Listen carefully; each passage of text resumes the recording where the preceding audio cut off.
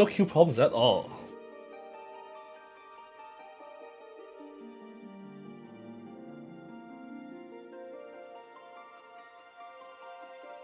Hmm.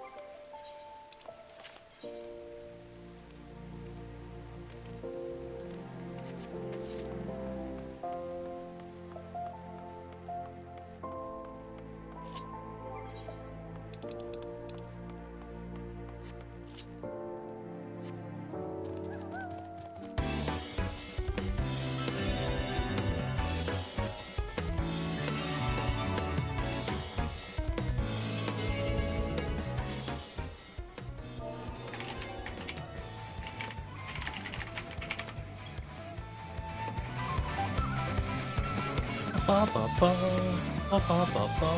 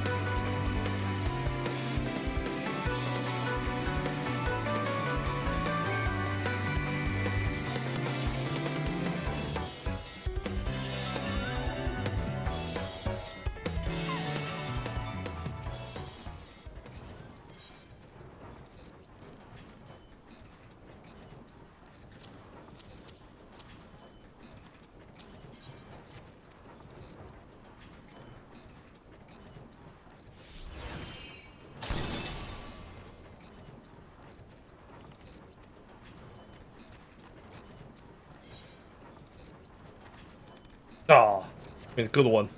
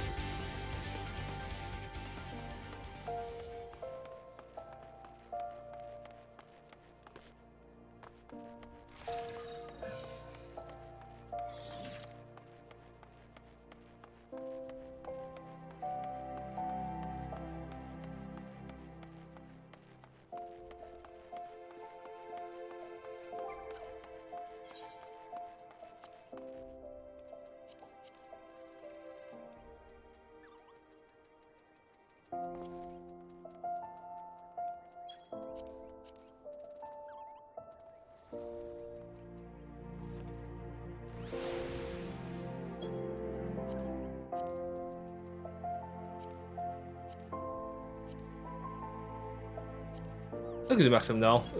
Game's not crowded in the E-series anymore.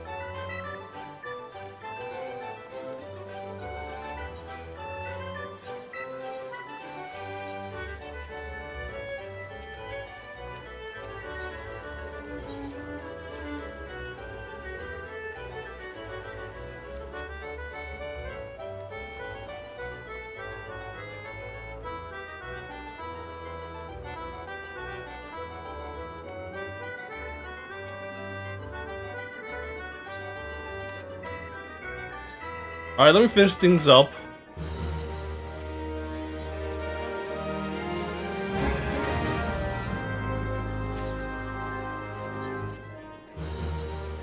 Oh. Switch to healer. Thinking you guys were going to invite me.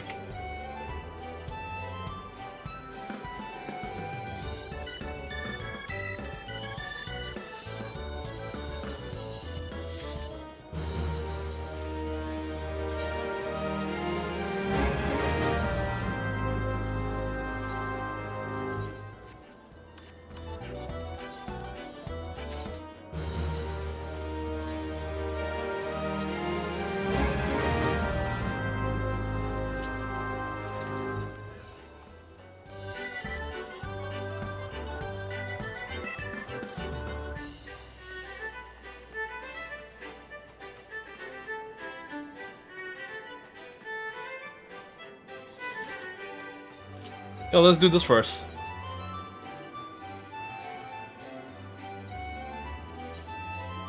Oh, now you're advertising to the free company?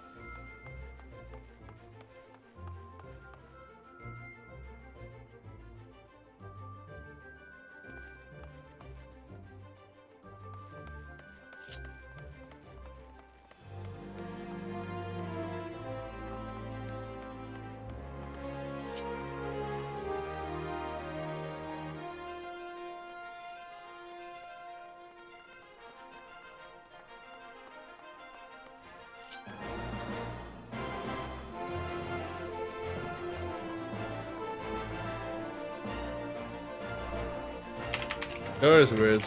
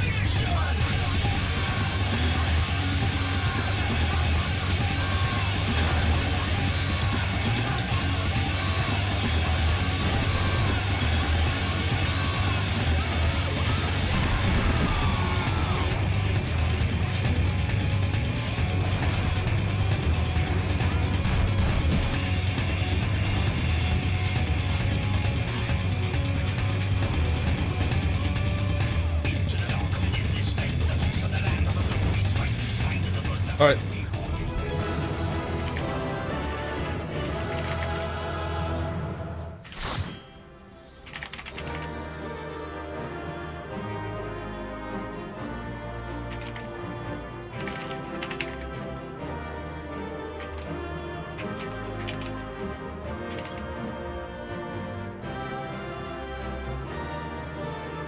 I don't need anything else right.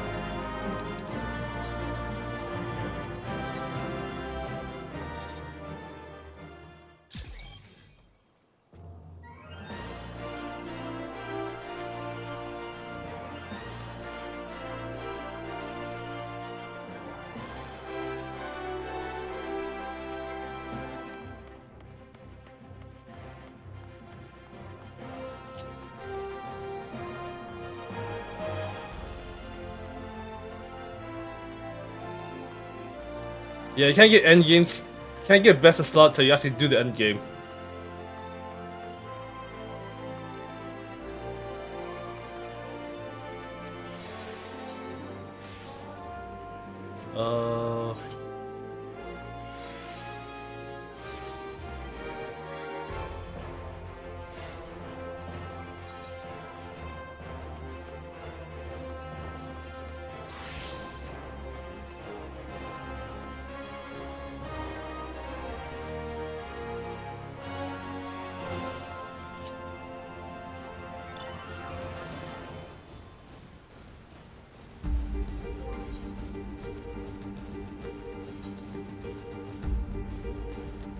Yeah, I thought it looked good in red, but maybe not. I need something more darker at least.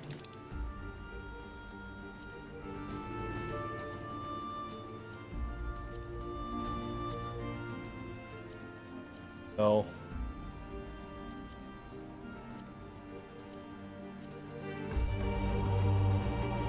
Yeah, I think I'll go void blue.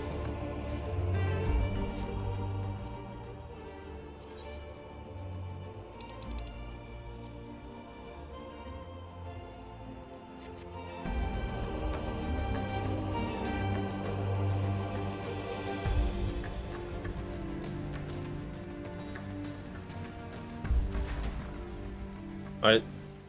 If you are here, Chester. I guess I'll do it now. You wanna see what's inside? What I got inside the box? Now I'll show the collector's edition.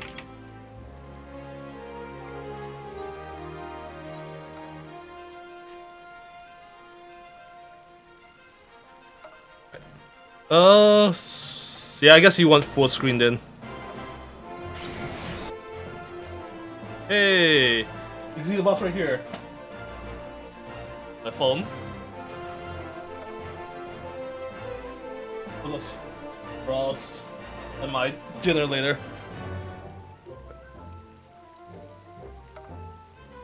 Alright, I'll wear gloves. Alright, you want me to wear gloves? I'll wear gloves. I'll be right back then. Let me get gloves.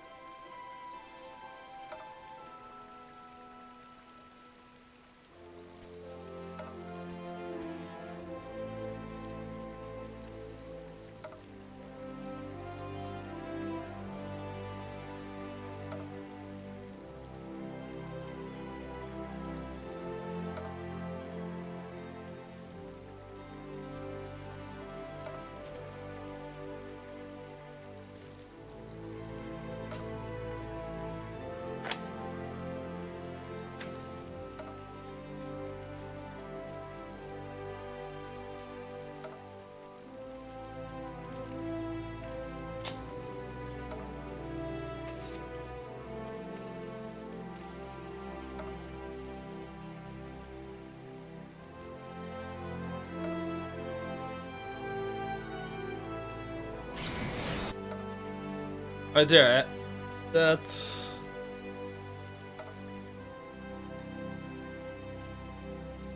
I'll add you guys in the spots.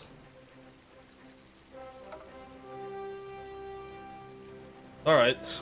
Yeah, I got the gloves you wanted. Also, showing my thing as a greenish blue, even though it's supposed to be just a green shirt. All right. The box came in today.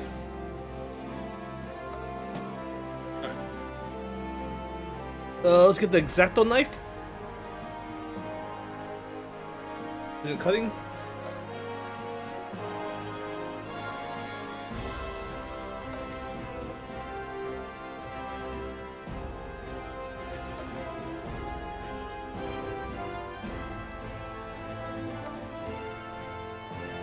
UB has really taped this up.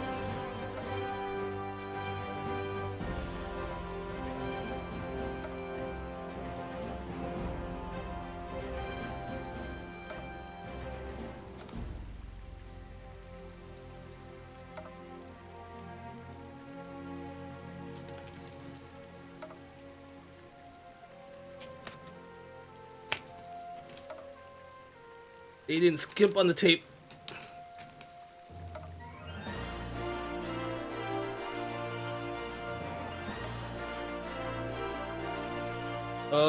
The invoice. That doesn't have my code on it, on that one, so it's probably inside.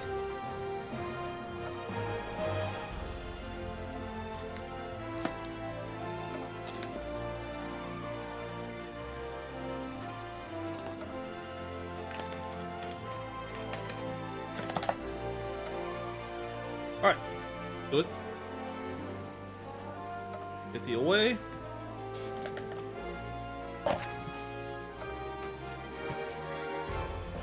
Alright. Bottom corner protections.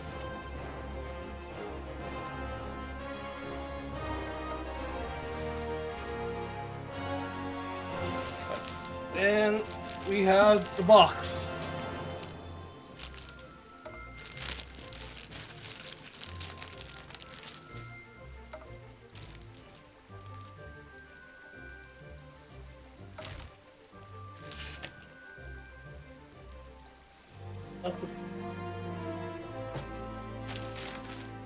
Let's get it. Oh, you plastic wrapping.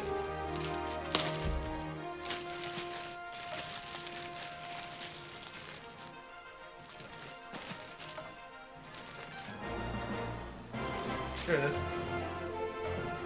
Let's see a better view of it. Look at it.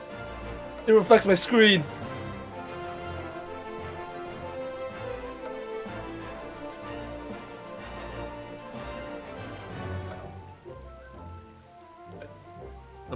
Tape on the side, don't want to peel it. That's damage the box. So I take the X-Acto knife out.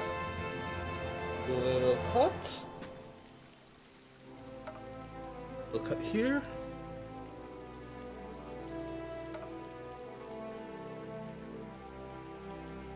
Nice little cut here.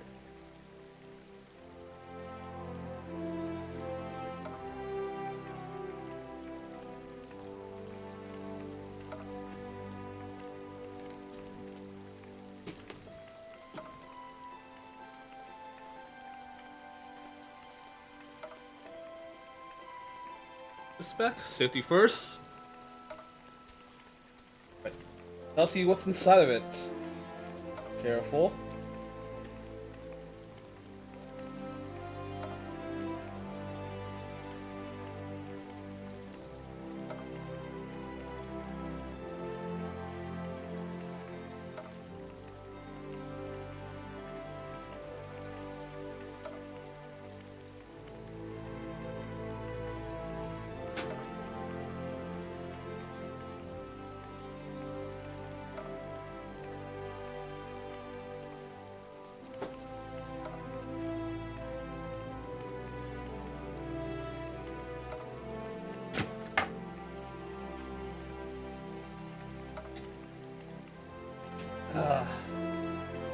First thing we have I can take out is, I think this is a statue right now.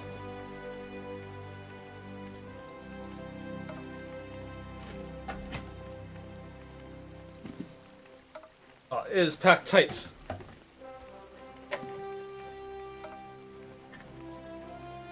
It'd be easier if I didn't have gloves, but Chester made me get gloves.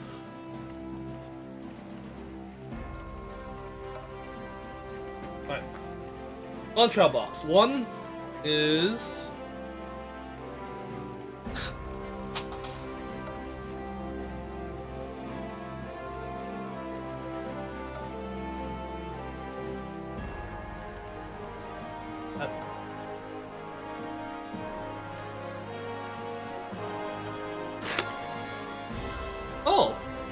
we have a leather bound notebook. I can write in, put all the stuff in.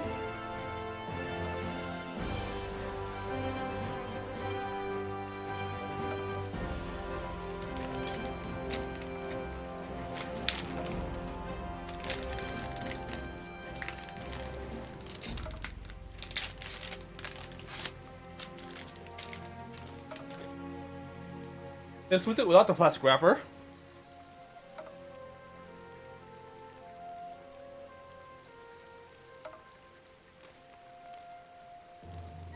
Actually, real leather too.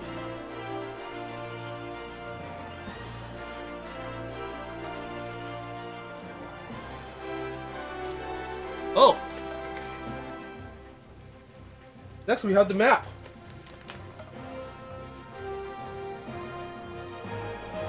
A current map of the world.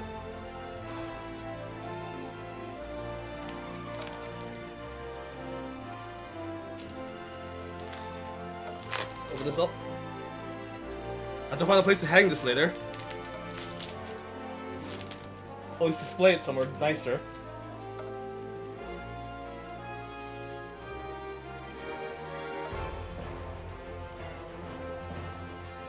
Oh, this is a big boy. Well, it's pretty decent. It's a decent size.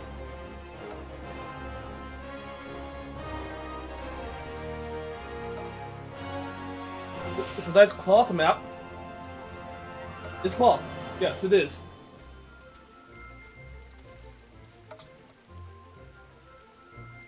What a current map of Eorzea is like right now, or Hydaelyn, the planet. All the places we can explore at this very moment.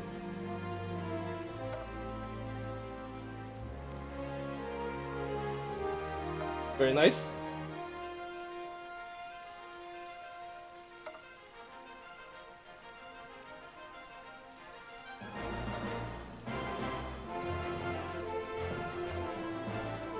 Just nice back me up.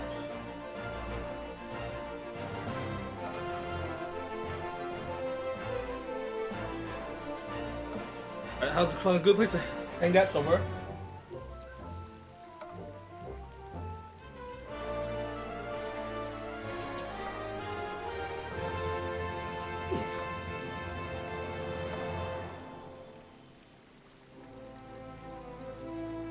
That's right. Let me see if there's anything in the bottom. No, there's not. Right, so this is the other thing. It is another traveler bag, I think. It is. It's a bag.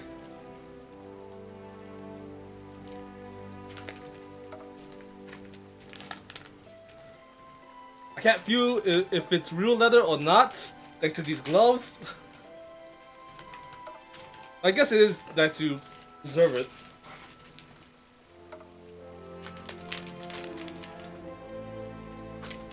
Oh, it has a metal thing on it.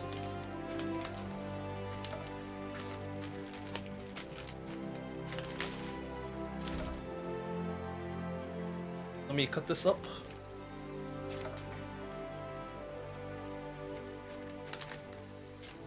Not damaging it. Just want the plastic.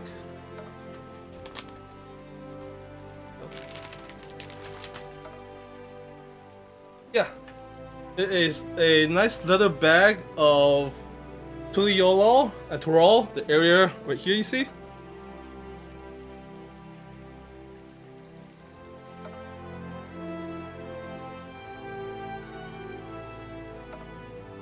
Oh, it feels like leather. But yeah, you can keep your pens, papers, maps you want in the little sack, the little pockets on the inside. Then once you get out of that, you wrap it up. Wrap up the leather. You tie it up. With the thing on it. Probably a better job.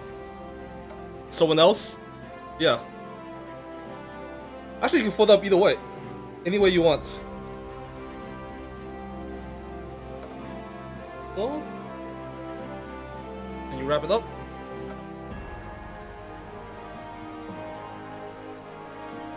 Yeah, and you're ready to travel.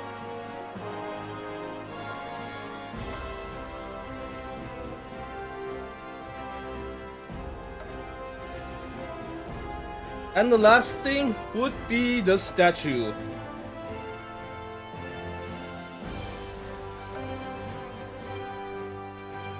Alright, Chester. Here it is.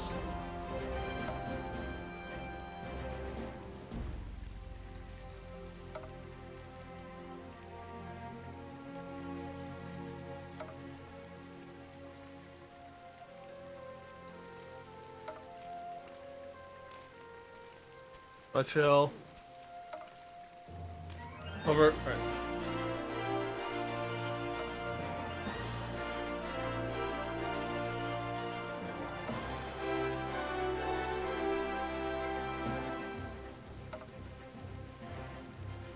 Be careful with this one because the cardboard is a lot lighter. It's easy to cut through.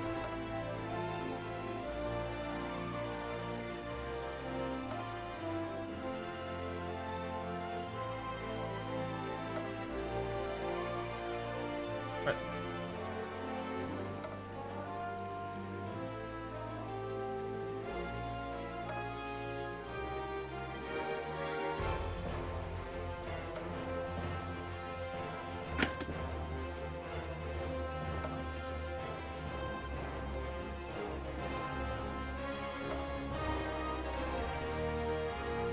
Go.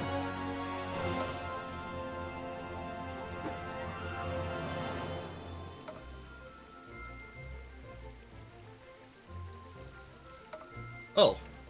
Instructions. Gently spread the figure's fingers in the direction of the arrows to attach the swords. Be careful not to spread the fingers too wide as they may cause damage. Hmm.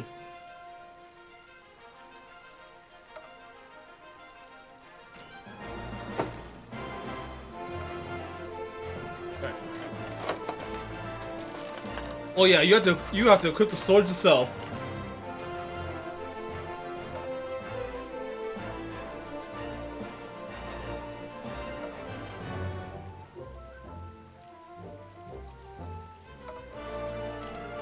Over the size of my pecs.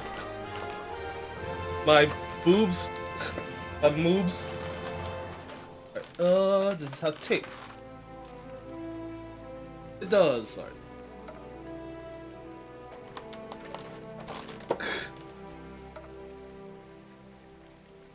You can say it. I'm fat, and I know it. It's just something I want to change.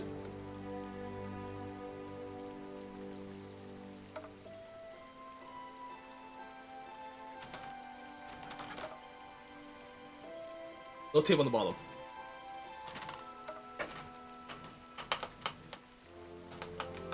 Ah, it's all plastic together.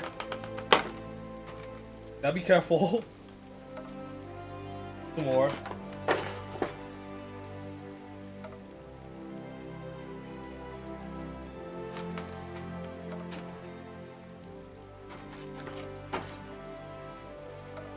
One kicking out.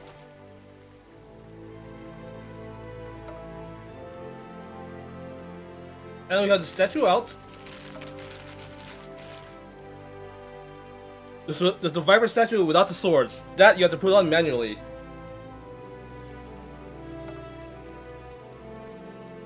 Oh, this is the other plastic.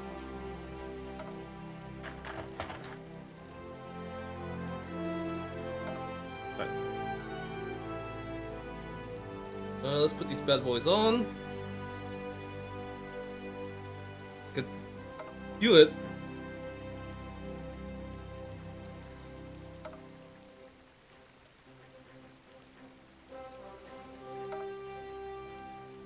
One sword.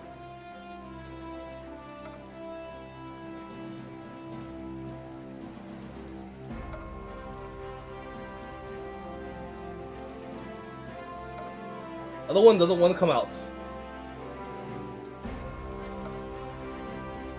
Come on. There we go. 10 seconds.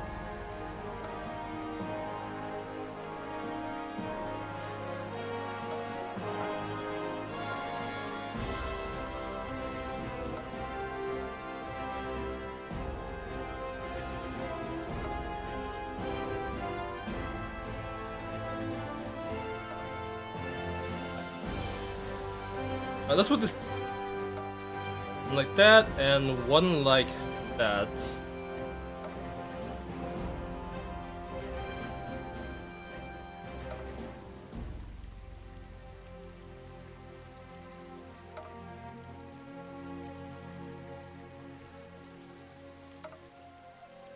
Gotta bend the little tiny hands.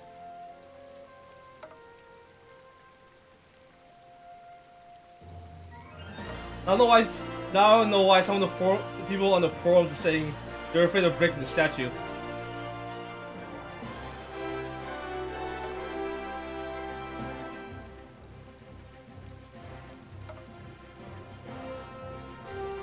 have to be very precise not to break it. This is the only statue like that.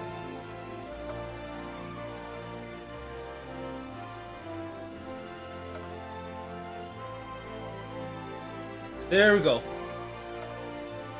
Now the vibrant statue is complete.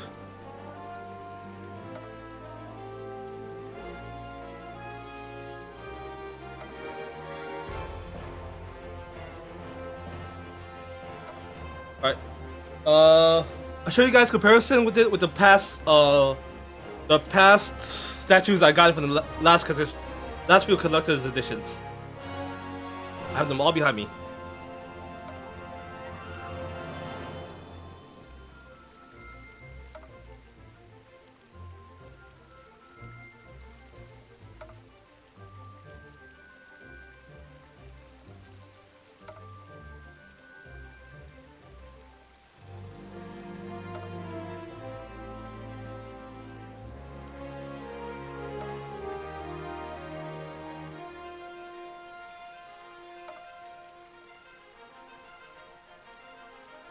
First, I have the Stormblood one, which is the Xenos figure. Here. Here with the Viper.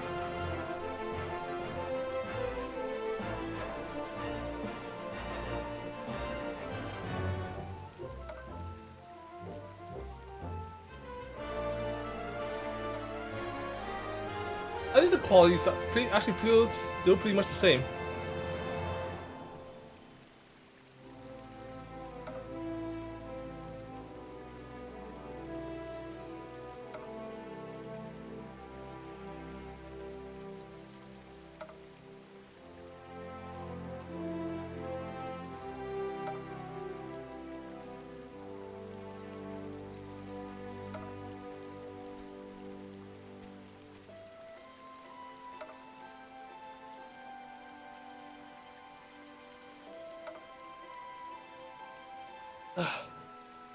This one is the Shadowbringers one. The dusting. Which is the Dark Knight.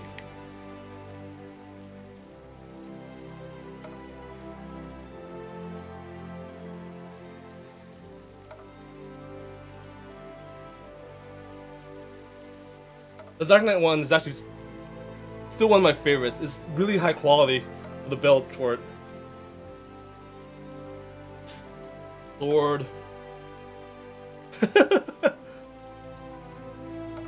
Well, you know, you might be able to find some people are still selling these, especially the statues.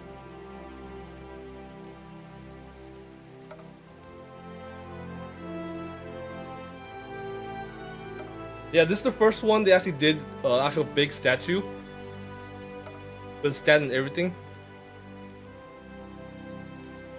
Yeah. The Shadowbringers Dark Knight gear is actually really good, that's why. Design-wise.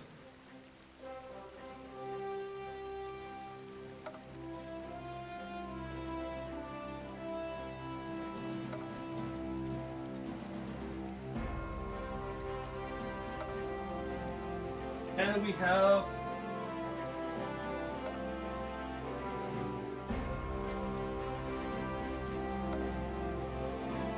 the bane of moving, the Endwalker Paladin,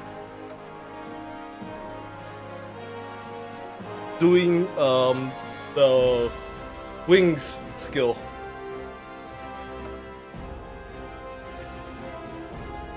It is you have to be very careful with spikes. Not because of it being hurt, but it's easily breakable. You have to be careful with it. Same thing with the light front shield, you actually could take off.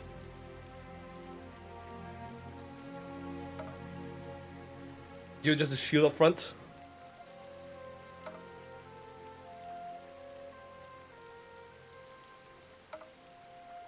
Back is just crystal. Yeah. This is the Endwalker one. Here to the Dawntrail one. Yeah. Those are all the statues.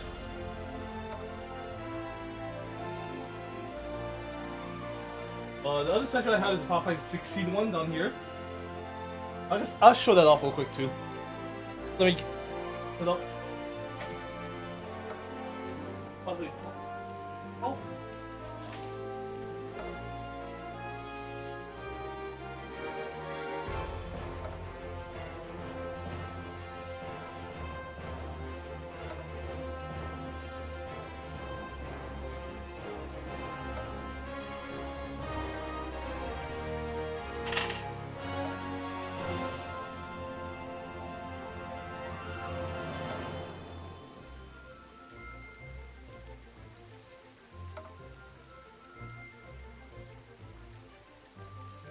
Yeah, the Final Fantasy 16 one.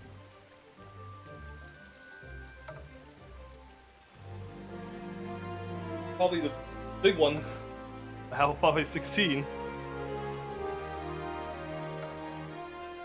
For the collector's edition.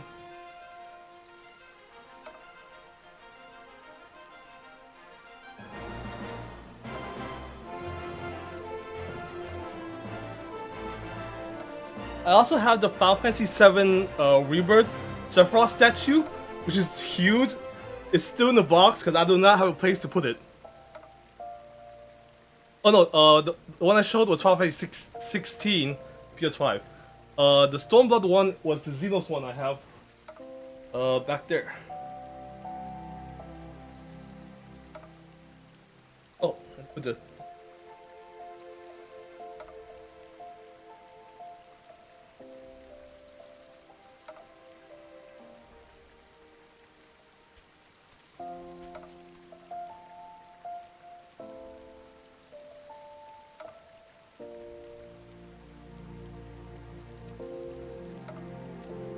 yeah, Stormblood was it's not us. It was actually Xeno, actually the Xeno statue. I think it was Xenos instead of Samurai or Monk statue. This is Stormblood Collector's Edition.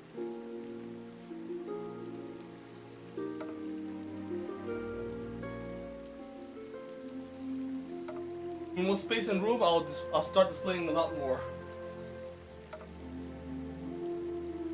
Oh yeah, since you asked about the Final Fantasy Fan Fest, this is the bag we got for it. 10th anniversary Final Fantasy Fan Fest. It was a little pin up top for the 10th anniversary of 14. It's a nice little bag. Can't wait for whichever the next one is. I hope it's something else good too.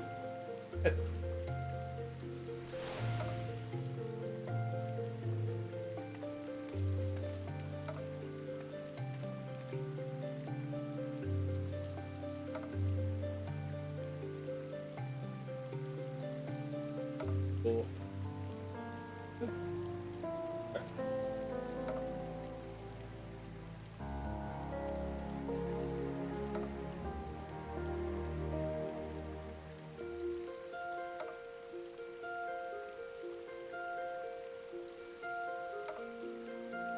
Well, I also went to the Orzean Symphony. This is which was the third day for in Vegas, where they played all the music orchestration, and everything was sold out except for a towel. So I only got a towel from that.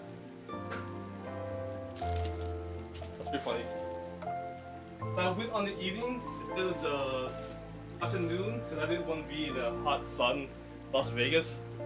But all the nice stuff was gone by the time we were there.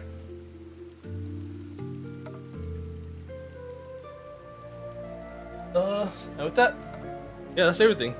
It's a pretty nice collector's edition. That's for the physical stuff.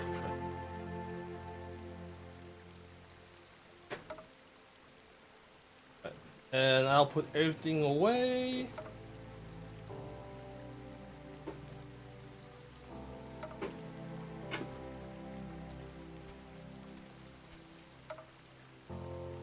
Statue's gonna be there with the rest of my statues.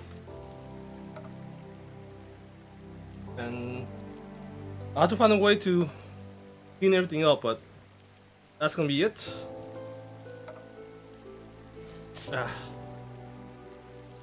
Dude, these gloves make my hand more sweaty.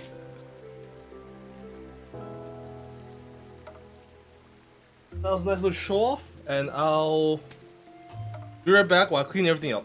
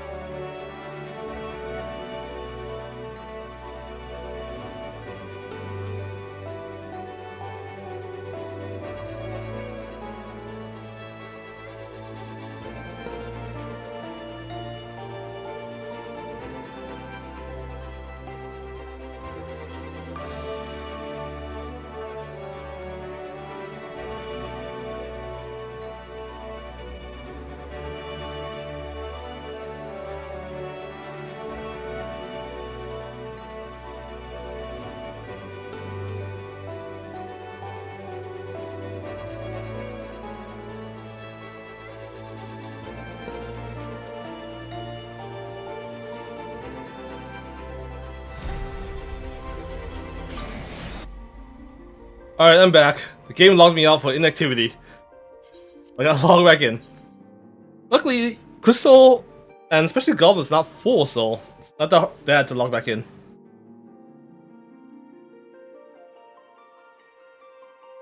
Yeah, that was a nice show off.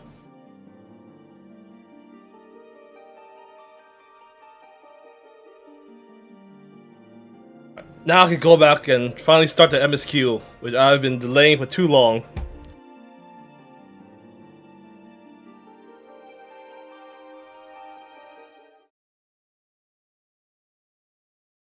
Well, first I gotta get the right glamour, then I'll do it. Alright, I'm back.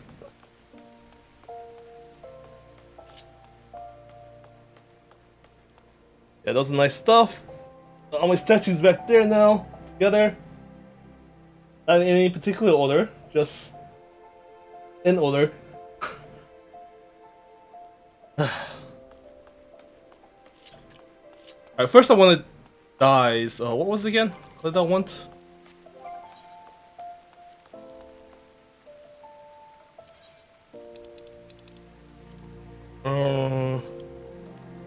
Void blue.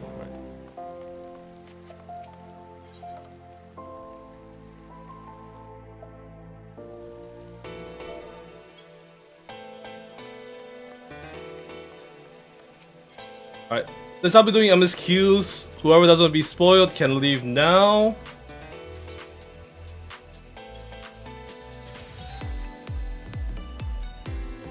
What do you have to craft? Because we don't have that much void blue inside the free company chest. I'll make sure everyone has some. Yeah, gotta get some more blue pigment. Oh, it's actually just right outside.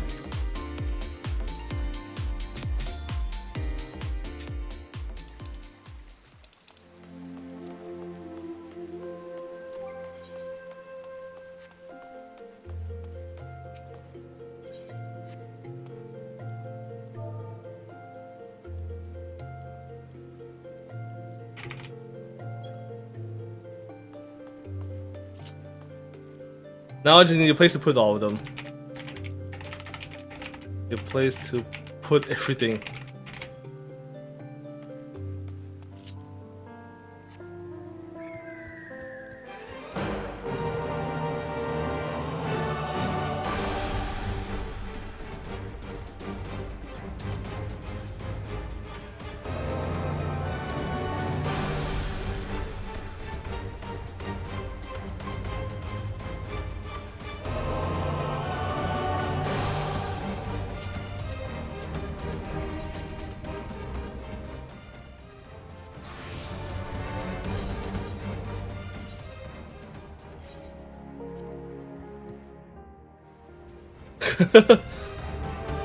You really want that Dark Knight statue, huh?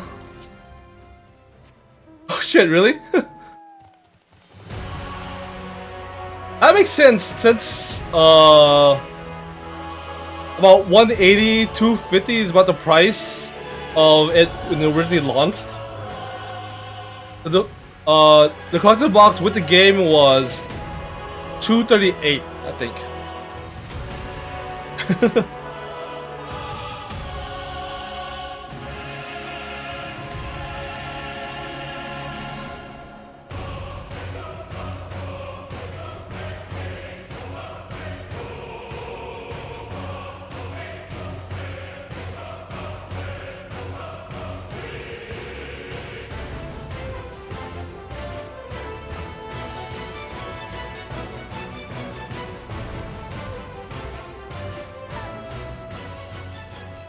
Why did it come this way?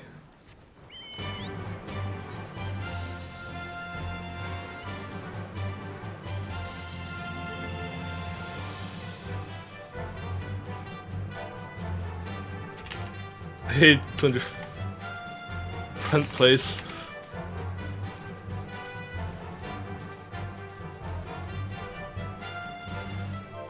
Front place.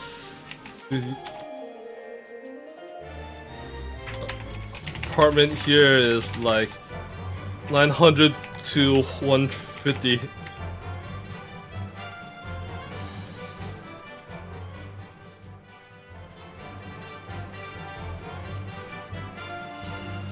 Yeah, rent is bad here.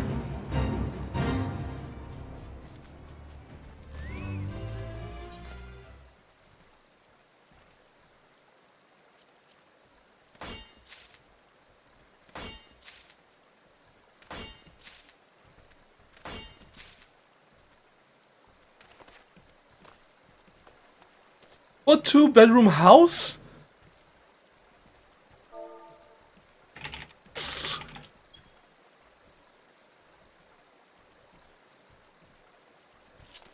I don't mind having roommates for 1,400 a month for a 2-bedroom home, an actual home. That's crazy.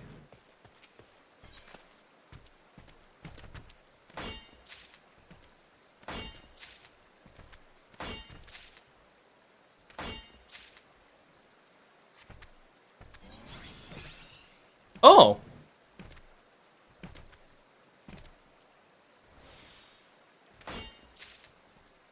Oh, yeah, that's probably the downside.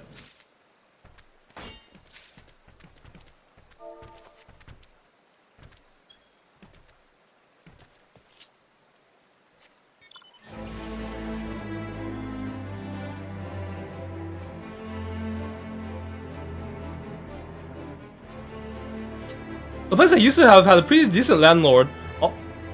All they cared about was as long as you was able to pay the rent, you're fine.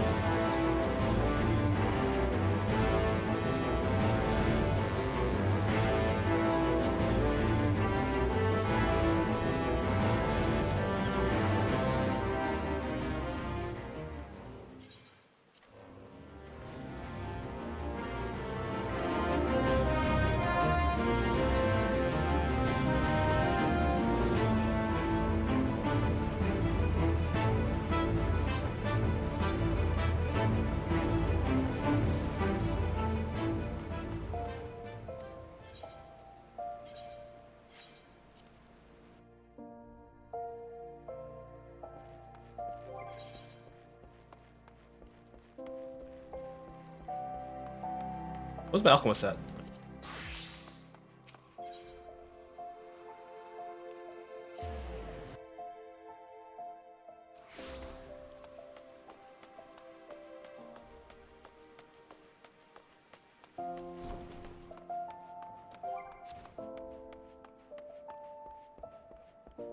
Right. Glamour chest.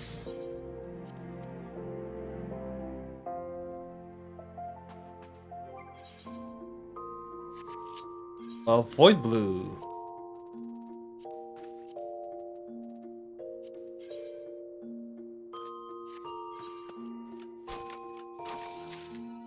Then I'll put some back inside the free company chest for anyone who wants to use void blue.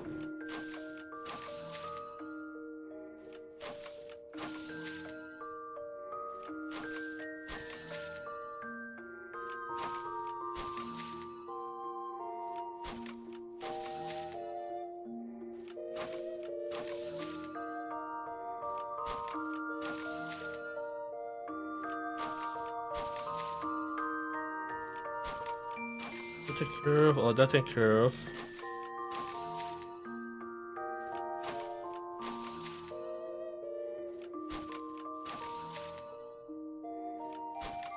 Oh, that's fine.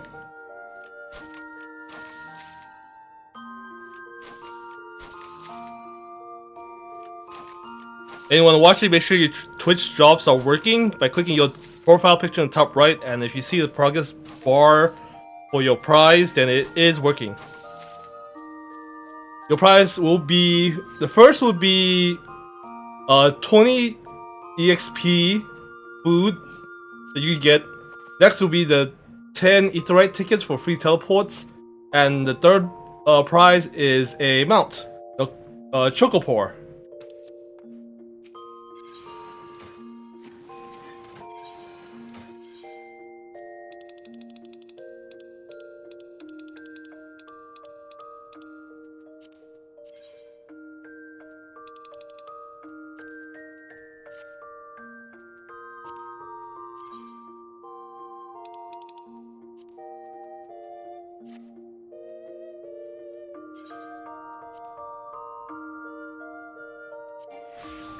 Oops, wrong job.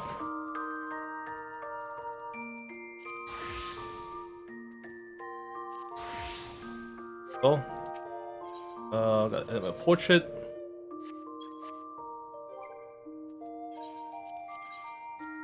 Oh, since we're wearing blue now. That one.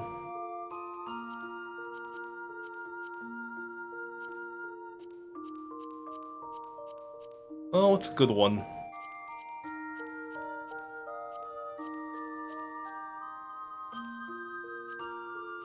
Heart Star. Yes. Birthday, balloon, blue sparkles, big sparkles, luster, roses. Maybe.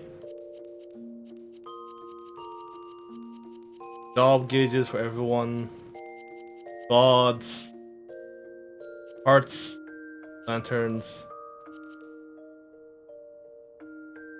I'll go with the lanterns.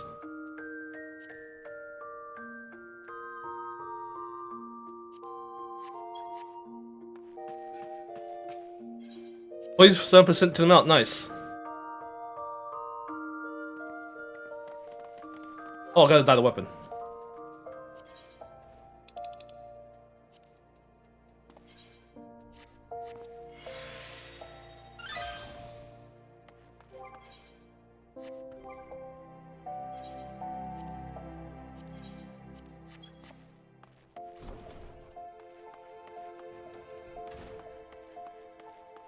Oh, this back.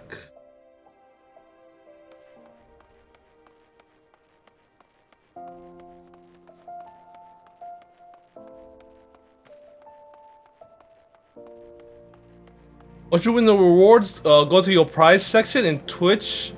They should give you a code that you input into the Mog Station for item codes. And you put the item code option. You go there and you put in the codes, and you should get your items.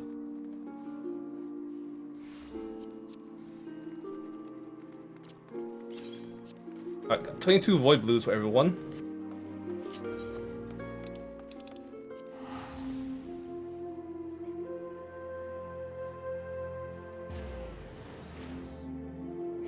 Oh, are the housing results done?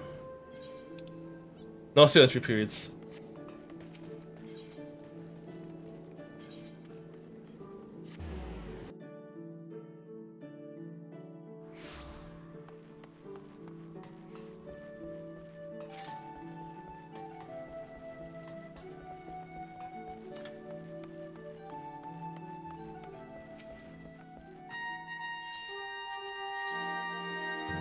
Oh, I can turn these in for free experience.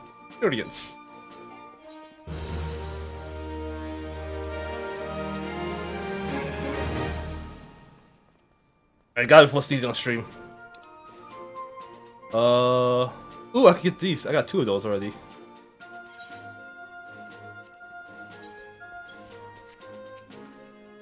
Yeah, doing these is quick experience for caster and gatherers. This should get my fisher up.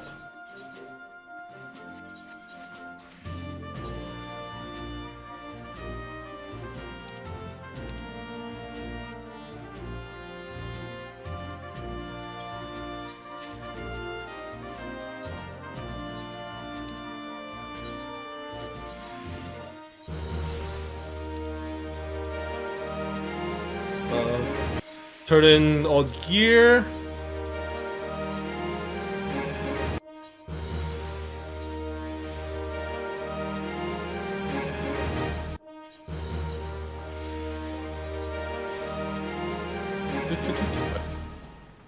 So right now I have 92 Gunbreaker, 92 Sage, 92 Viper, 91 Machinist, and still 90 Pictomancer. So I need to get that up to at least 91 to do the new dungeon. Alright, my gatherers are 920, 920 Carpenter, 920 Blacksmith, 91 Leatherworker, Weaver, Culinary 91. Alchemist and Armorer and Goldsmith are really need to get up. Just so I can make more gear for people.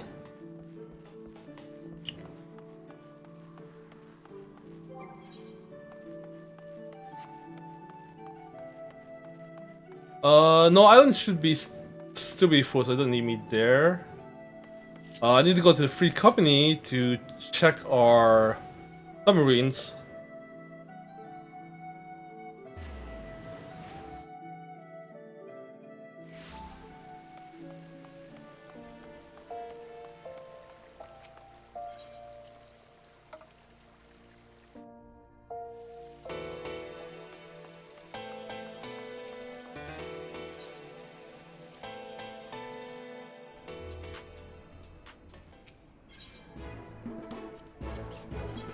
Thanks, rare kits.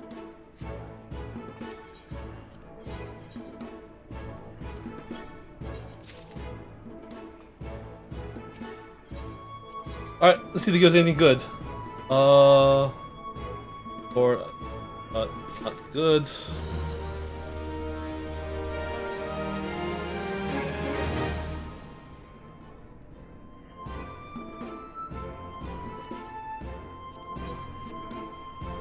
The log.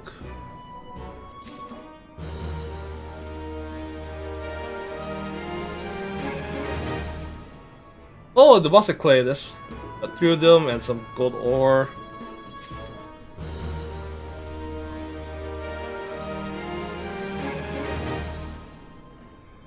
Not what I wanted.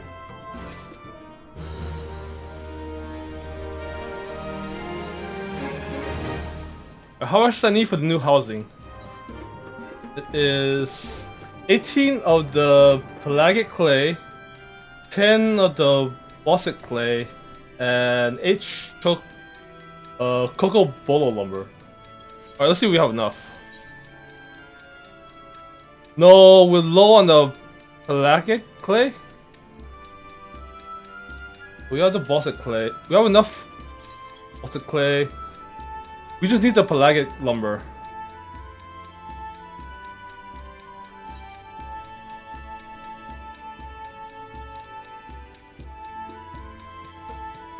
Oh, these are... Oh. So I'm getting ingredients for Dawntrail stuff already. Sure, give me a minute.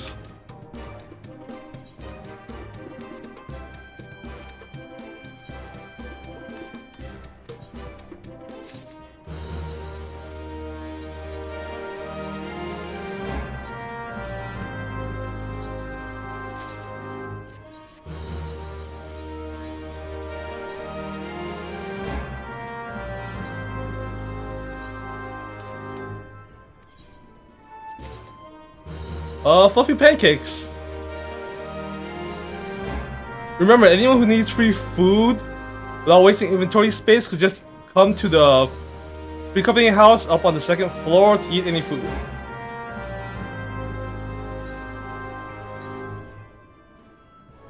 Oh, what the lumber way.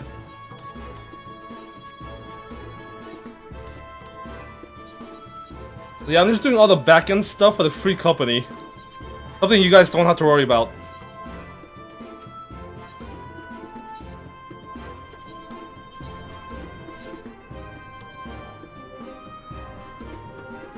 So I need to get the new area. Alright, what was the clay I needed again? Pelagic clay. Which area dropped those?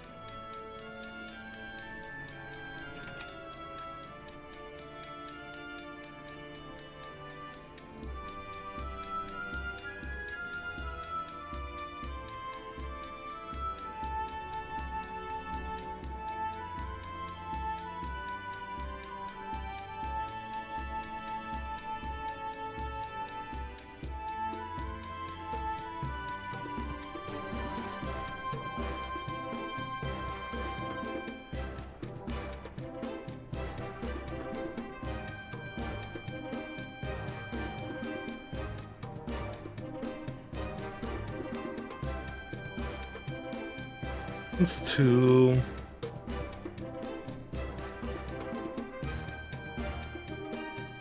Oh, pelagic clay. What's the best one?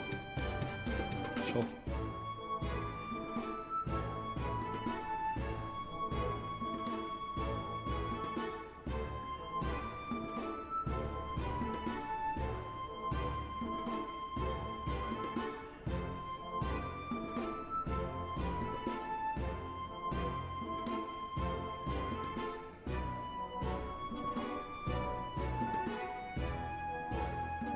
As the official Final Fantasy 14 forum is completely useless.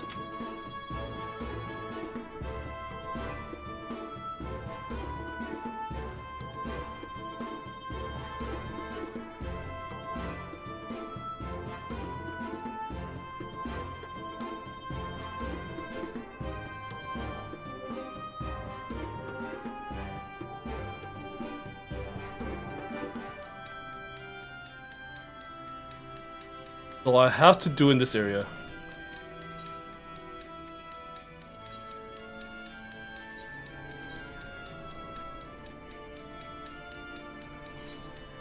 Hose pipe.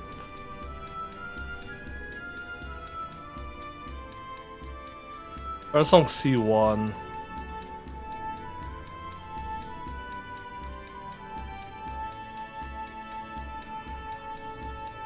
Force of kelp.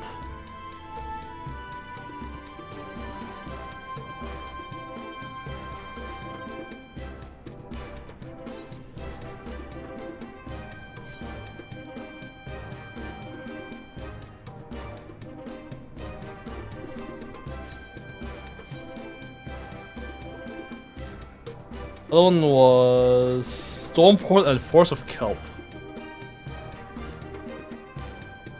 Most of it is gonna be this one.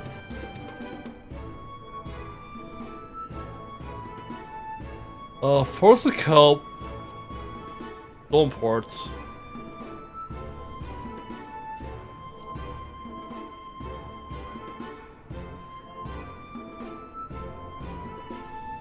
And look at home.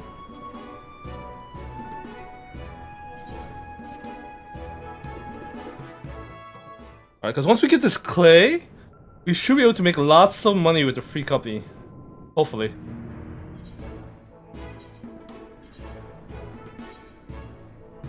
Let's try different seeds. Sea of Jade 4 and 2.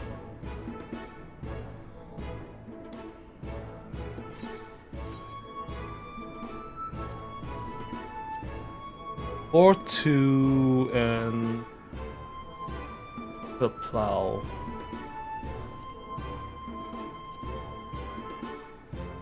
I wanna go here. Or the Kraken's tomb.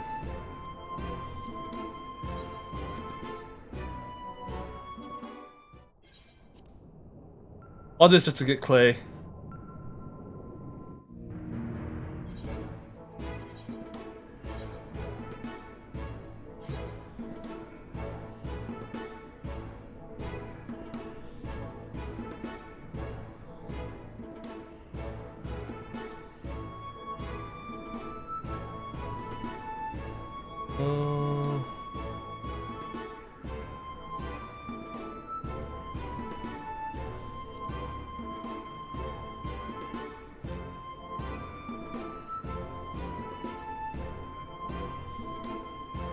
Barbs.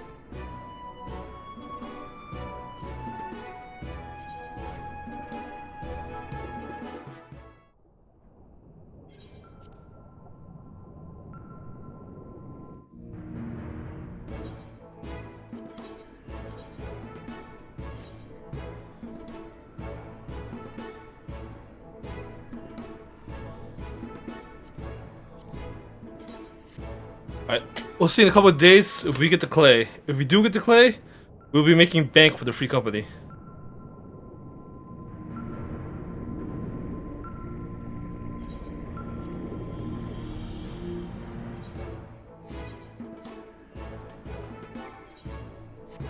Let's put these back.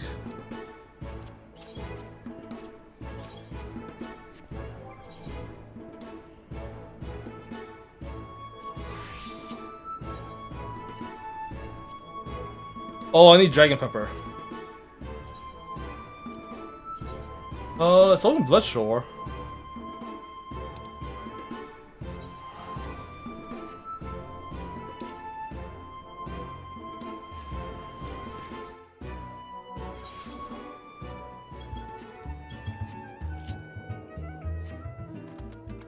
Oh yeah, I'll help everyone do their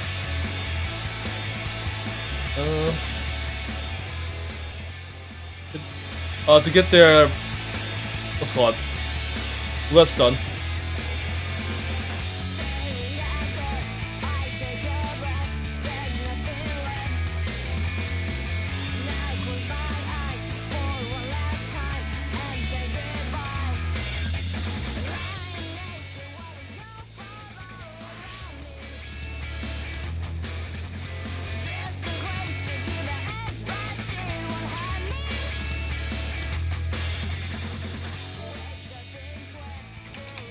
Which are we?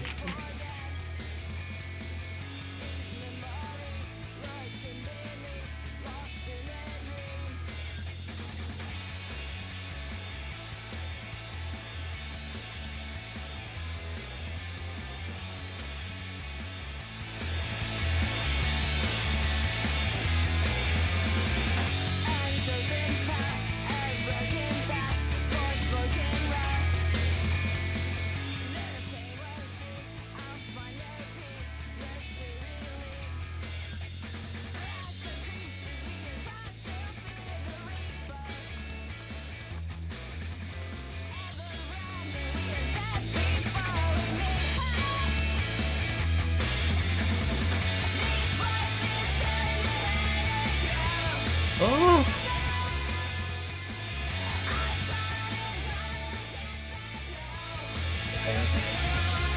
Oh, we're not doing anything now. I'll go and gather for a little bit.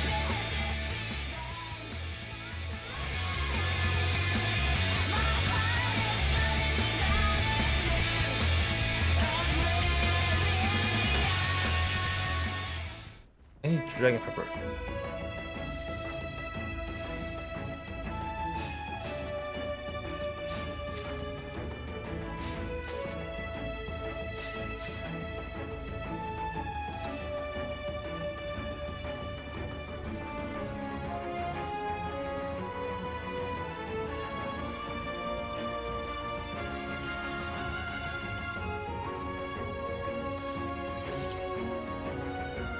That's a nice 100.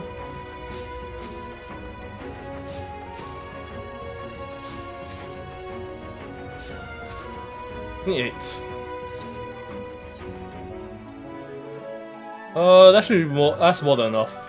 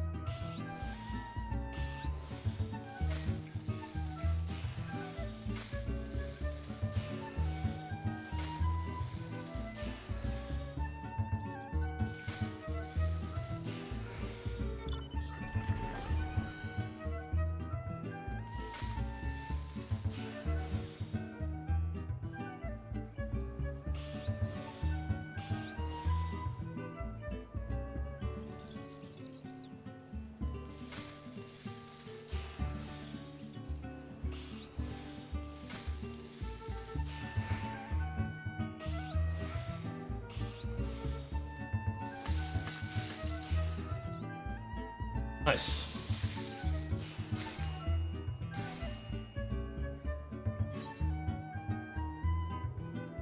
Okay, I can make omelet rice, shrimp cocktail,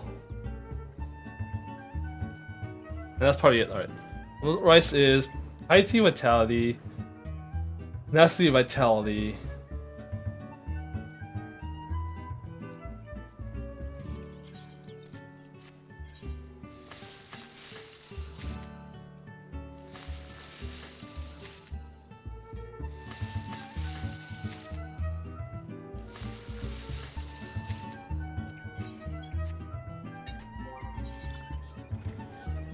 Alright, I did that for cooking real quick. Alright, and I'm ready to go.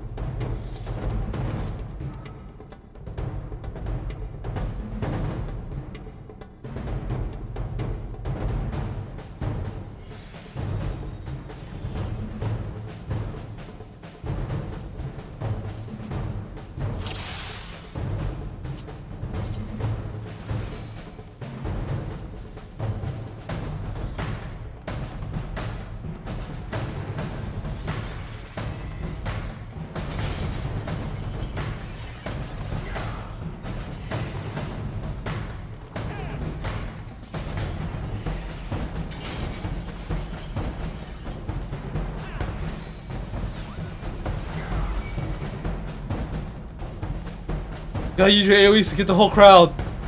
Couple of the enemies are looking at me.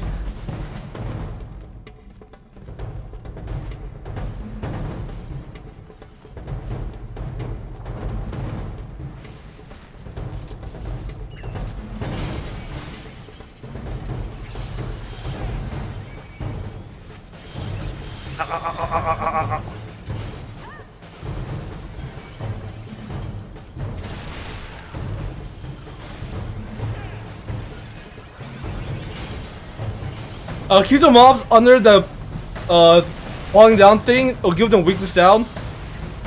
Spin, just a spin. You don't have hate on all the enemies.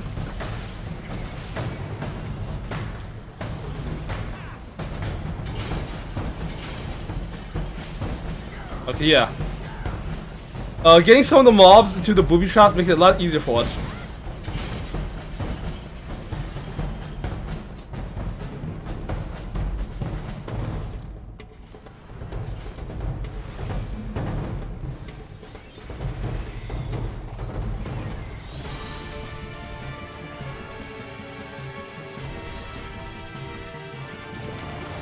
Run, run, run! He's gonna spin and attack.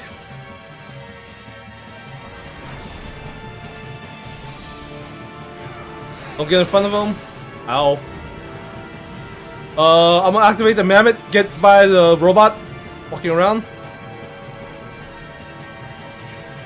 The buff shield inside. Uh-oh.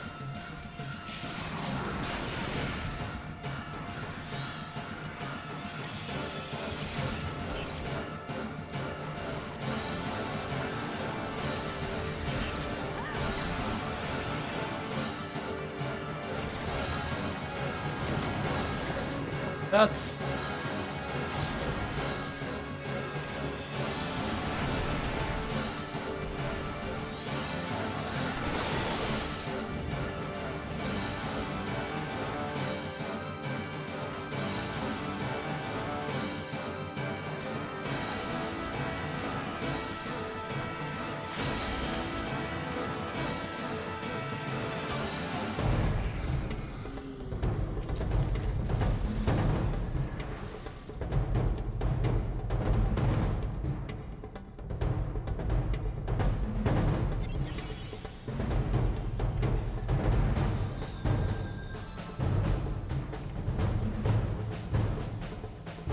yeah, a lot of these 50s other side dungeons have pretty crazy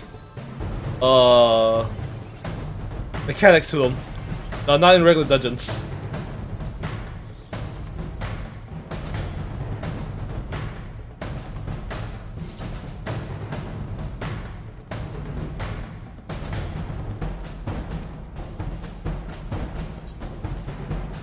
After the guy.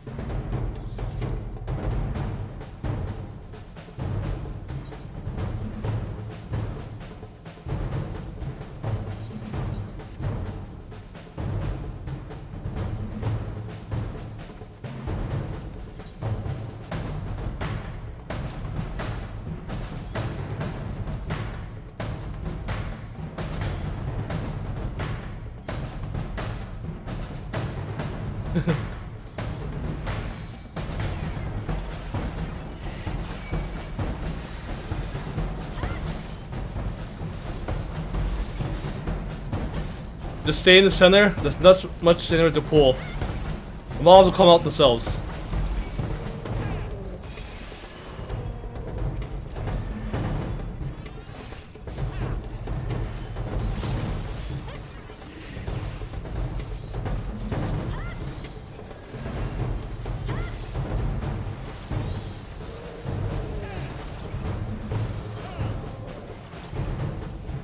Alright, should be all of them? Keep going till you head to the next arena in the bottom of the pit.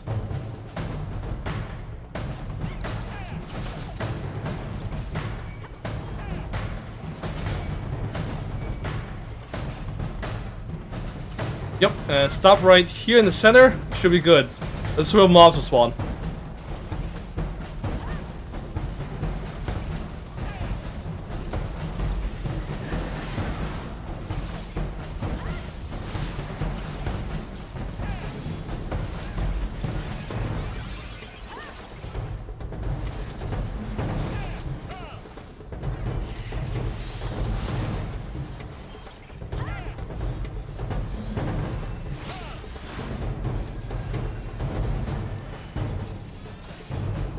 Two more bears coming.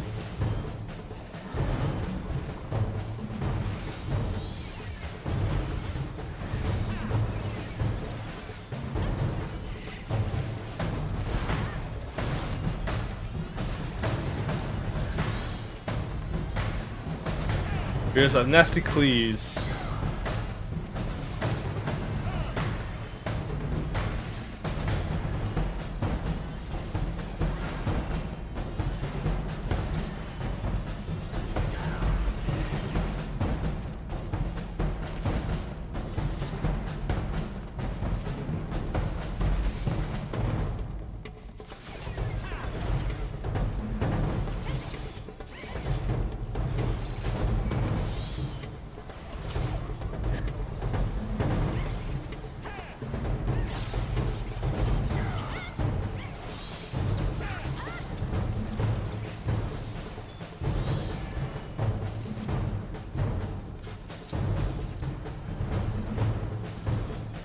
Alright. For this one, everyone should stand by an orb on the pedestals on the side. When he does his giant AoE attack that hits everywhere, take one of the orbs.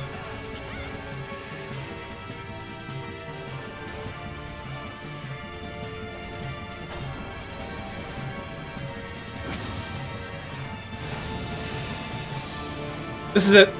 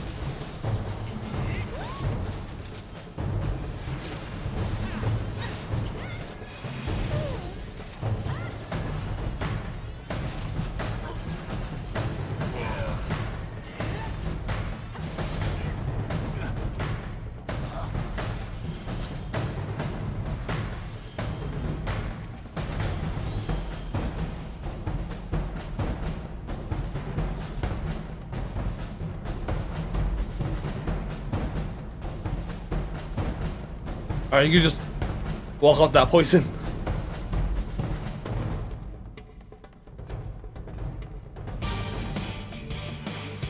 The big mechanic is after this fight, make sure you guys unlock the staff so we can move again. Only big thing.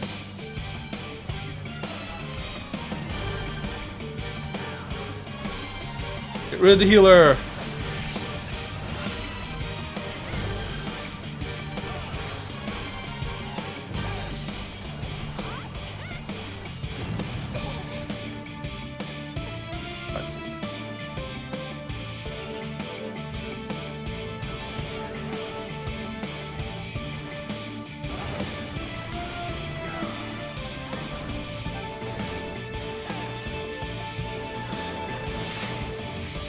I'm trapped. Someone touched the staff. Over there. Oh, scepter.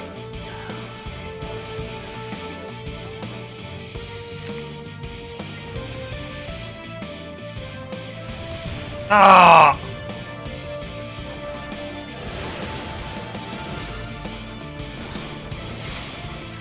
Dang it.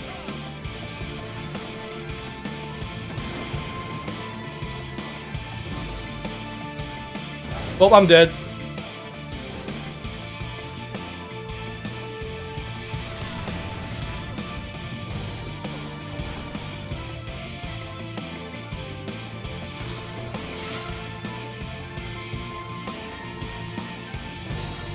But yeah, you have to touch the scepter to unlock everyone.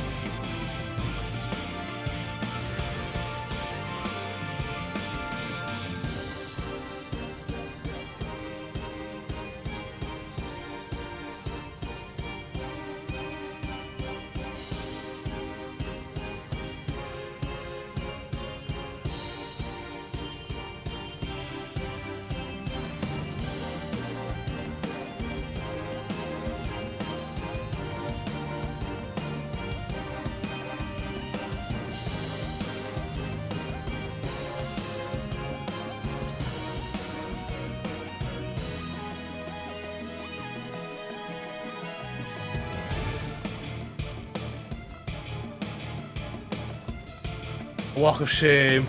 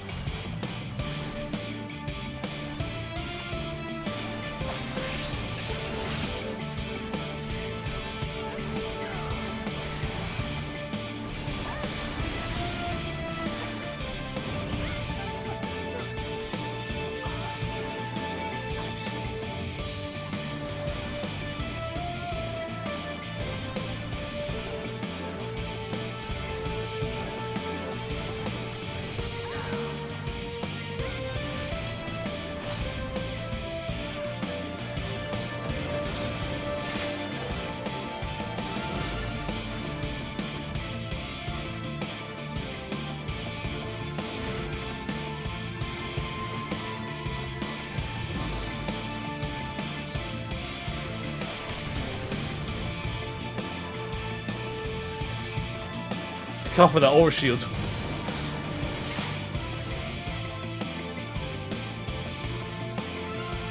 Help!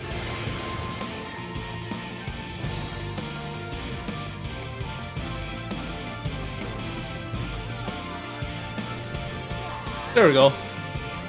Now this should be easy.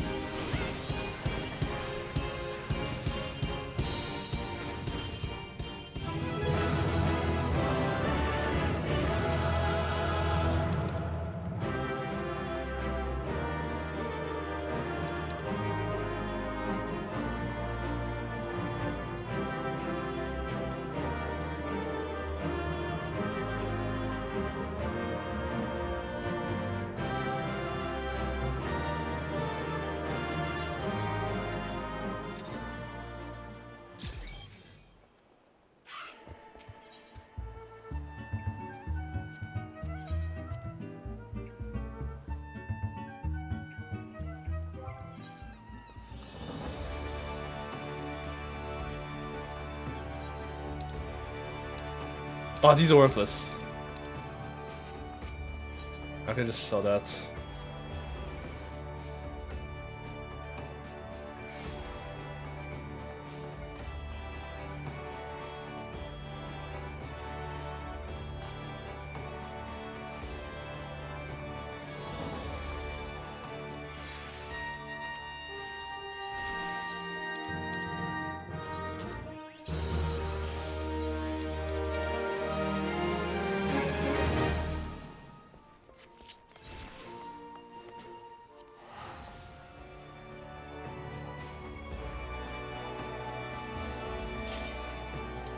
Oh.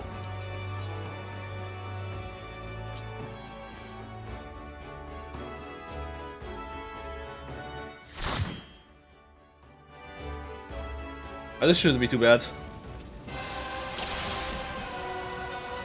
Oh yeah, I barely have anything.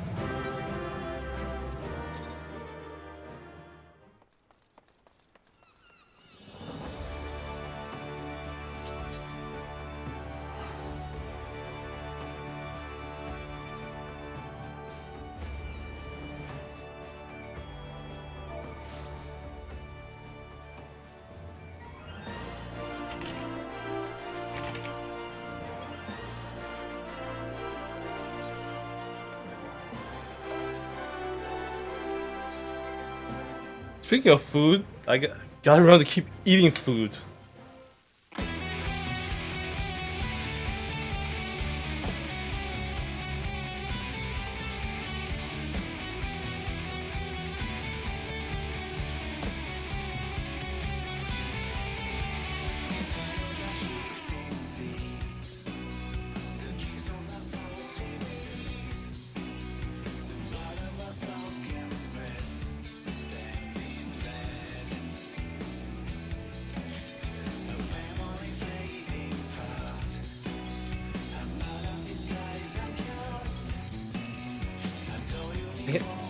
Just want to put pancakes inside the house.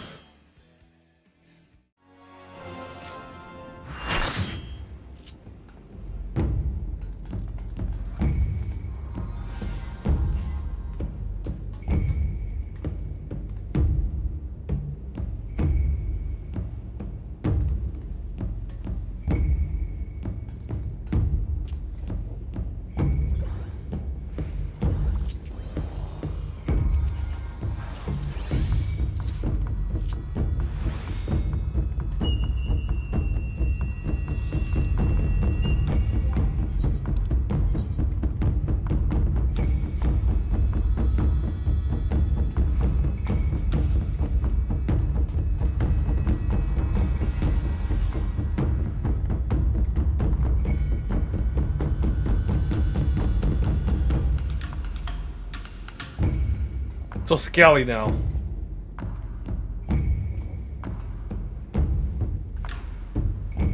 The water could... The water is still using the old graphics because of this being an instant. It's lighted up better, but it doesn't look as good in the outside.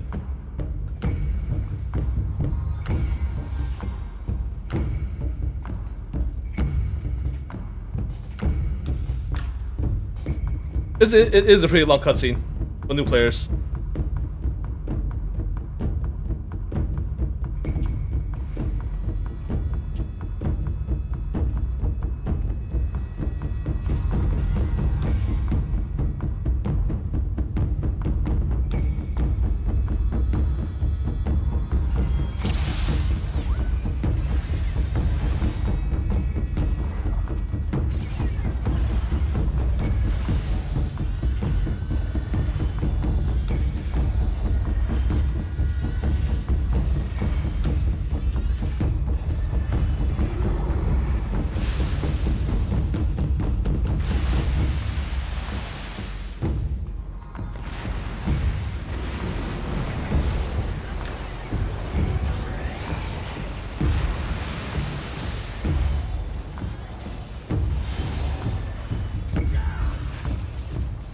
The tail has magic counter, so I'm gonna hit that one.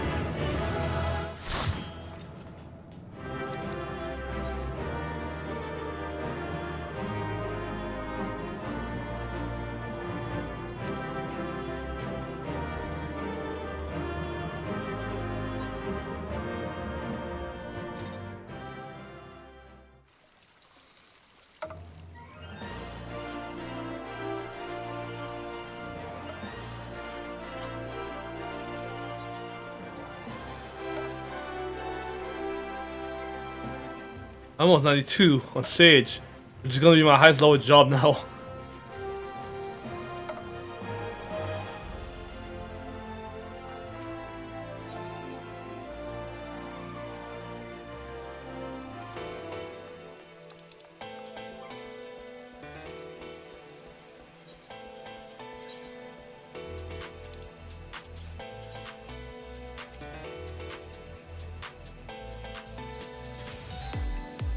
Oh, I forgot to put the cake up for... Wait. Wasn't your birthday yesterday, CeeLo?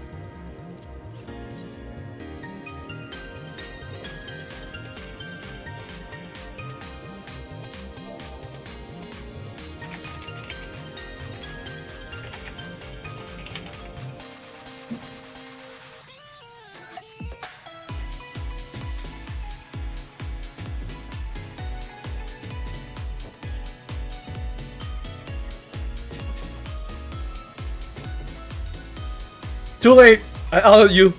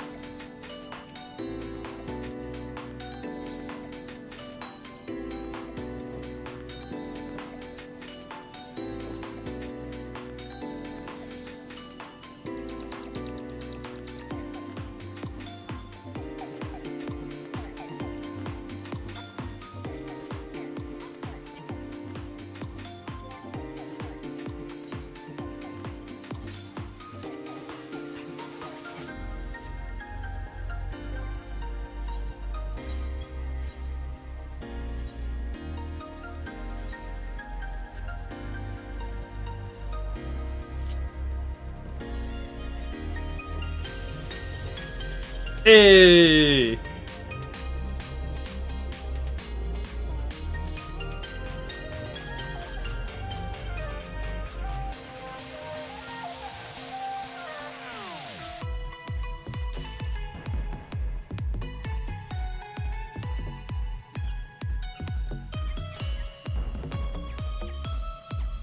No, I still had to.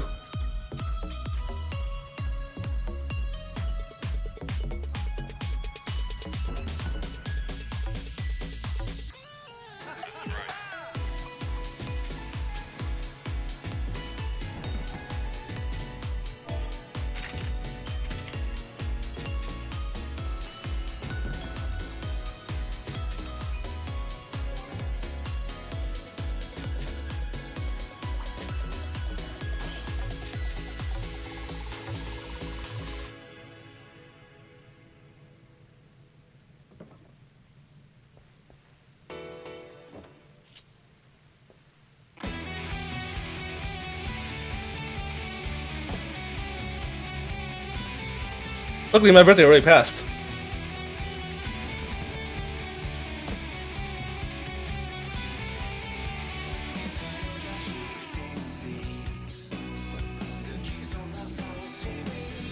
Well, to say, just to see the first bite.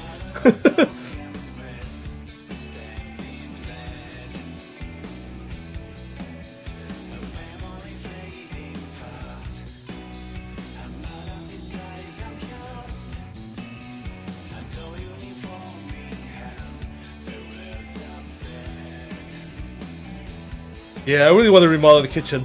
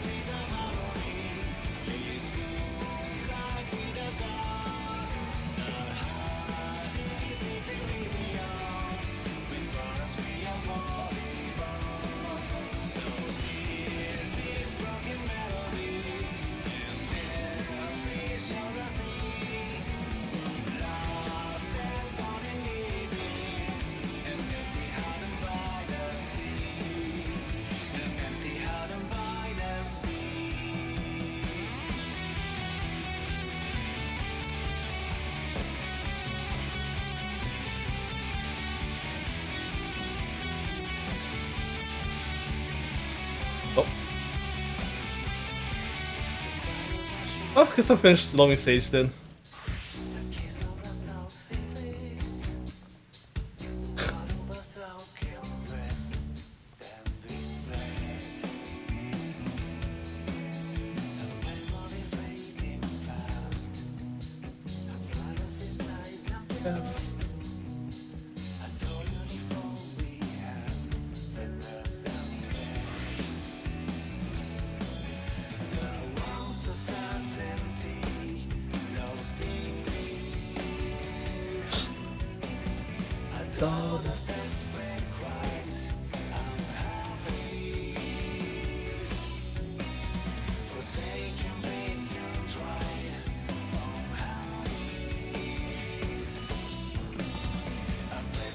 Oh, I didn't expect the lines rate to be so instant with 3 DPS.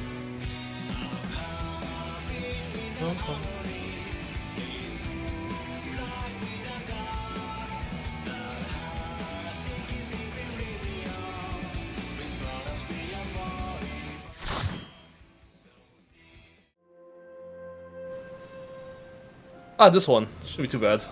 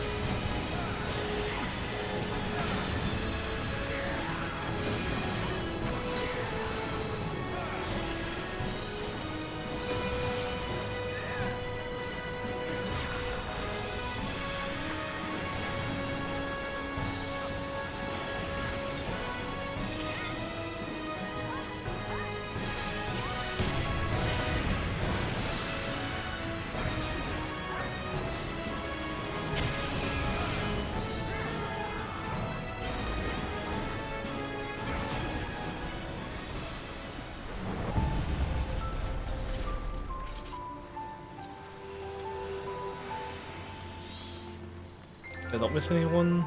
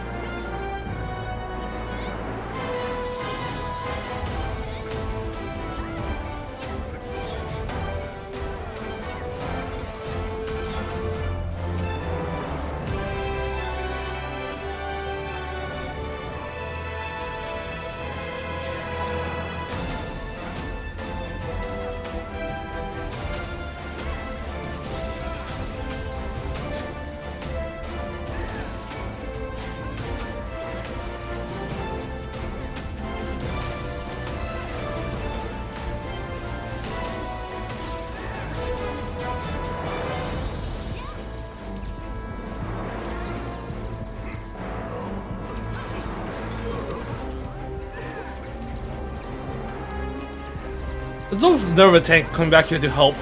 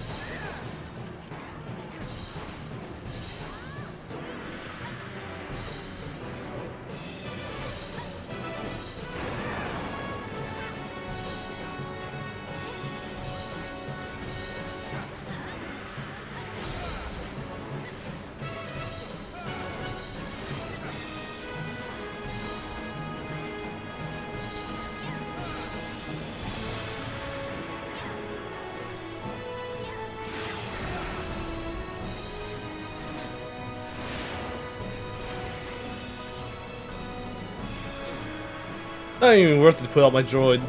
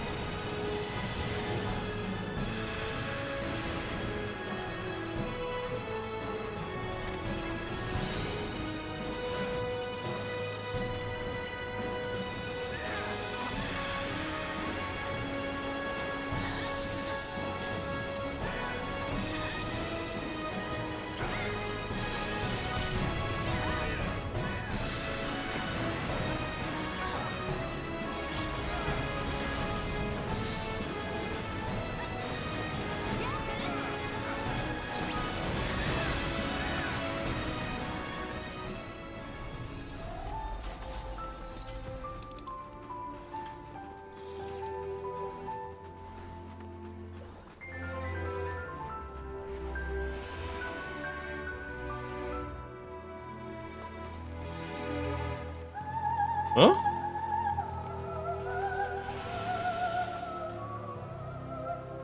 E-chat.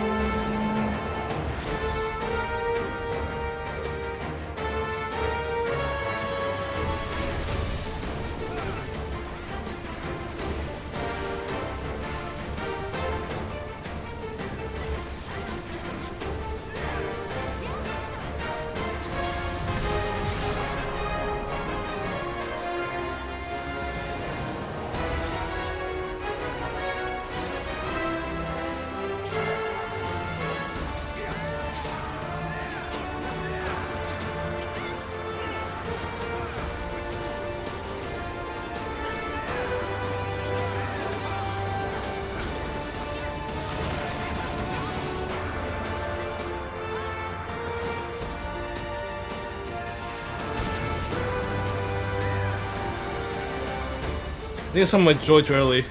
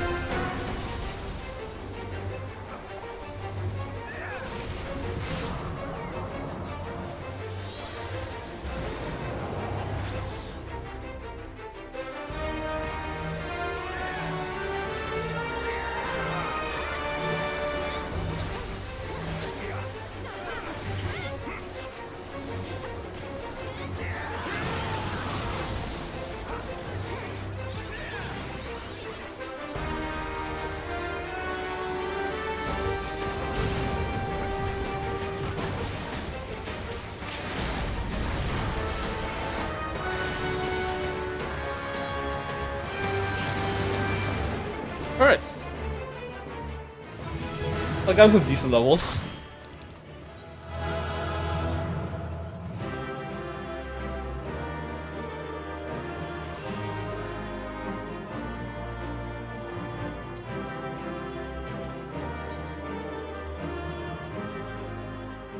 Ah.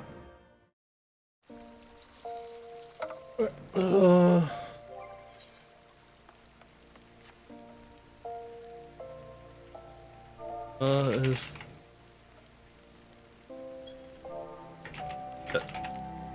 thing?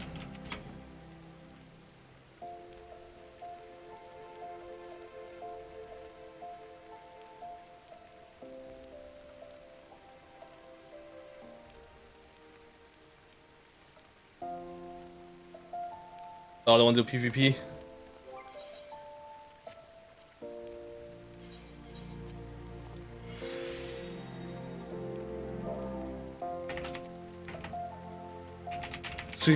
I'm gonna start MSQ. Start MSQ. Been holding it off too long.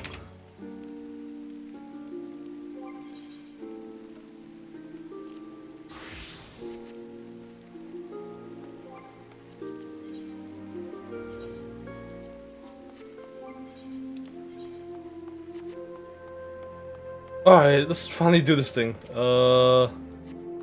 Charlian. Oh, Charlian. Charlian.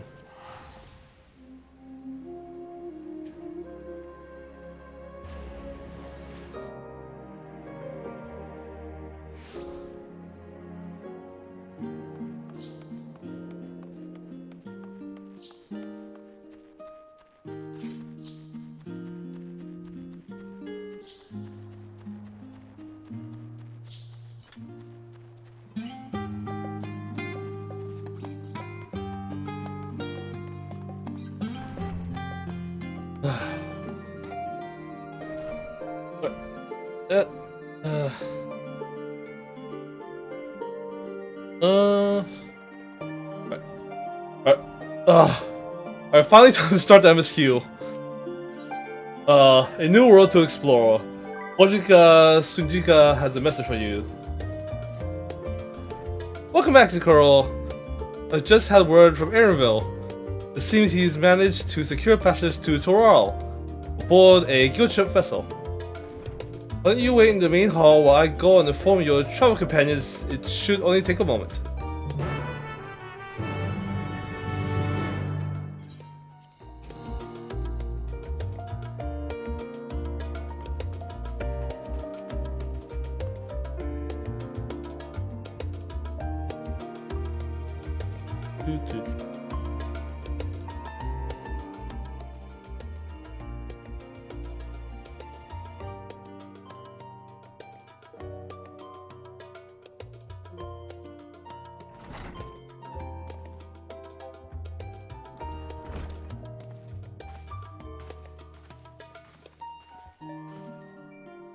Ojika gave us the good news. We are ready. We've made ready to set sail at a moment's notice. The only one yet to arrive is Aaronville himself.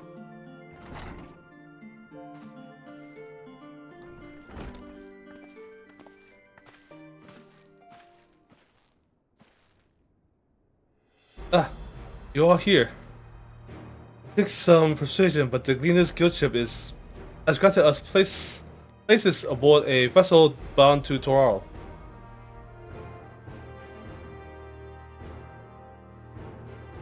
There'll be other passengers, researchers and artisans and the like, so we'll need to share deck space. That's fine, Aaronville. I doubt anyone expected we'd have a ship all to ourselves. They're not cast off just yet, so you have any lingering concerns, now is the time to voice them. I wouldn't call it a concern, but everyone's still clear on what it is we'll be doing in Toral, yes? Not forgotten. The nation of Tuliolol is in the midst of deciding its next ruler. As your chosen allies, we shall assist you during the rite of succession, and support your bid to become Dawn Servant. In addition to that, Alphanon and I have other objectives. As part of its reconstruction, Alphanon seeks way to reconcile and re-engage with its neighbors. By visiting Toral, we hope to learn more about how its myriad cultures interact with one another, how they find common ground, develop stronger ties, the sort of insight that might help our friends in Ilzaward. But we'll pursue this goal in our own time. You can be assured that we'll give the contest all due attention. Oh yes. Otherwise, you're welcome to do as you like.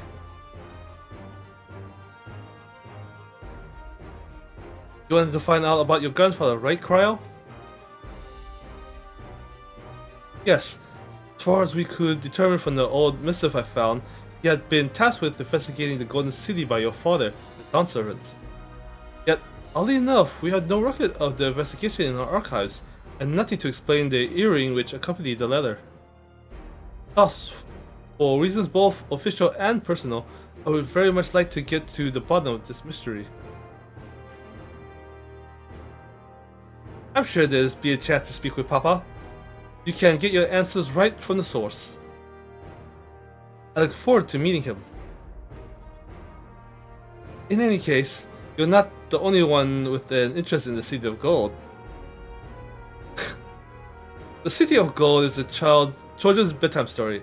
I am part of this expedition only because the third promise has commanded that I serve as a guide.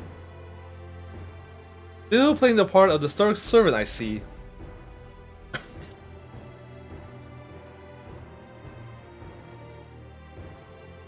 What of you? Don't you dare tell me you'll change your mind.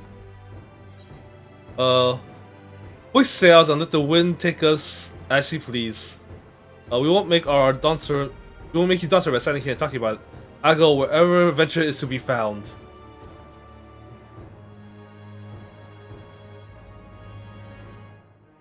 That's what they tell me. Right then, if all are still committed to the journey, then I say we make ready to depart. Up to my necklace!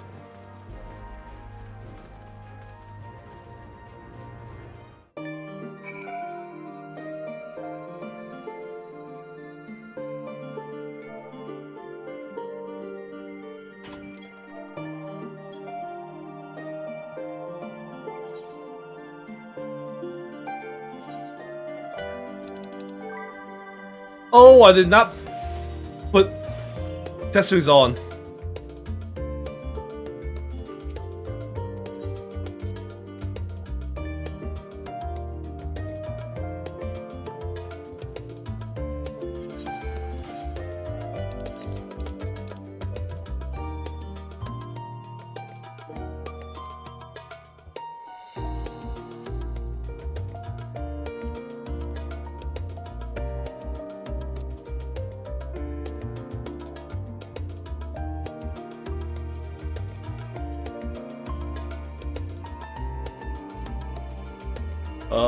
Headphones, earrings.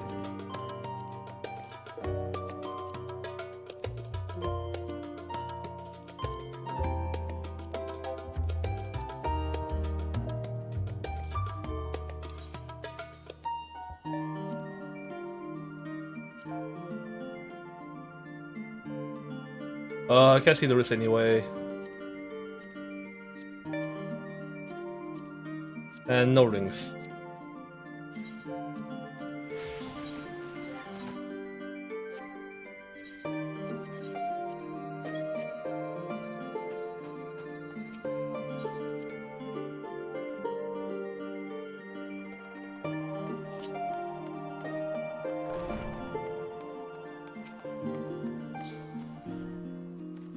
But eager as they are, the others have already left for the harbor.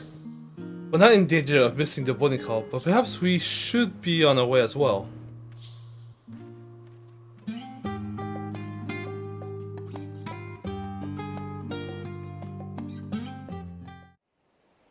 We walked so long, it's daytime now.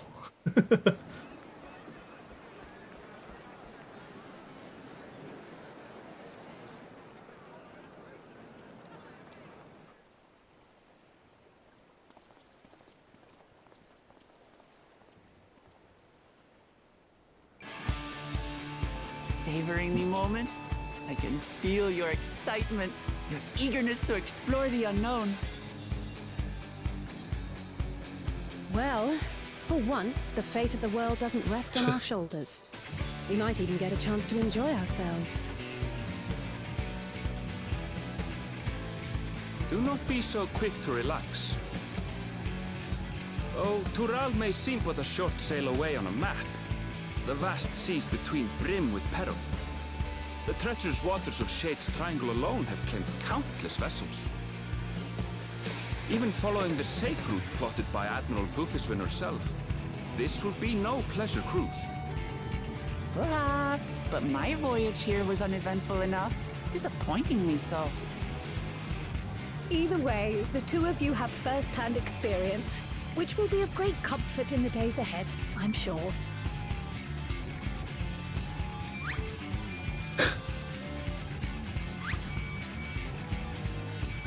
Aye, it's nothing new to us.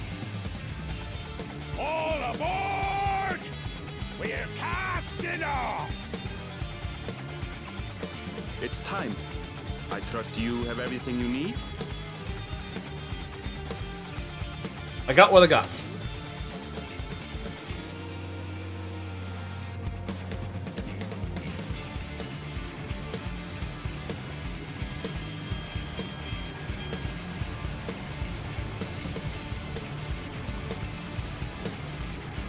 The music is way louder than the voices, even though I...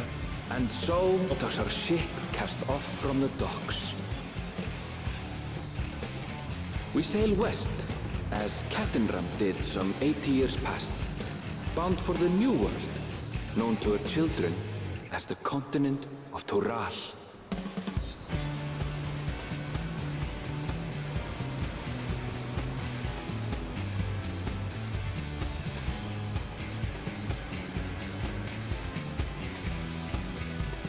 Just wait, Papa. When this contest is said and done, it'll be your daughter who sits the throne. Me, Woklamat.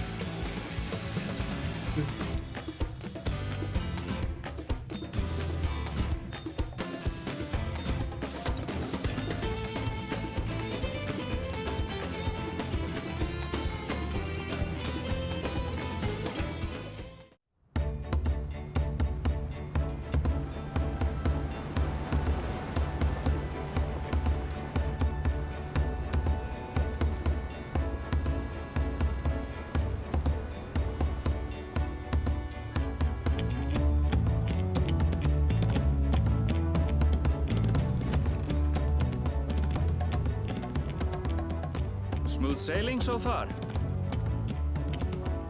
Aye, so far so good. But this sea, she's a fickle one. Calm one moment, blowing a gale the next. I'll take my rest while I can then.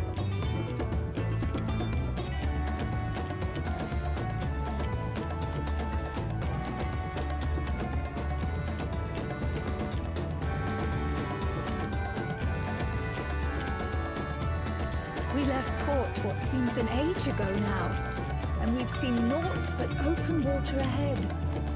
I knew Tural was far, but it's another thing to really know.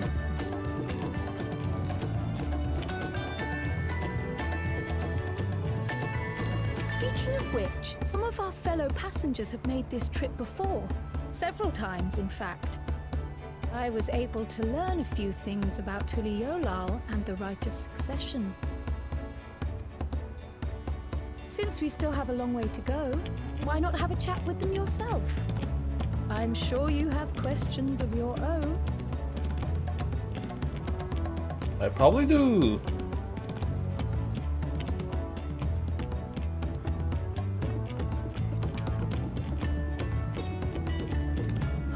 Did you look out across these same waters, Grandfather?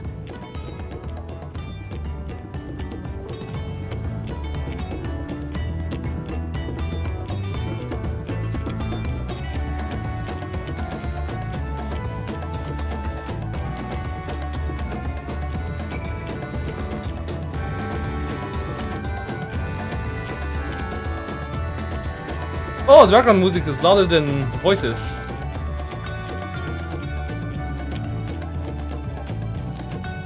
Let's raise the voices up then. 80? 85. The music has been pretty loud. Go 50. Let's try this for now.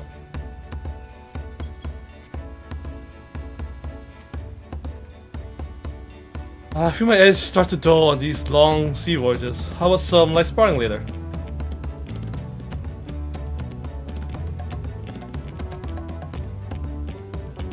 Have you spoken with our shipmates? Bra is still a good distance away, and it might be a pleasant way to pass the time.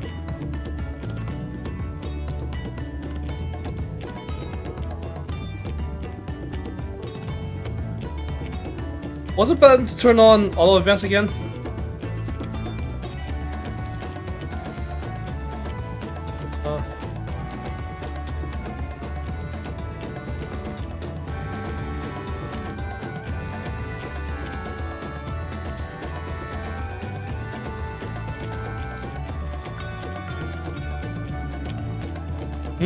Oh, this will be my first visit to Toral. On Jenstein's name, I was working at Esteem's Aesthetics in Oda. Esteem's Aesthetics in Oda. You see, but my appointment with them came to an end. That's why I visit Charlene in the hopes of starting over. While I was attempting and failing to find a new job, I seized the chance to board this vessel when I overheard room for another passenger had suddenly opened up. I hope the Dawntrail welcomes all regardless of origins, and so Tulio Law seems to be the perfect place to begin anew. Hopefully things will be better this time.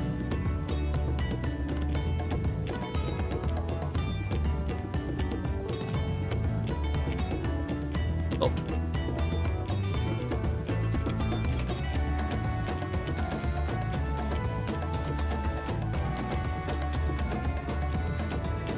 Deep breaths.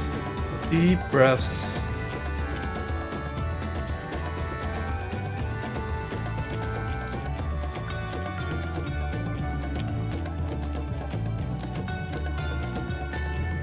My story, since you asked, I wanted to retrace the historic journey of the great Kittenram. You know, the first Eorzean to set foot on Toral almost 80 years ago.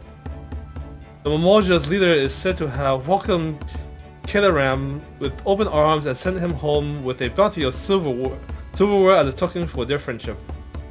But the real treasure was the crops he brought back: popotos, tomatoes, and corn, which spread across Eorzea like wildfire.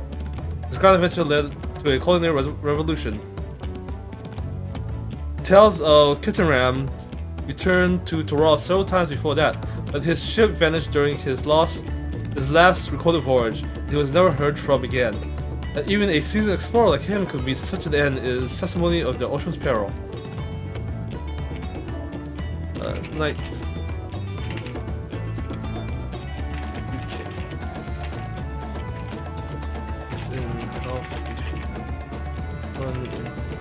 For a while. It is to keep from getting stuck somewhere.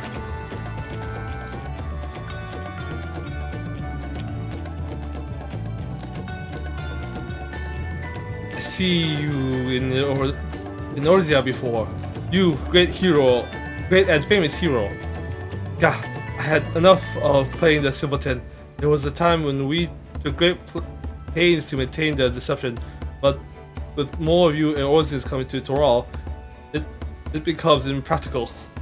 Besides, our mercenary days are over.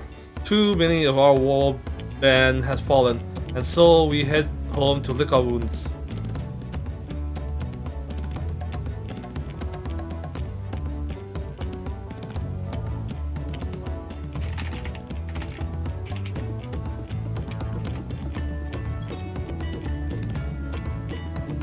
A felon gleaner.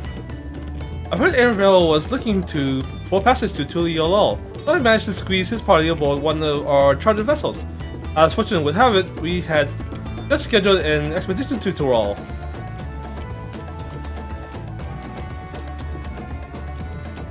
Wait, this is like all Charlian? Oh, that's the way back. Alright. Ship trader. An adventurer, I presume. I'm a merchant myself, based in Wada, specialty imports and exports, Eorzean and Torali both. This is your first crossing the salt. As they say, do remember that the social mores of Eorzea are not necessarily the same as those over yonder. Consider this: it is not uncommon for the various races to be referred to instead by the names of certain clans. The Wikote, the Esaro, the Rothgar as Zanbaral. Not because every member of a given clan is of the same race and mind, but because many individuals of said race are associated with that clan. A fair assumption in certain cases, but take care not to give offense.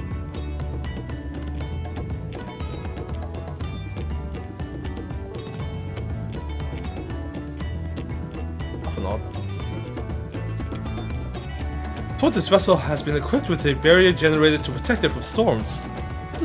A reassuring thought, though I nonetheless pray that there will be no need for it. You just jinxed us, Alphanod! on the ceiling. Do you want to make a wager? Taking bets on who be sat next to the Dawn Service shiny chair. There are 4 claimants in the right of succession.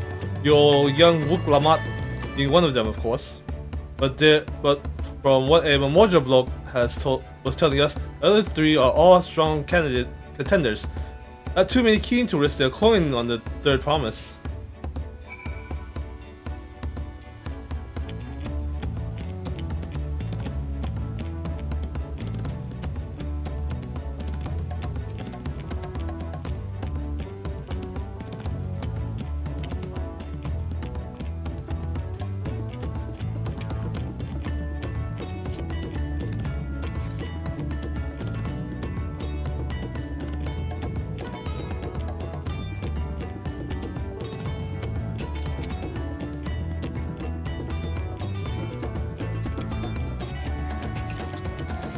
Always time for screenshots.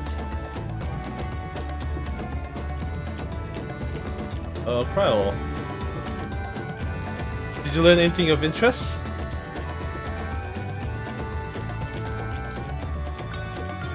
Oh, I hadn't heard that about the clan names. You should have Wuklamat and Ariel teach us the ones we should know. Actually, it's getting a little chilly up here on deck. Let's all gather in the cabin.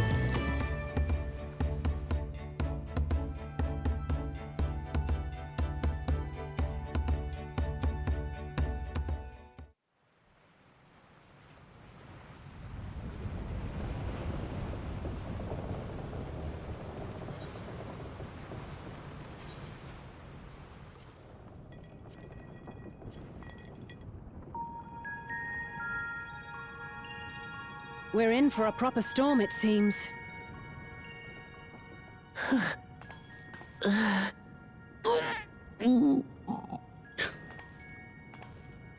How's your stomach? Any better?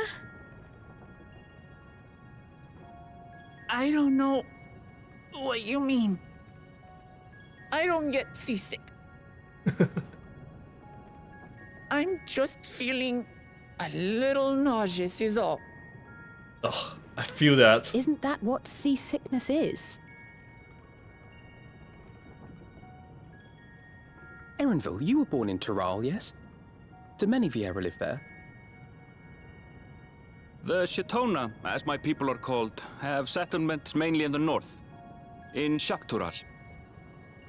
And your family? I know nothing of my father, not even his name. As for my mother...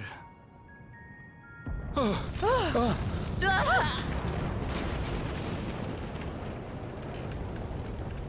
in the teeth of it now, lads! Reef that sail before the mast snaps!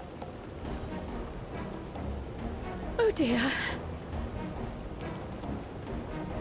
Only Elvis on watch! This wind's too strong to take in your sail! I'm going off the mast! We need help!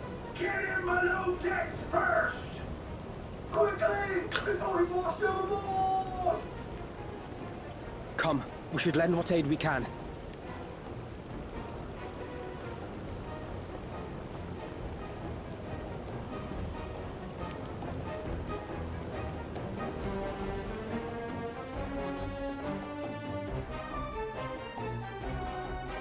I have not seen the ocean rage with such fury before or since.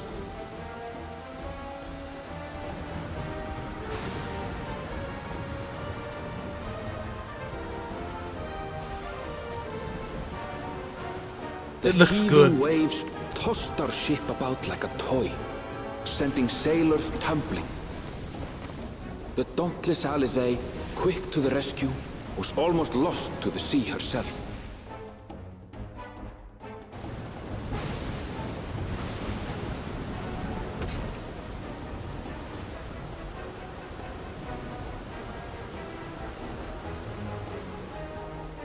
Meanwhile, our champion rushed to deploy the vessel's magical defenses, and thereby shield us from the lightning.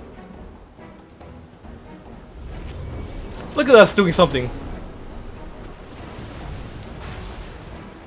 What an extraordinary life he must lead to be able to operate such a device with practiced ease. It's just this. I guess it still counts. It's what we do with Leviathan.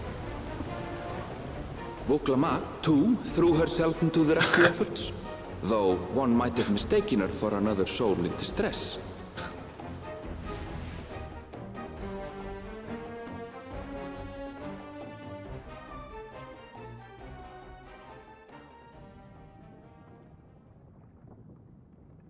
By the time the unruly seas had calmed, our strength was all but spent, and we had yet to even glimpse the shores of Tural.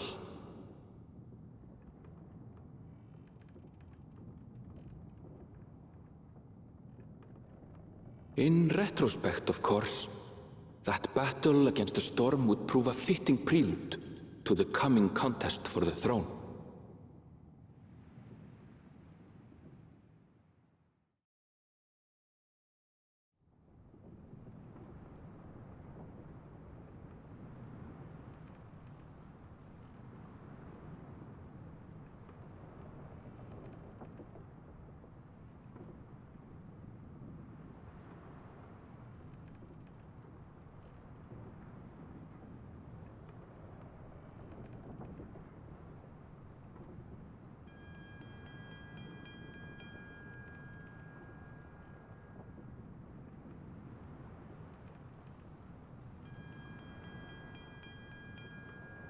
You rewatch the cutscenes to take screenshots.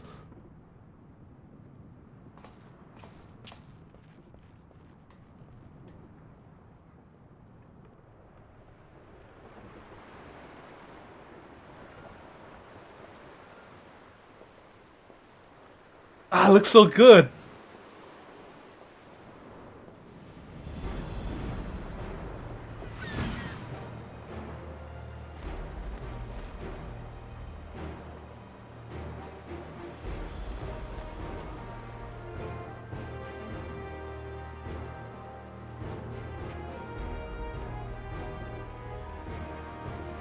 Birds mean we're close to shore.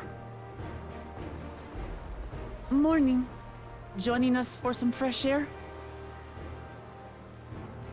Seems my belly has settled along with the weather, but I'll feel much better once we're on solid ground.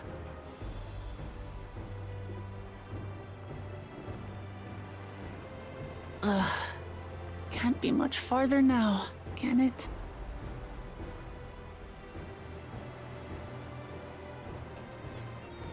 Look, we see birds, which means we're close to shore. Seabirds.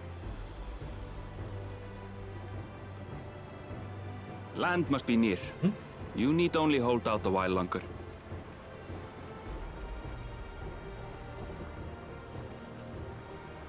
For a dark moment, I thought the ocean might swallow us.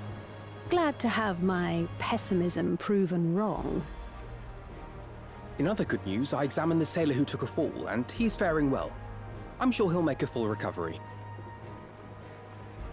Good news indeed. If all's well, then we needn't delay in launching the landing boat. Ships have to lower anchors some way from shore. Too close, and they risk having their underbellies ripped open by the reefs that crowd Tuliola's coasts. Come.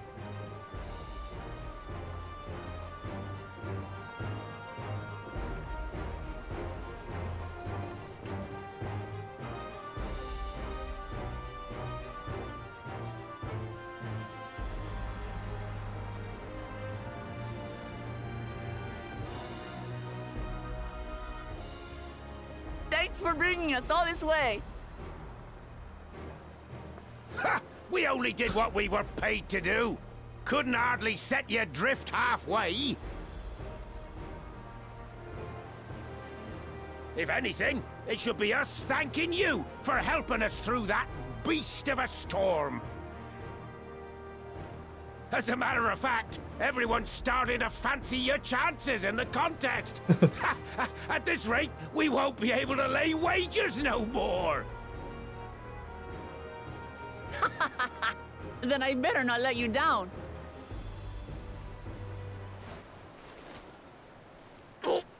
Easy, stomach. Easy.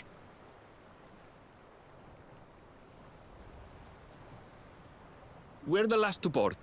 If there's nothing left to say, then let's shove off, shall we?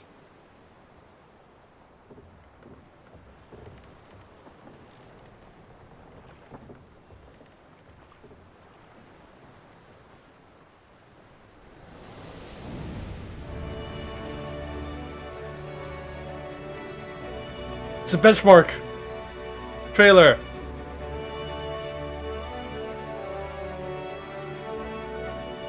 It is the trailer. Blue seas, clear skies, and boundless possibilities. I dare say our destination will soon be in sight.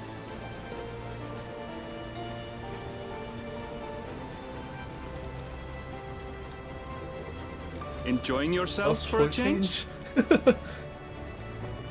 It's literally the trailer. I just don't have a hood. There, look, my friends. Behold the scene of our next great adventure.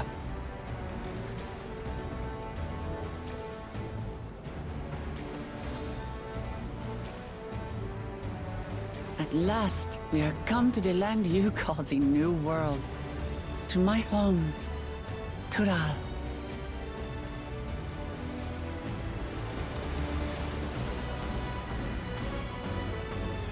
Dawntrail.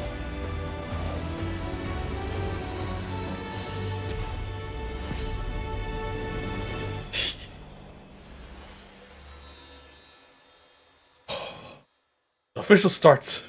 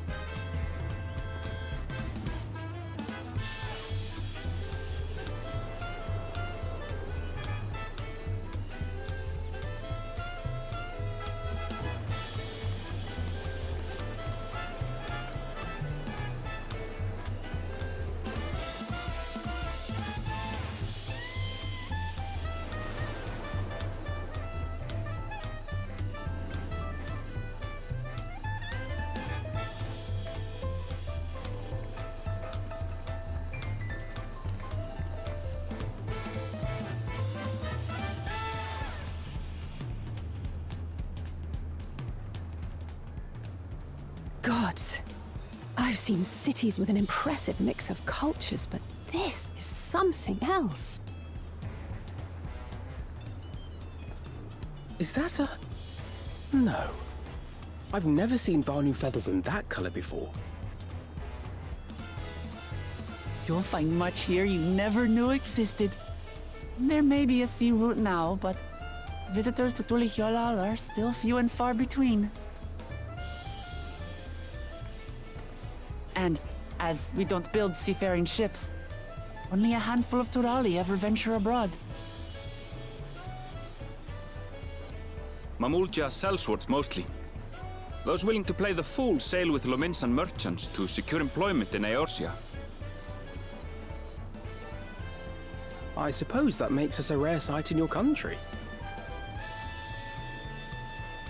Rare and currently undocumented.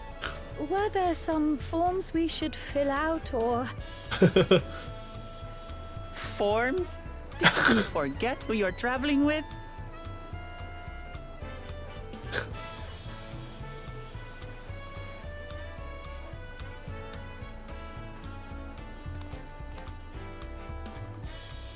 You are outsiders? Visitors to Tural? We are. Our nation is soon to hold a right of succession to choose its next dawn servant. We will not abide interference from foreign agents seeking to foment trouble. What brings you to Tulihyolal? I can answer that. These fine people are allies in my succession bid. Third promise. If you vouch for them, then all is well. Of course. Please, accept our apologies. I love his armor. No need to bow and scrape. That our soldiers are so diligent in their duties fills me with pride.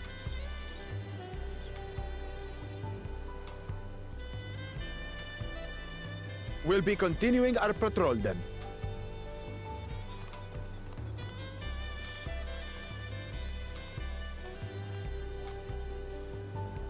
Well, well. You really are a figure of authority here. Are you suggesting I don't look the part? Anyway, first things first.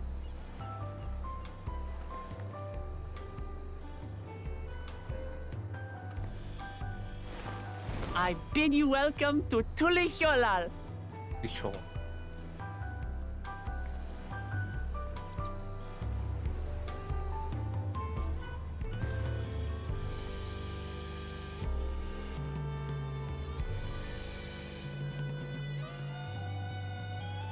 Can't wait to get one of the newer armors. The texture design and everything would be so much better. Looks so much better. What an amazing city, as lovely as Uda, and even more colorful. According to Erinville, the Vanu I thought I saw belonged to a clan known as the Hanu Hanu. Seems they share more than a physical resemblance. I know what kind of trouble those soldiers are expecting. It's so nice to feel that familiar breeze again.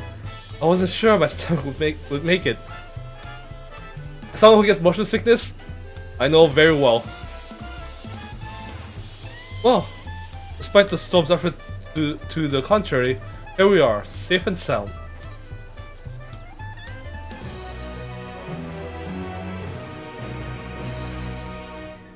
You arrived at Tulihyolal. You can return to the city at any time by speaking with the swarthy sailors in Scholar's Harbor in Osharlian. And everyone said the same thing? Would ask if the journey tired you, but I'm sure you'll endure far worse. First weapon. Mountain combat weapon called. Which will pretty much be glam, because everything I have is already stronger. Right then, first things first.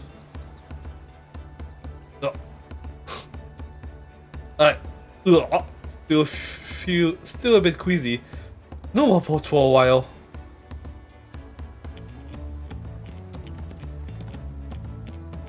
I realize we're just arrived, but we should get you familiar with the city before the rite of succession begins. No arguments here. I shall very much like to explore. Then I'll guide you. Are you sure you're in any condition to do so?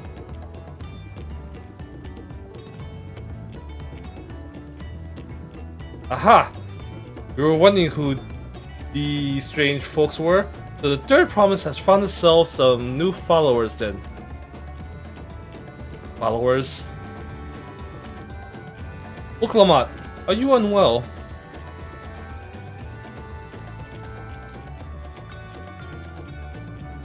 No, not at all. Couldn't it be better? The third promise does not get seasick. Oh, sir. As for my hand-picked entourage here, I recruited them to help me within the rite of succession. I was about to show them around the city, in fact. That sounds lovely. But a group of foreigners is going to attract attention, especially if they're in the company of the third promise. Everyone will be curious. We certainly were.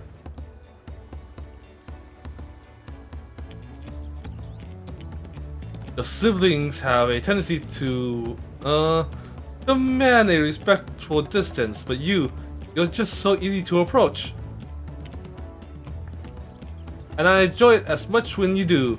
Please, do not even worry that you are a bother to me. You're very kind. Good day to you, Third Promise.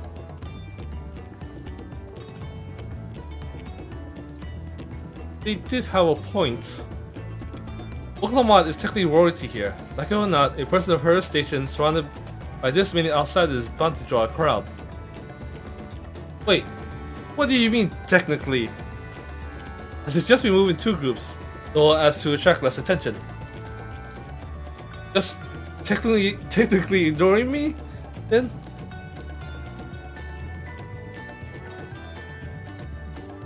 Ikoro, you, and Cryo can come with me. I'll take the twins then. We'll get in touch once we've had a good look around. That forge was hard enough on all of us, so take it slow and recuperate.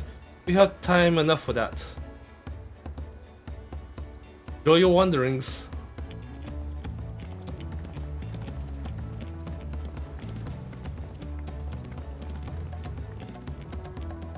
Perhaps we should wait a bit, at least until Wuklamat's nausea subsides. No need for that. Look, I am ready to go. Ugh.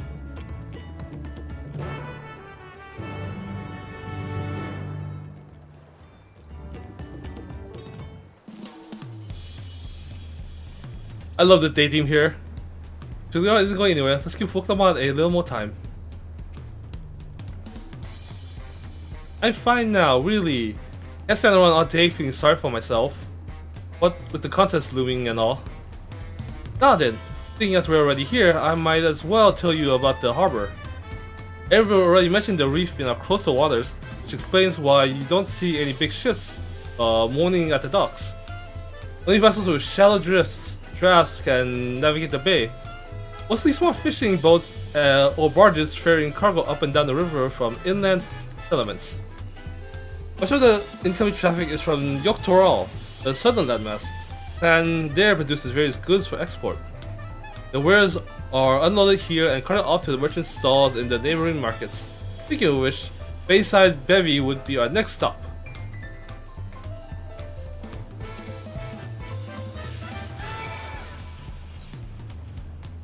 Bila is like my own garden. I could lead you around with my eyes closed. This tour were a ship, it'll be plain sailing all the way. The word ship alone is enough to curdle my stomach. Running around the city is so exciting. Unfamiliar wonders everywhere we look.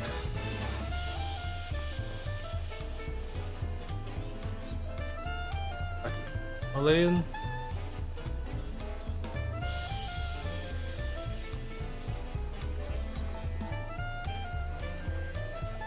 Straight swim out.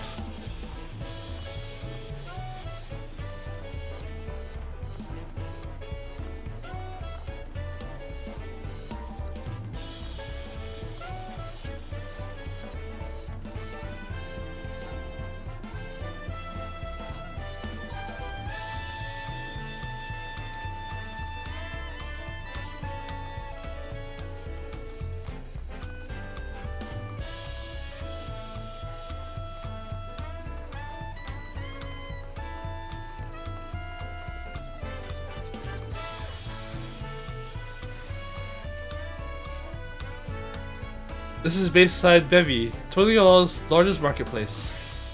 Being right in the harbor, anything from fresh fish to imported wares go directly to the shelves. Anything you want, they most likely have. Alright, I should mention that here in Toliola we buy things with Pel, a currency that the Pelu created. Don't worry, one more trade is coming to Eosia, so most shops are happy to accept your guild. There's also what you makey, another market to the east of here, but that can wait for another time. I have other places to show you first. Next, we'll head back a bit, then northwards up the stairs to a certain plaza. Can't wait to see the look on your faces.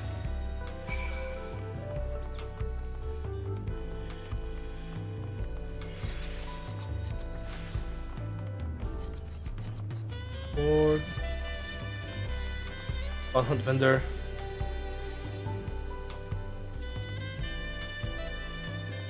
The hunt board, how to get more experience points. Alright, let's see if any of the first weapons look good. Who should I give it to?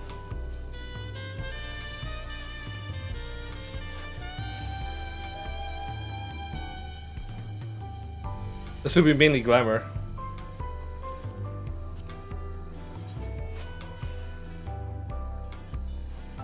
Right.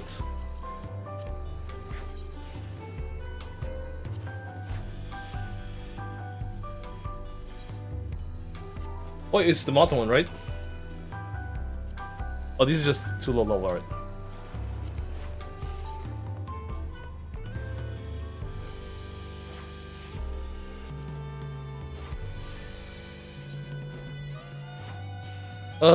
Not a fan of the site.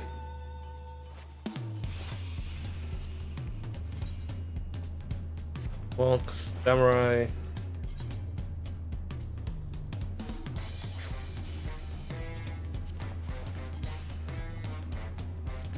Actually the ninja weapon's not bad.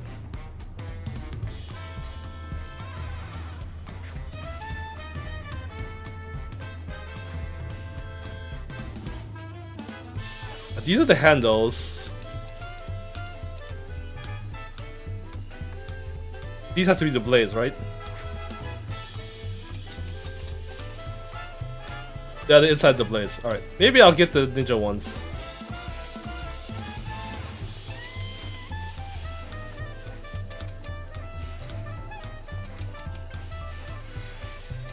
Nah.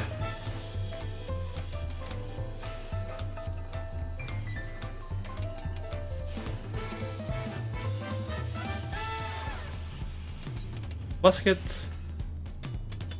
Looks alright.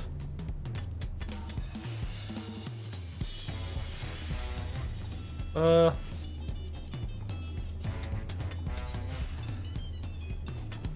but the black mage rod is not bad. Summoner. Another book.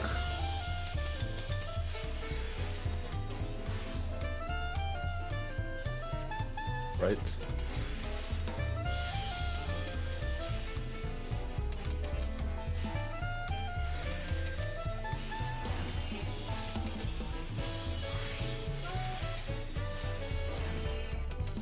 That's not bad.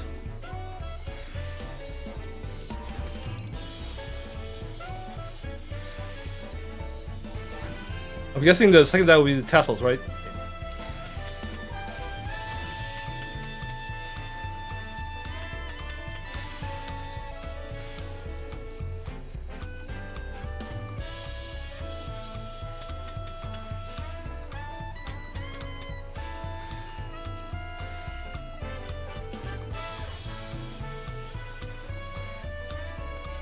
I think these might just turn into fodder for decent later. Oh, well, since I'm here anyway.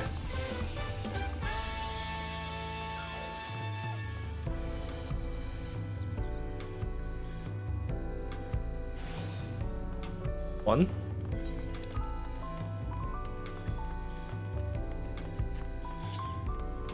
The night theme.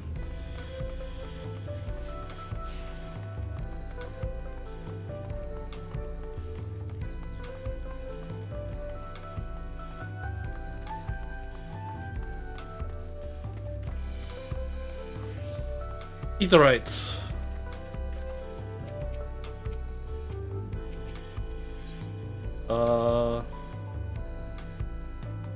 New.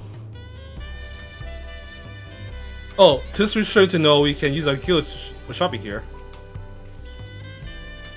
What do you think of that, eh? Goodness me, you have Etherite in Tuliyola? I think I told you before, but my brother Kohana spent 3 years studying in Charlayan. He fell in love with the nation and its way and brought back to us the knowledge of Etherite construction. Papa wanted warmed to the idea at once, had one built immediately.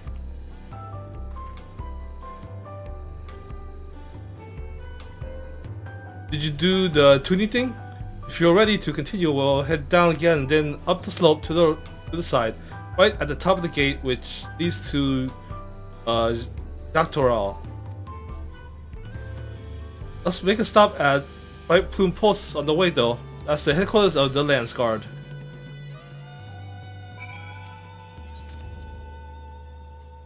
Actually, you tune to the Aetheryte. I don't fully understand how it works, but I do know you'll get it if you forget.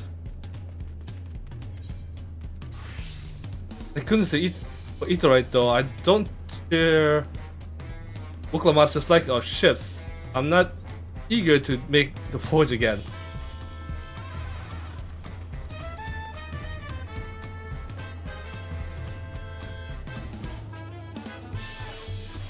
Always 6 for the night team.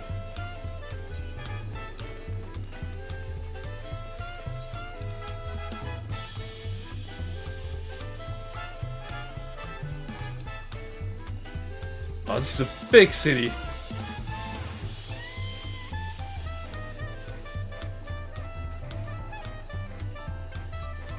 You just came to a random house.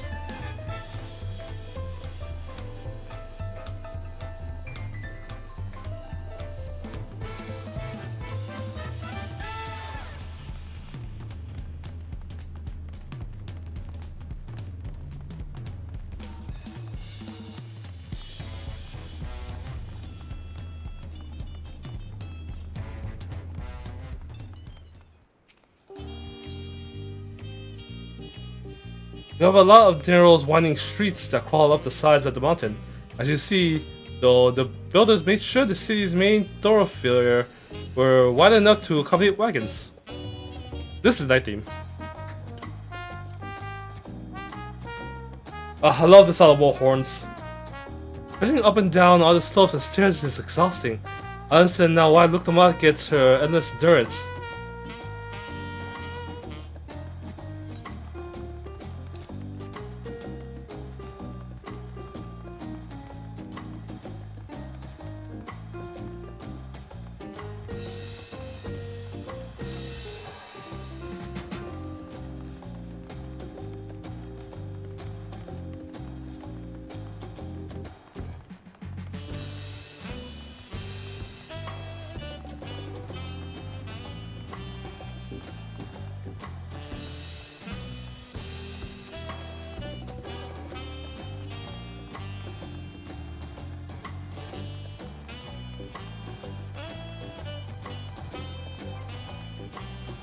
Let's give it a motion for a second.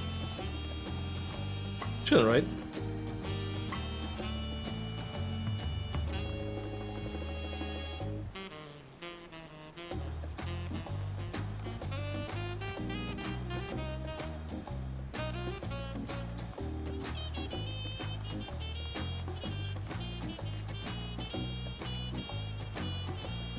This.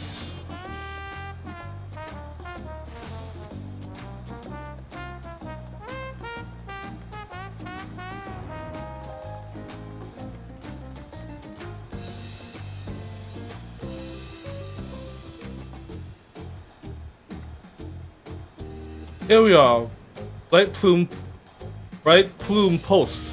Soldiers stationed here are responsible for defending Tulia law and preserving the peace. The Landsguard are led by our nation's strongest warrior, and so naturally Papa has commanded them since the beginning. At least until 3 years ago, where the Raja took over as commander. The title is no empty honor. It means the first promise is considered equal to the Dawn servant in martial strength. Meanwhile, I haven't even managed to... well, I'll discuss my brothers and their accomplishments later. Alphanol and Azay should be around here too. Come on, it's time to show you the Sky Gate. Right at the north end of the Talon March. The Raja. That's Cleo and Moja name. Interesting family. If I'm to succeed Papa, then it's my brothers I need to surpass first.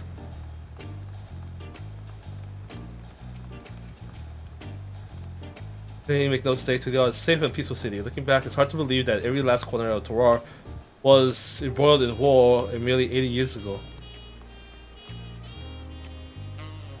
Wawakwa.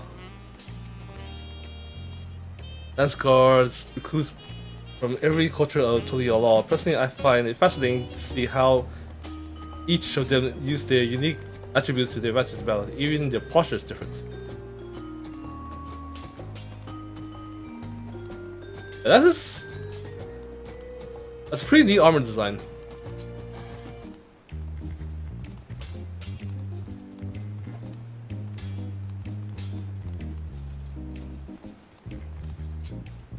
That's the sound effects.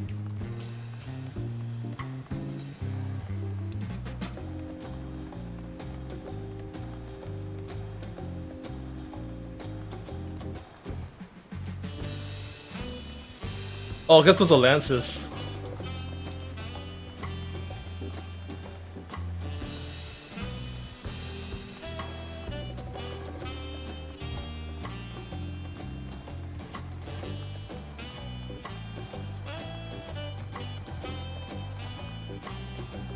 Oh my shoot.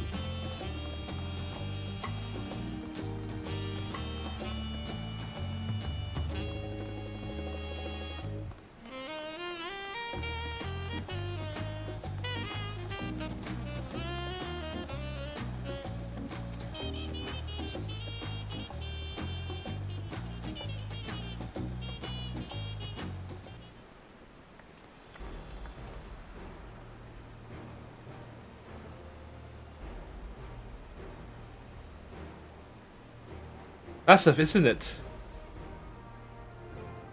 The other side is an equally massive bridge to match. Both were constructed by a race of giants, the Yokhu. Strictly speaking, Toral is actually two separate continents. Toral, the southern land of the mother, and Toral, the northern land of the father, lies beyond the bridge. I'll just say it used to be one great landmass. Long ago, but long ago, the two gods fought a titanic battle.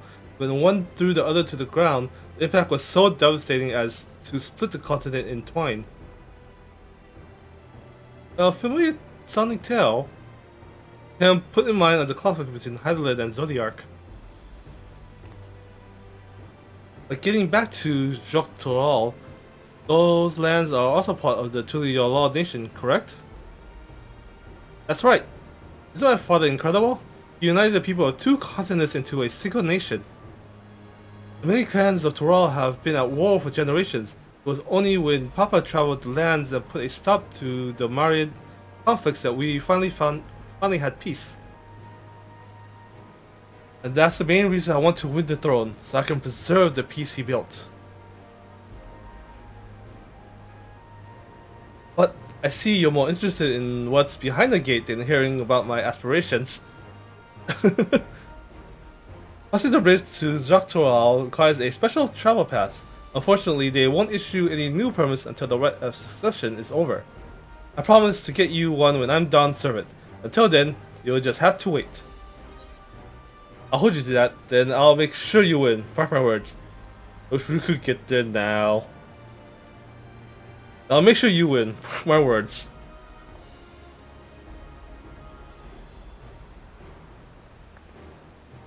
You really mean that? Woe to anyone who stands between you and adventure.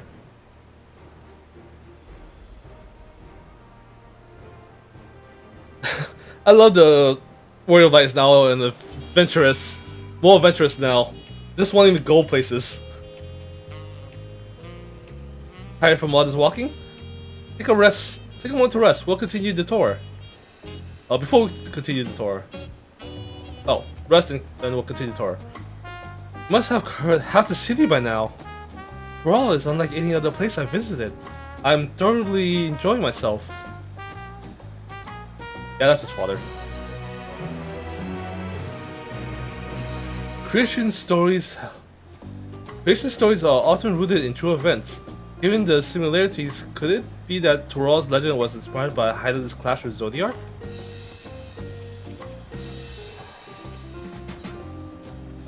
A city of stairs. Welcome is ready to commence the second half of your Tuliyollal tour. We'll head west next, towards the Arc of the Dawn. The Dirigible is on the way. You have dirigibles too? Tuliyollal certainly doesn't want for method of travel. We get by. Now, if you've seen enough of this area, let me know and we'll continue on.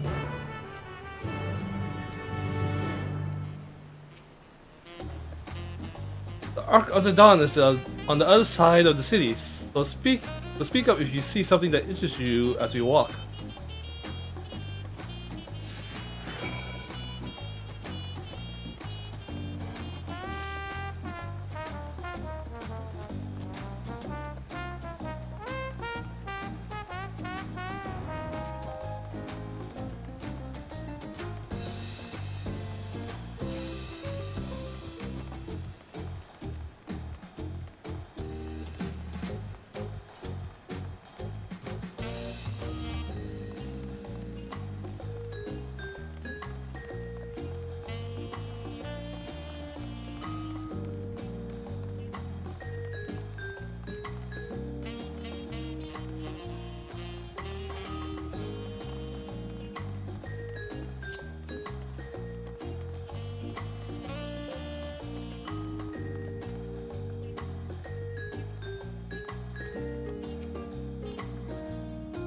I'm still struggling to conceive how one could construct a nice city on the side of a mountain. This was really the site of the Yokyu Temple. The giants built it when they were first making the bridge to Dawntrail to appease the god who slumbers in the great ocean trench. After the Yokyu withdrew, the temple stood empty for centuries. So when Papa was establishing this new nation, he saw a structure he could refurbish into a palace, sitting practically in the center of Tural. We gathered artisans to do the work, and the houses they built for themselves became the foundation of the city you see today. Speaking of houses, we'll be passing through the Splendid Quarter, the biggest residential district in Tuliolal. We'll climb these set of stairs here all the way up. So this was once a place of worship. The Yokyu seems to be fascinating people. I've not seen any in the city. I wonder when we'll have the chance to meet them. Stairs leading up to the peaks can get pretty steep. Careful you don't fall. I've been one step away from death more than a few times.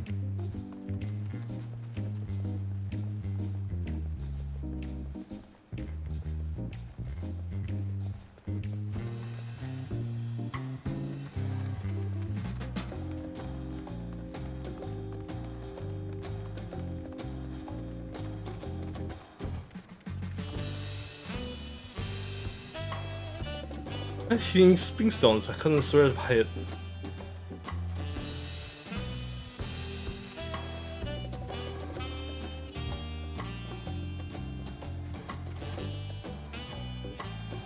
Ah, dang it.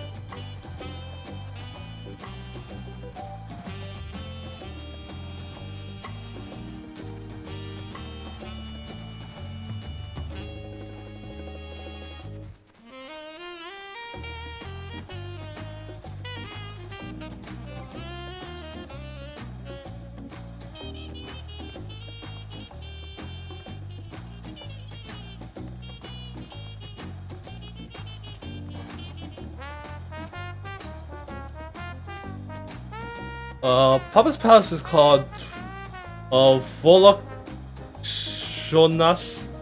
Volok Shunasa? Which roughly translates to Invincible Resilience. You probably want to take a closer look, but we'll be coming back here later. Move on for now. No one wants to discuss the view? Oh. The sheer scale of this place is incredible. I wonder what that carving on the top represents.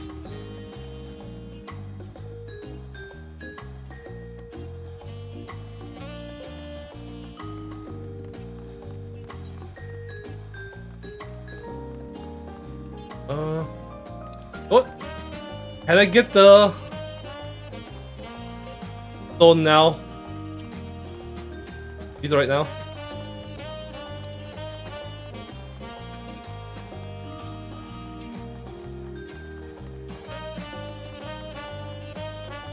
There'll be a cutscene there.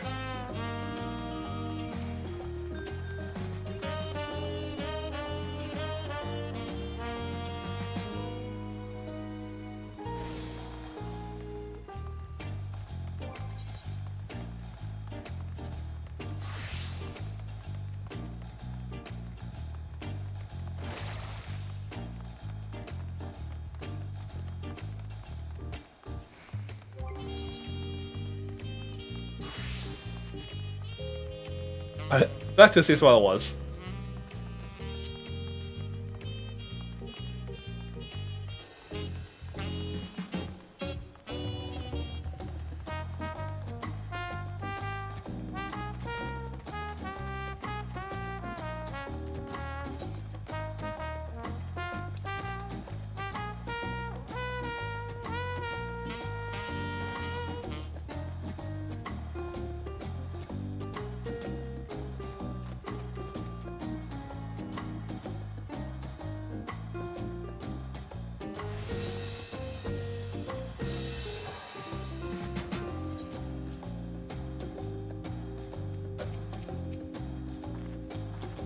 But this is a resplendent quarter. What amount of people live here? Oh, there are residents from all Yogg-Toroil clans. Umoja, Boral, Pelu Pelu, Moblin, Hanu Hanu. We also have Tomowata, Hitsero, and Daytona, who moved south from their ancestral lands to Yogg-Toroil. In that sense, it's the gathering place for people from every corner of Toroil. True representation of Toroil's diverse character. The adornment on each building contributes to the aesthetic culture aesthetic. Also beautiful. I'm glad you think so. Come, we continue down the stairs. You might hear the hero in Toroil referred to as Tonawata, one of our major clans. As for Erenville, he belongs to the Vieira clan known as the Shetona.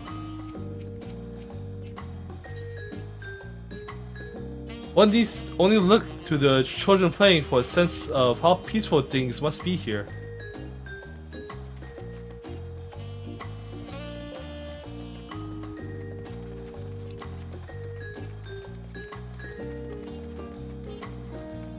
Ripple.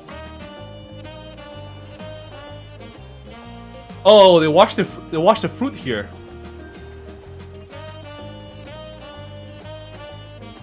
Interesting take.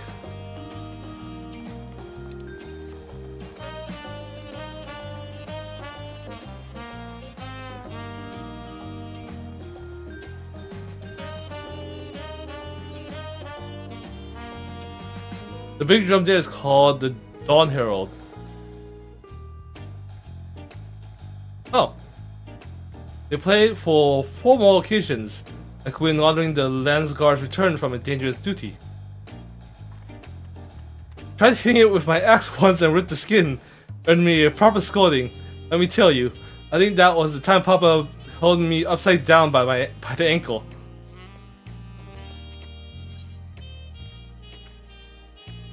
I've never seen such an enormous drum. What would one even use to beat such an instrument?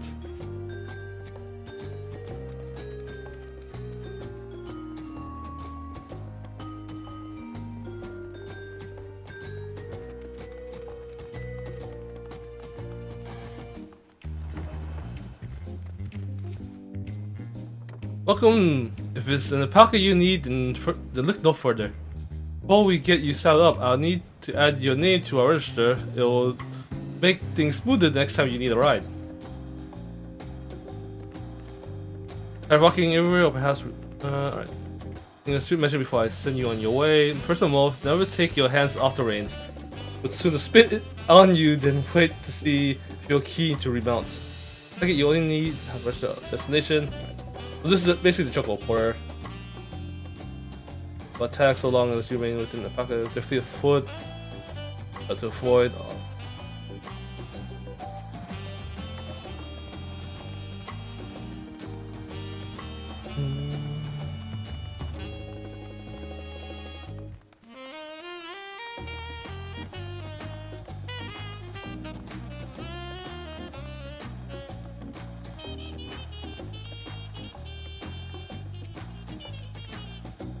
And here are the dirigibles. Not bad, eh? I hear other nations use airships to sell the skies, but you only find balloons in Tuliolol.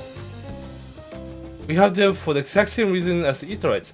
Juana brought back the plans from Charlayan, and Papa thought them fantastic and commissioned their construction. This was around 3 years ago. Since that time, we've added flights to our settlements. Trade from frontier communities has never been easier. That's enough about dirigibles. The Arch of the Dawn awaits. Let's get the Aetherite first.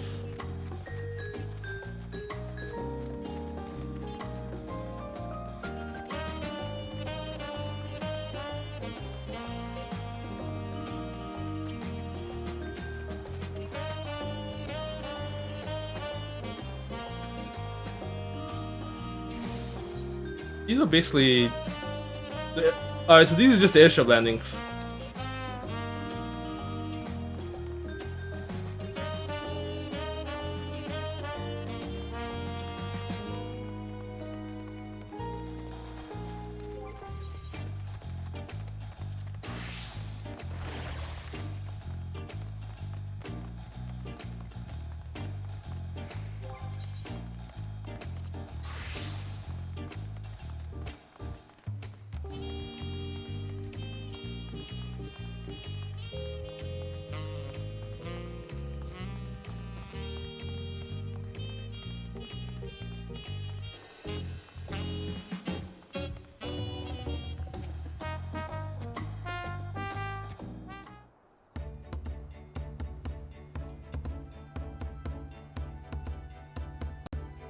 This is it, the Ark of the Dawn. When the giants were still here, it was known as the Yogg-Toral Landgate. But when Papa founded Tuliolol, everyone began using his present name in honor of his great achievement. Through this gate is Kozamauka, the wetland south of the city. Depending on what the Rite of Succession asks of us, we might end up going in that direction. I think a lot of people thought this song would be the song of the city, but it wasn't. Kozamayuka, the name alone is intriguing. Speaking of which, what were those fluffy animals we passed earlier? Alpacas!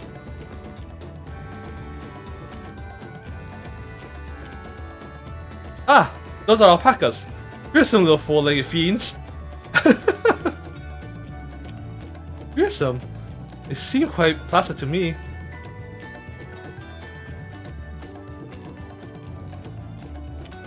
You'll learn soon enough, Kryl. You'll learn soon enough. But forget the alpacas. I have something far more important to show you. Come along.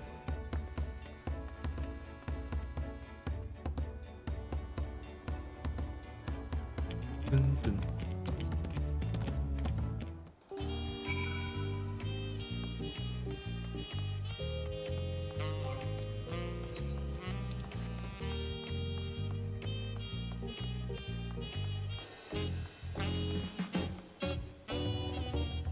Are these pillars what Wuklamot wanted to show us?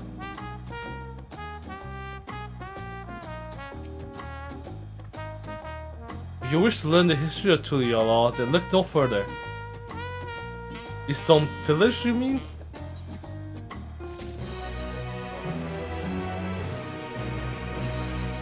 The spot captures Kryl's attention.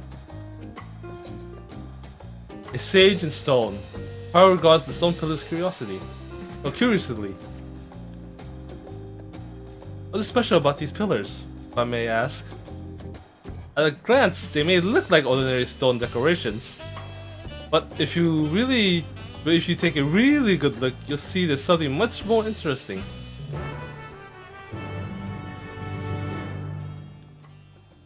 Suppose we ought to do as Wuklamot suggested.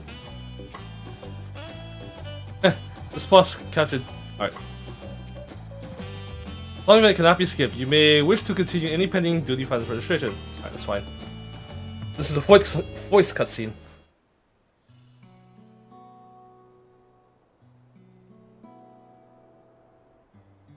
Or not.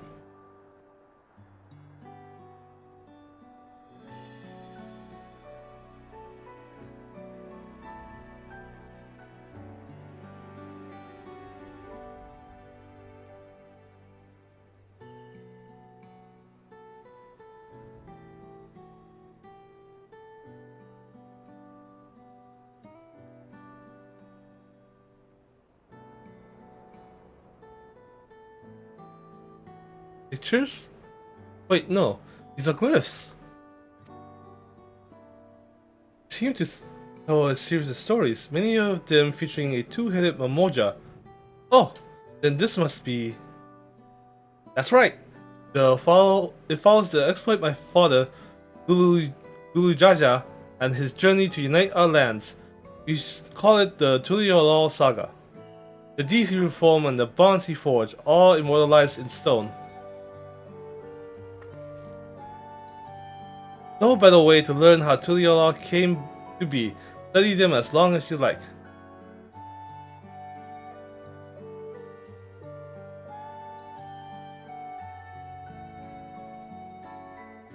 Oh.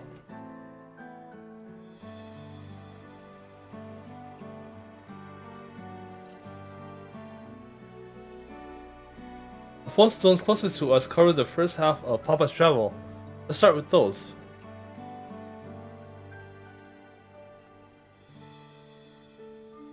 The Brotherhood.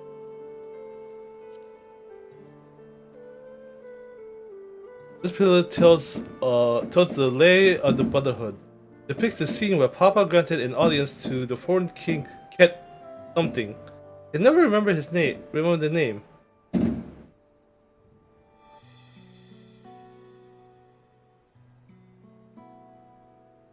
Oh, it must be people lighting fireworks. Dang it. You mean Kitten Ram? Ah, that's the one. Kitten Ram's arrival to Tulral is what prompted Papa to embark on his own journey.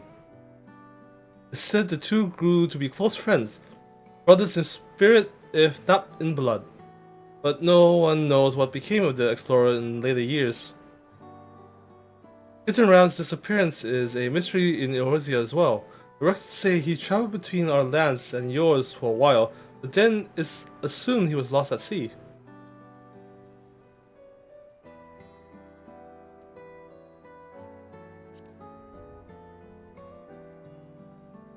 Here we have the Lay of Reeds. This is a story when Papa visited the Hanu Hanu in their village in Kozamauka. And the people Alpha almost mistook for Vanu Vanu, if not for the colorful plumage. He spent a fair bit of time among the Vanu in the Sea of Clouds, so it's no surprise he took an interest in your countrymen. I don't know how it is with your Vanu, but our Hanu are a bright and cheerful sort. They hold this one festival every year, very famous and a lot of fun.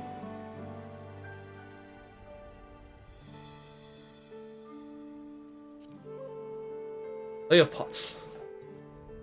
Let's see. This one is the Lay of Pots. Depicts the moblins of Kozumaoka. They might wear odd masks and sound weirdly muffled when they talk, but the gold and silverwork they sell is the best you'll find anywhere. Moblin goods are the standards when it comes to gift giving. Clearly the Vanu weren't the only people with think worldly counterparts. Respect. This one counts the Lay of Repast. As you can probably tell, the figure depicts here is of the Baral. For decades, the Jabaral and the Mamoja were at war for control of the forest of Yaktel. The action Papa took to end the conflict have since been held as a first step in the founding of Tuliolol. There's a clan of Hearthguard in Bolja known as Tedlions. In their society, the women rule as queen, and the men serve as devoted subjects. And here in Toral, our men and women appear to be of equal status. how dramatically culture can vary with location. We're done with the first half, we can move on to the second.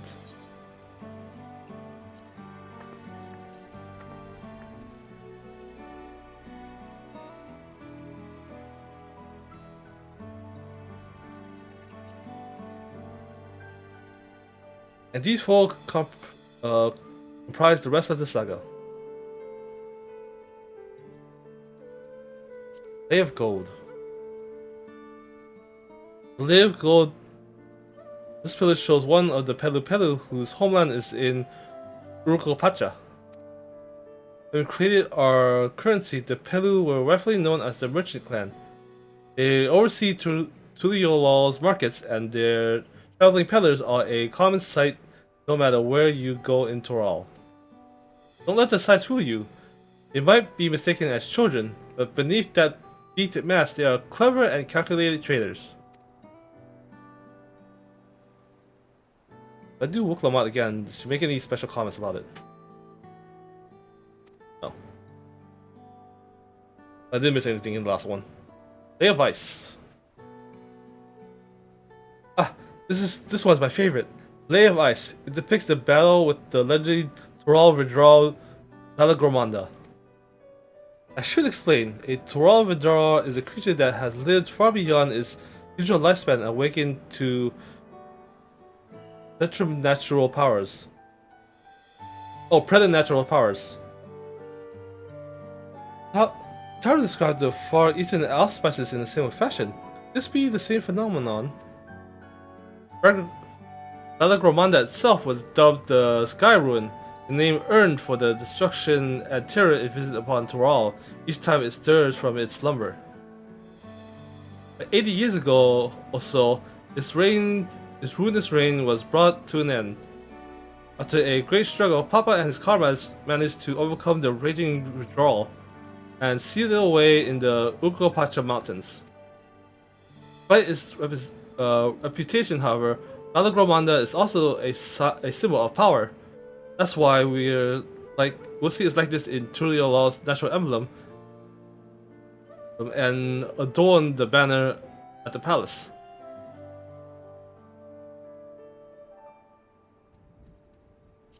Proof. Ah, the layer proof. That big fella is the Yokhu, the largest of Toral's people. These giants once used their great size and strength to establish a dominion encompassing all of Yoktoral. Having brought the southern reaches to heel, they then turned northward, in their sights on Joktoral. You recall the massive bridge they built beyond the Skygate? Sometime after launching their northern campaign, however, they just gave up.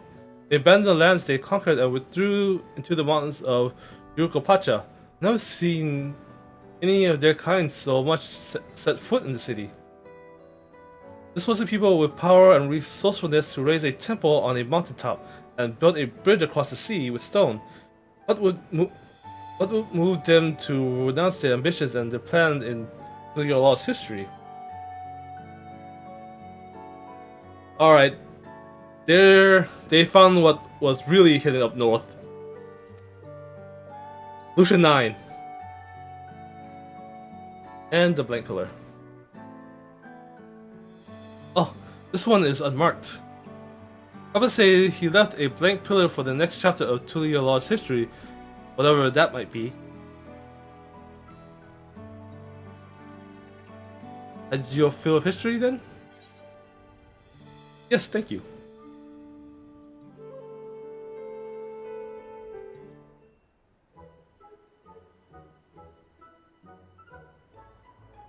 God, we were reading up history so long, the sun's coming up. Glad to hear it. You know, I feel awfully hungry all of a sudden. No surprise they're seeing I couldn't keep anything down for a while. Now, I think I'm ready to eat again. Let's go and have ourselves a bite at a local delicacy. Come, I'll take you to the best restaurant in the city. Like the sound of that? I could eat.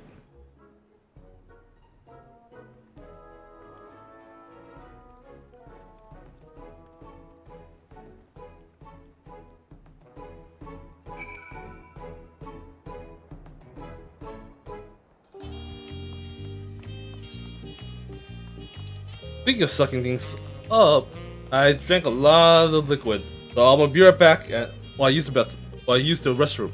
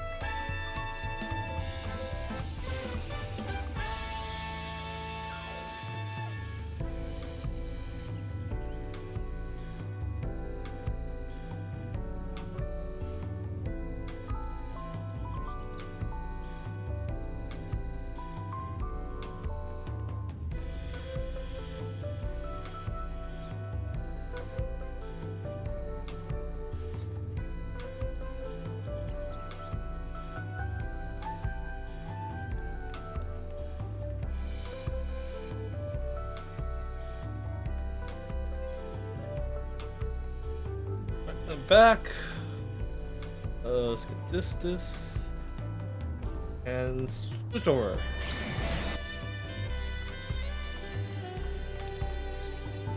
Did I get every crystal? Oh no, I need one down here.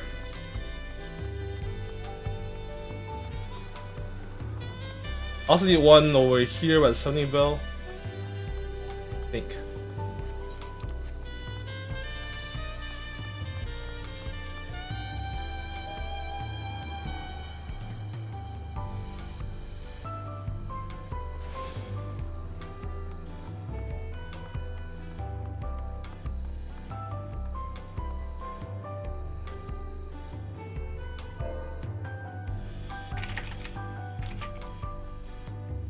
Anyone still?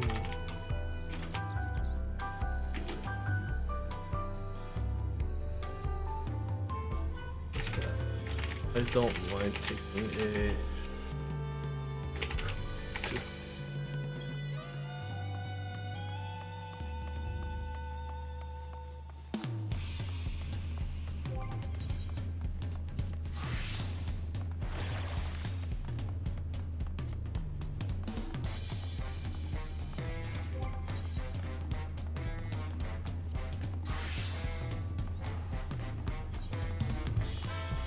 Can we slide past Wuklamot?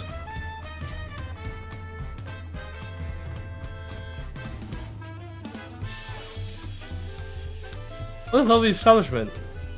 I'm reminded of the Bismarck in Limsa Laminsa. Have you ever had tacos? They're thoroughly classic. You bake a crunchy shell made from cornflour and fill it with meat and salad. A lot of shops and stores sell them, but I like how they're made here at Wajav Thai? Best. I need one right in front of me, right now. Let's head downstairs and place an order with old Brook Evu. Brook Evu.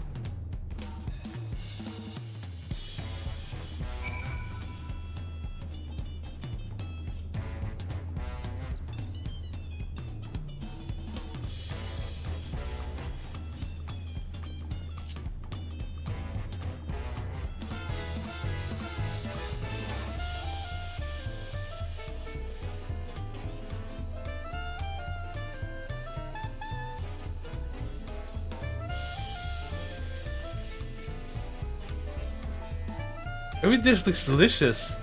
There is something like Wuklamot. The mere sight of such fine cuisine is making me ravenous.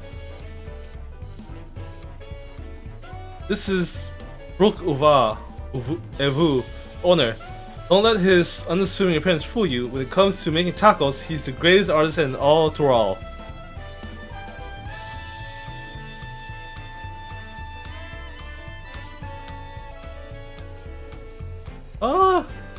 It could be better textured. Or better, what's it called? Shaped. Fruit and food is still pretty polygonal.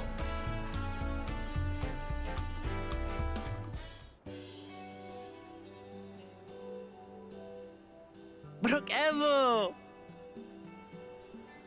My companions must sample your heavenly tacos. One for each of us, please. Right away, promise. And I'll pack them tight with my choicest feelings. Only the best for you and your friends.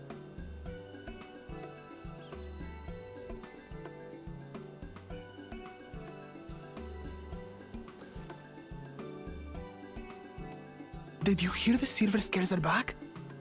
Seems their overseas foray ended in disaster. More than half their warband is missing, including their leader. Aye. And now keen to rebuild their broken reputations, the survivors seek the Golden City. A fool's errand. How many hopefuls have disappeared in search of that fable? They should count their lucky stars they came home alive at all.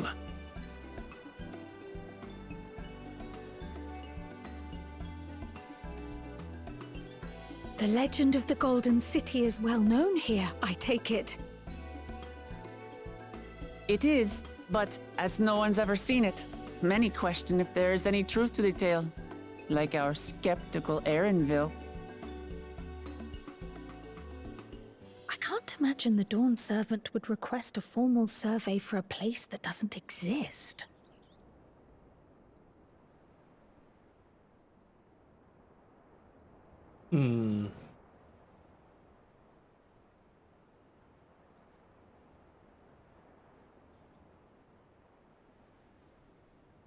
Now to find a spot with a pleasant view to enjoy our crunchy spoils.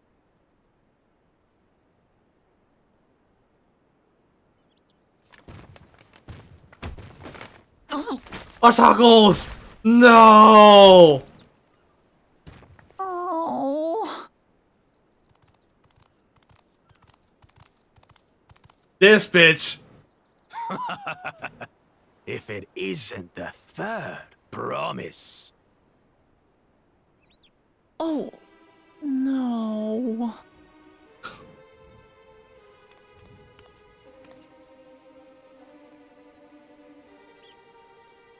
I don't know these ones. New salt. Dredge from foreign waters is my guess, brother. Of course, that's it. Wuklamat is so afraid of the coming contest that she went crying for special help. Was there something you wanted, Bakul Jaja? The third promise remembers us! Such an honor! Glory on your name, brother. And on yours, brother. I know my rivals for the throne. Nothing more. Another child of the Dawn Servant? No, this brute. We have no ties to their farce of a family. Unlike the sneevling house cat, we are blessed siblings, the elevated chosen. We alone are fit to succeed Golul Jaja as Dawn Servant. All peoples are equal in Tulihiola. Your heritage gives you no greater claim to the throne. Ha! Shall we test that idea here and now? See if your strength is equal to ours.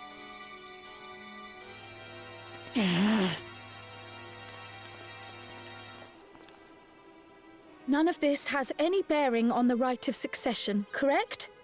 Best not waste your energies on pointless scuffles.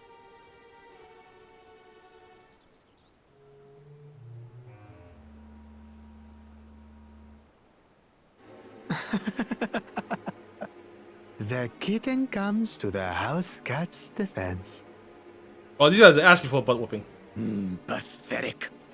Since when was our nation overrun by mewling weaklings? Listen to me, you.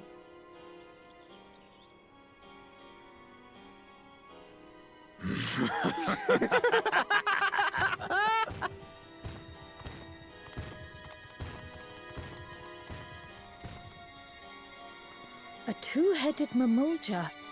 I knew of them, but that's the first I've seen in the flesh. Some get it into their twin heads that they're destined to follow in my father's footsteps.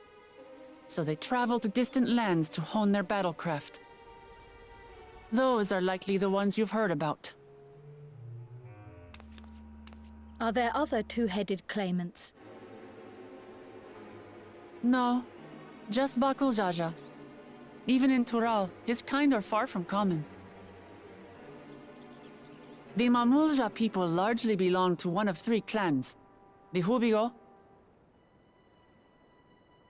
That's a good the taco. Bunewa, and the Dopro.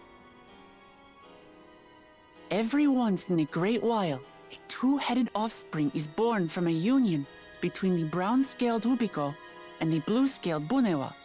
The child grows to possess immense strength, both physical and magical. Blessed siblings indeed.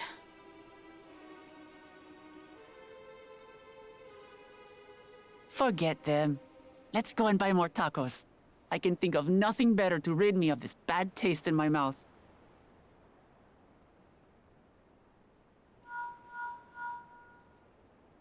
Enjoying your tour of the city, I trust. We've seen our share of notable sights and took a moment to rest. As such, we're ready to present ourselves at the palace for the rite of succession. Shall we meet you there? The palace it is. I'll let Wuklamat know. The food. Destiny calls. Perhaps we can return for more tacos later? So it goes.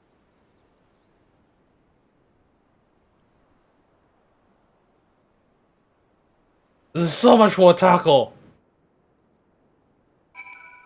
I hope there's a line further in the game when we face him where I can avenge the tacos.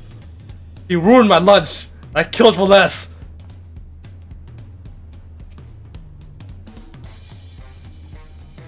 Book Evu's solidly made tacos went to waste. Not that that was Baku Jaja's fault. Yeah! We'll get him! I was looking forward to trying some authentic Tuliyola cuisine. But we should hurry to join Alphanor and the others at the palace. Alright, it's a bit of a climb to the top. But you can head up the spread or even eastern side of Talon March if you prefer. Now, if you have any idea on how the city is laid out, I'll let you find your own way to Shunsa. My poor empty belly.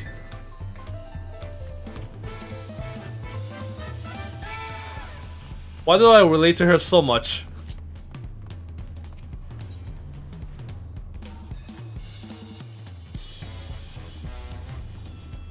Yeah, watch me making have the coffee.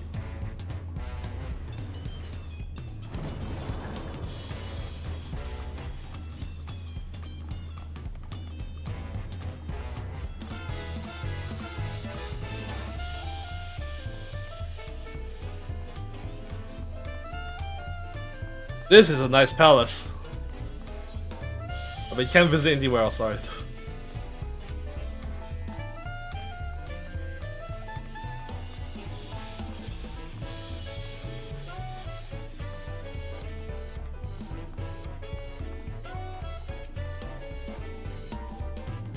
Food is amazing. A passing Mamoja let us try a fruit called Chamoy? Chamoya? It was sublime. It's just sublime. Lucky we didn't get to eat it all. We saw 2-hit Mamoja on our way here, another climate in the right succession according to Erinville. There are so many narrow, windy streets, but even if you get lost, all you have to do is just keep heading up, and you'll arrive at the palace eventually. You have a better feeling of the city now.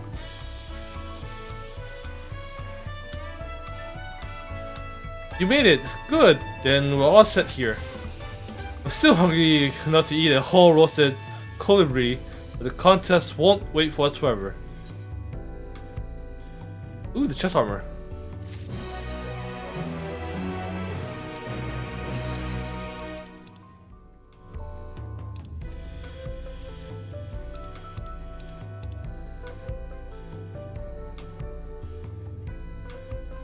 It's not 6, this is 60. This is 92, that's the one I got. Other? Oh, so it's these ones. Fending.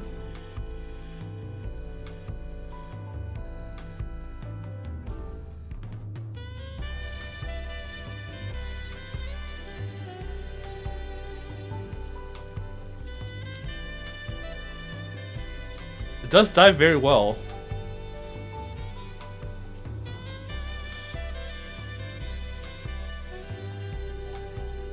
Ooh, with the 2 colors it looks very well. Gosh.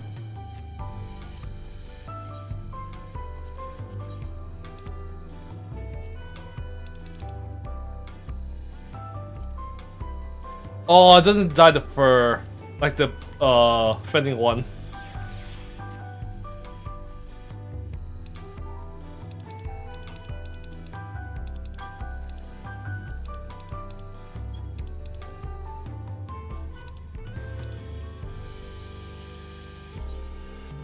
I actually have this version of it on for my samurai right now, so if it dies well, I could just get my samurai version.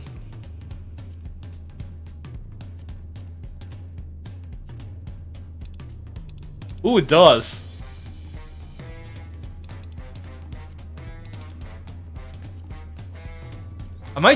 This might be my samurai one. I might give this to my samurai.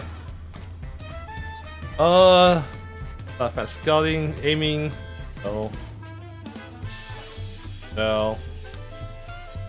Alright. I'm gonna open that for my samurai. Cause I have this one, but having the double version of the other one's pretty good. Cause this used to be my samurai glam. I just couldn't get the right dye for it.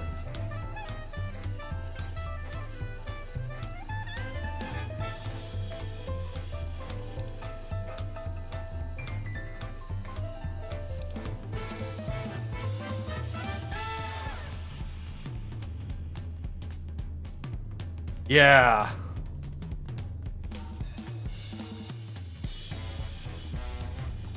Right.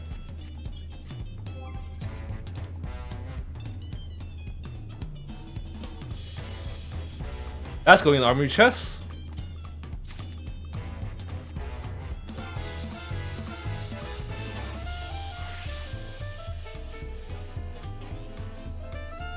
Another several cutscenes. All right. Then patiently, waiting patiently for your arrival.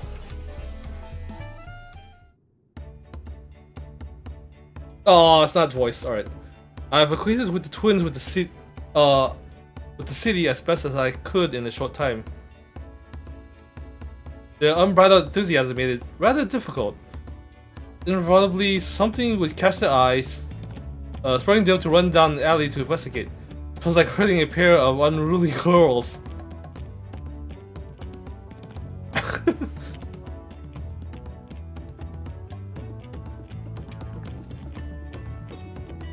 I understand all too well. Charlian has the same effect on me. Right then. Now it's time we saw the inside of the palace. Papa will want to know I'm home and to meet the allies I've chosen.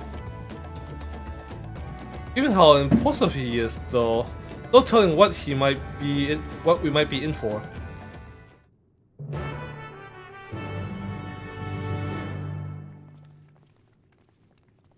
Or they're gonna change the voice cutscene inside.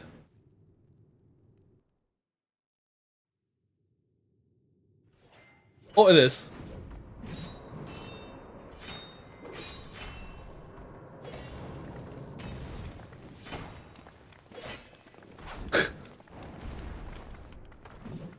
Of course it's Estinian.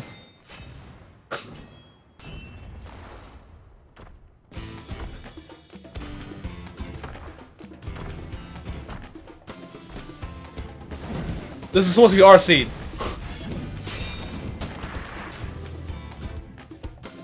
Estinian?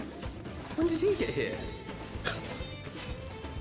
More to the point, why is he here? Oh, you know this man? Whenever my father spots a promising opponent, he invites them to Sunperch to duel.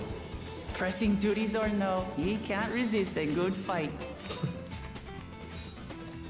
So the one Estinian is crossing blades with.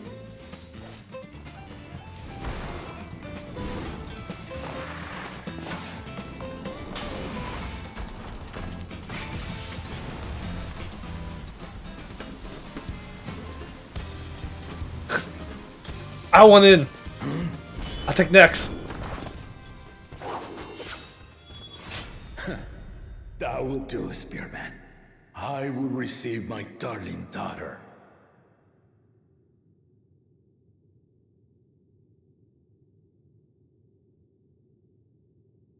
Know that you are the strongest I fought in many a moon, if not longer.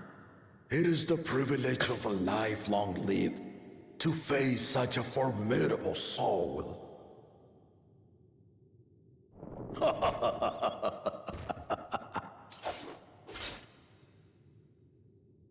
If it's formidable you want, then look no further than that man there.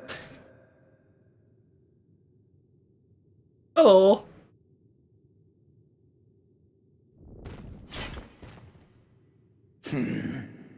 I see you, warrior.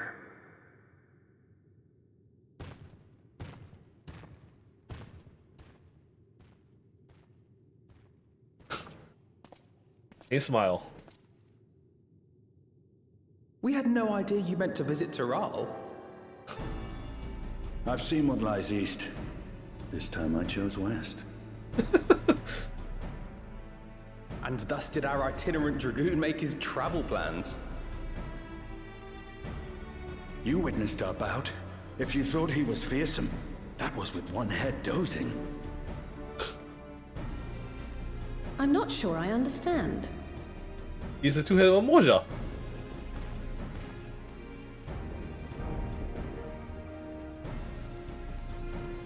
The old man has been feeling his years. The uncovered side is the head of resolve, and age has only deepened his love for combat. But the head of reason, wiser of the two, sleeps more and more these days. As I understand it, the veil helps with the restoration of his magical energies. Enough about me, Lamati. I want to hear of your adventures. Lamachi. A term of endearment. It's what my family calls me.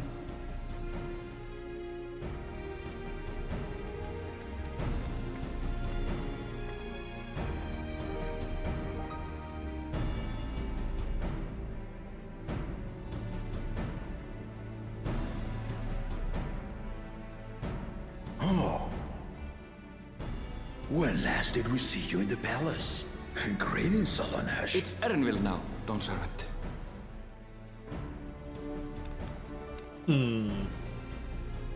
I took the name while abroad, and have since grown accustomed to it.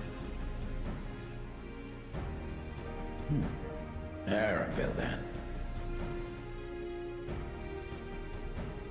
And these others? I assume are Lamati's recruited allies.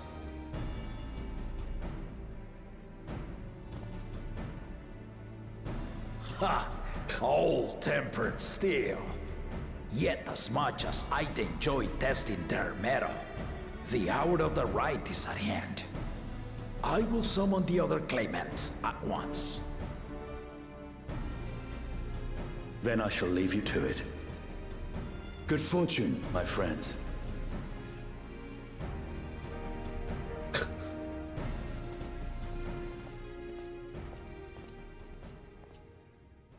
Just hanging around touring.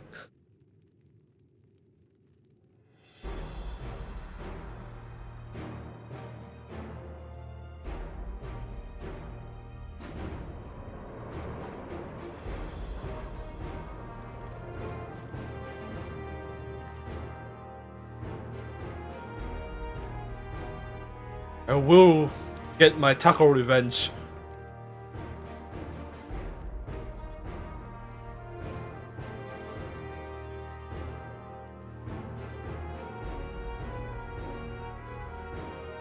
The claimants are assembled. The first promise, Zorolja. The second promise, Ona. The third promise, Uklamat.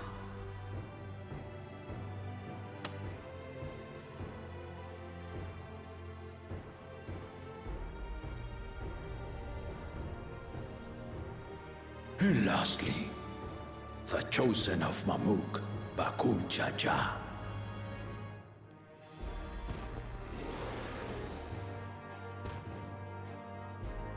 You four will compete in the right of succession, the outcome of which will decide who takes my place as Dawn Servant.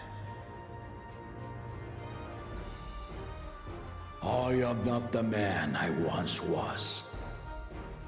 My wiser half sleeps the days away, and it is time I yield my position. But mine is a torch that has never been passed. Tuliyola is young, and so I look to the always for inspiration. The right of succession, the means by which the autarch of Mamuk was chosen. Only the two-headed were deemed fit for this contest, but the Tuliyola I built is a nation of many peoples. Our leader needn't have two heads, nor be a Mamulja at all.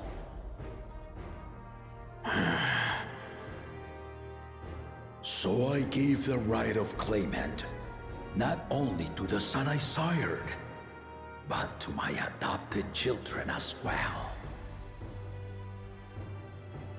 Yet the opportunity to rule was still not equal. That is why a recent tournament offered a place in the contest as the winning prize.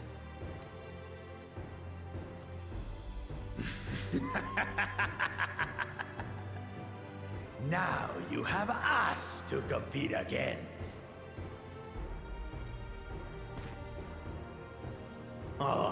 Though it seems the One-Head was already too afraid to face us in the tournament.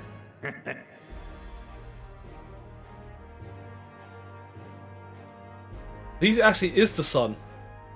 Our brother was in Shock Tural leading the Landsguard on a campaign to eradicate a Tural Vidral. Anyone with sense would know he was too busy for games.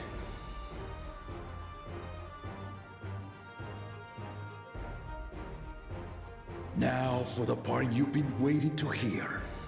The nature of the contest itself. To triumph in the right of succession, and thereby claim our nation's throne, you must travel the lands of Yogg-Tural and find the City of Gold.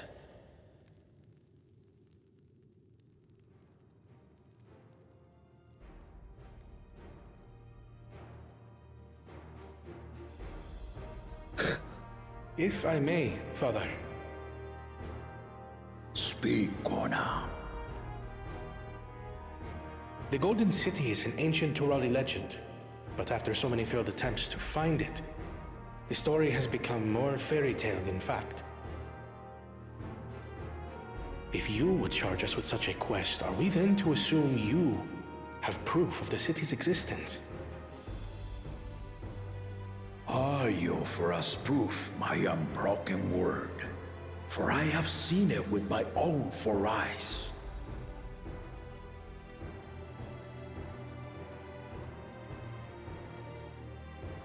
The city's real. All those years. This was before the founding of Tuliyola. I traveled the lands of Tural with my companions, and we ended our journey at the gates to the Golden City. I mean to have you do the same, but in order to achieve victory proper, you need to break the seal I put in place. Bring them.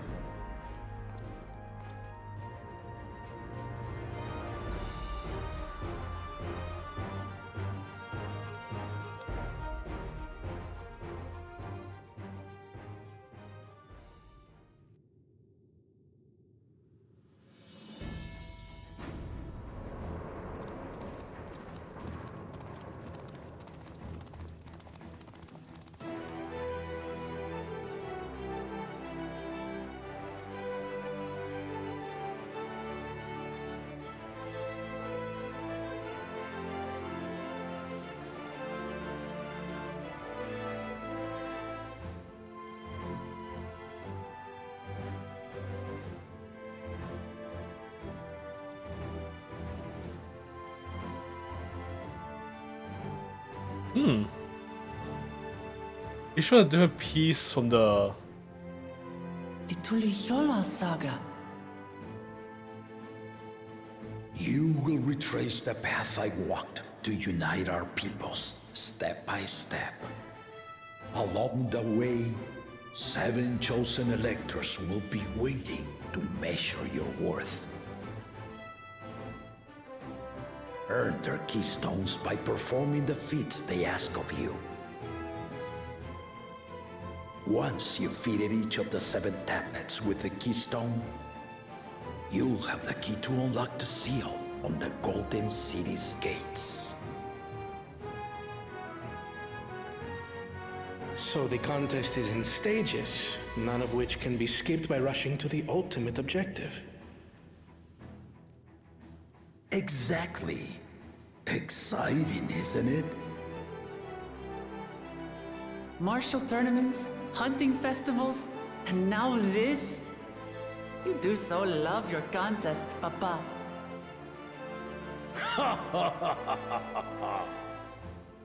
Were I a few years younger, I would have joined in myself, giving you a proper challenge. You may think the ride is tedious or nonsensical, or both, but I am yielding our nation's throne. Let me have this final indulgence. A waste of time. Just name Bakunja as successor and be done with it.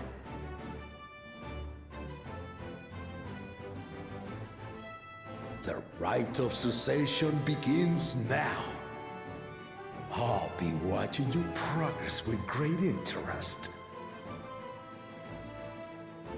And Clement, remember to collect your tablets before you leave. Someone in the team has to lug all of them.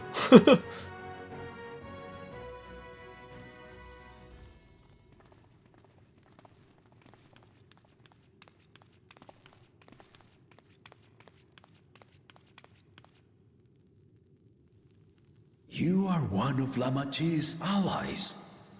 Speak freely. I am Kryl Baldessian, representative of the students of Baldessian. My name is perhaps familiar to you? Ah.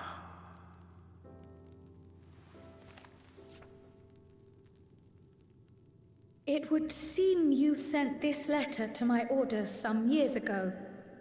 The ink has since faded and much of the writing is illegible. Even so, we managed to determine the essence of it. A request to investigate the Golden City, addressed to my grandfather, Galuf. Included with the correspondence was this earring. A fairy tale and a piece of jewelry were enough to convince my grandfather to sail halfway across the world. So there is surely some greater mystery at work here. On behalf of the students, I've come to seek clarification on the matter. Have you any knowledge you might share with me?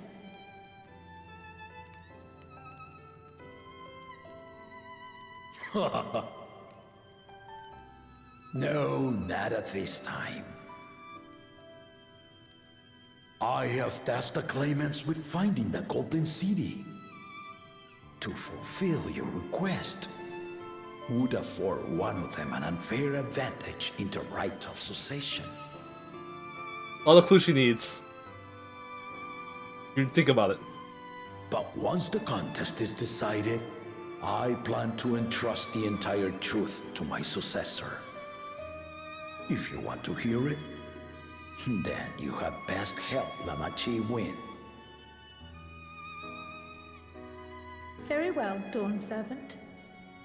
On my honor as a student of Baldessian, I will find your Golden City. Thank you for hearing my petition.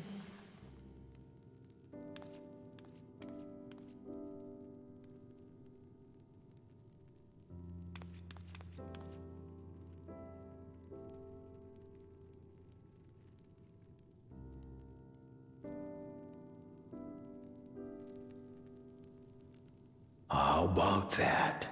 She's grown into a remarkable young woman. You should be proud, Galuf.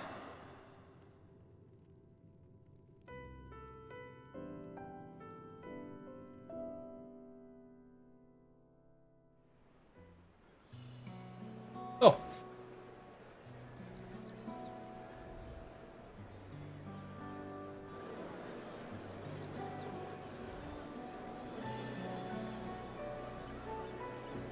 Too late to change your mind now, I suppose.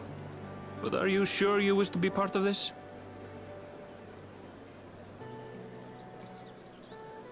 Our third promise is not wont to take no for an answer. Though you may have agreed to help, I worry that you were swept up in her relentless enthusiasm. Wouldn't be the first time. Or perhaps you've been lured by the glory of the Golden City. Either way, this contest for the throne will place you and yours at the heart of political turmoil. If you are second-guessing your decision, tell me now. This may be my last chance to help you withdraw.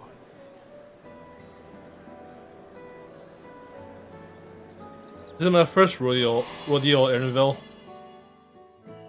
Life is a series of journeys, my friend. And there's no telling what awaits us on the long road. But what's important is to be true to yourself as you walk it. Only then can we hope to be content when we arrive at the end of one and step forward into another.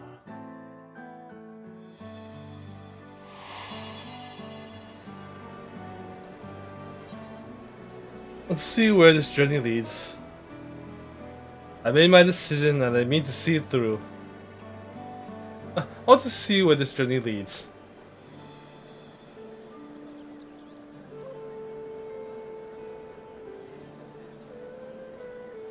So you are committed to your path?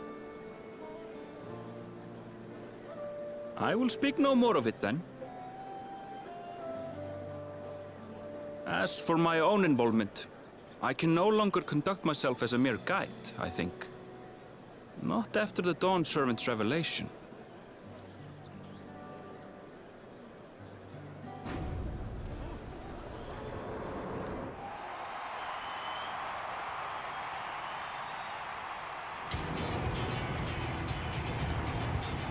Here they come!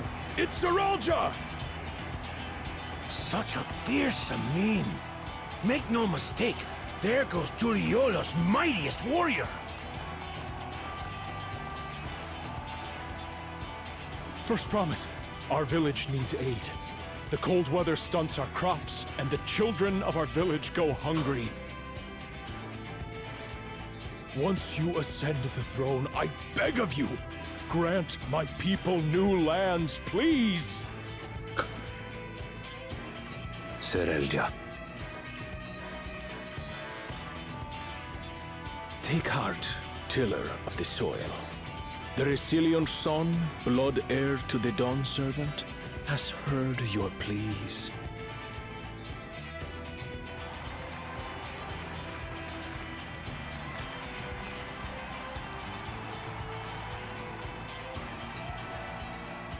Zeralja, the first promise and commander of the Landsguard.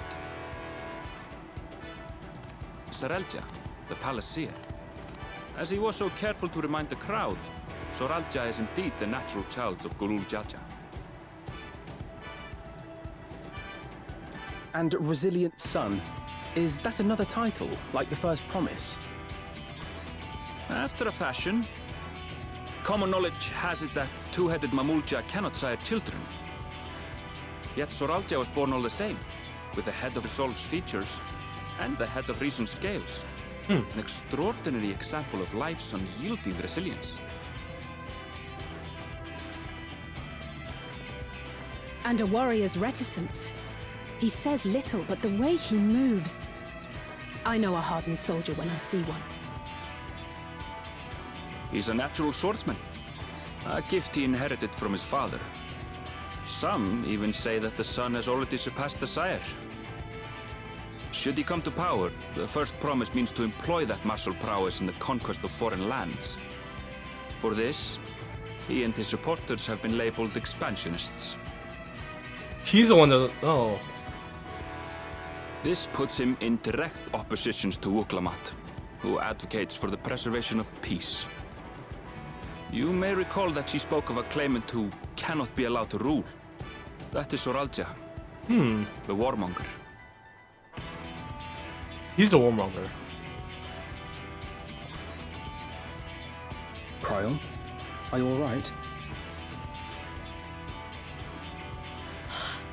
The echo. It gave me a glimpse into Zeralja's ambitions. Oof. Deep and unknowable, like an abyss.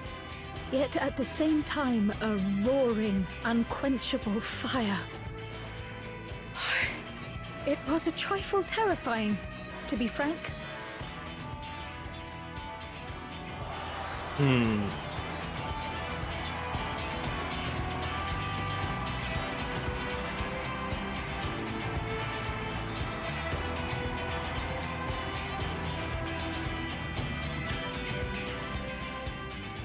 Second promise, you must bring us more marvelous conveniences. More dirigibles and trains and the like. We need you in charge to make trading easier. The elders, they complain and complain about abandoning tradition. But we're not like them, afraid of everything foreign and new. You have our wholehearted support. With your ingenuity and knowledge, you're sure to win the contest. Forgive me, but the right of succession is barely begun.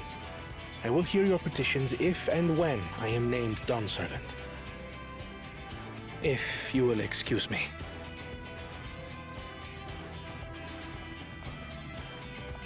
Plain spoken, as always. That's Arcona. Practical to a fault.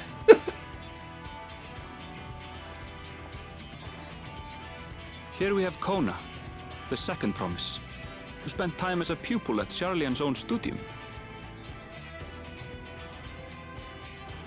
Now that you mention it, I think I did see him in the halls once or twice. There was nothing to suggest he was Turali, much less from a royal family. That was by design. He forwent his usual garb and took an Eorzean name to avoid attention. So it was Kona who introduced the dirigibles. And the railway too, given what we just heard. In furtherance of his goal, to enrich Tuliolal with every bright notion he learned of in Charlia. He is the hope of those who prize innovation. As aloof as he may seem, Kona and Wuklamat actually get along rather well. They bicker and banter as only close siblings do. Like you!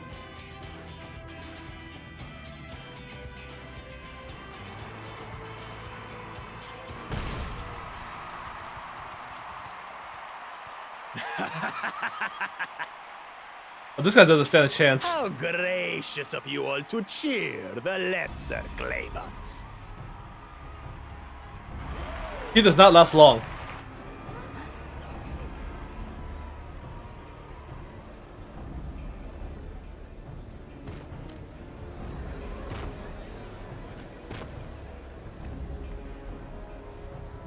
Oh, come now.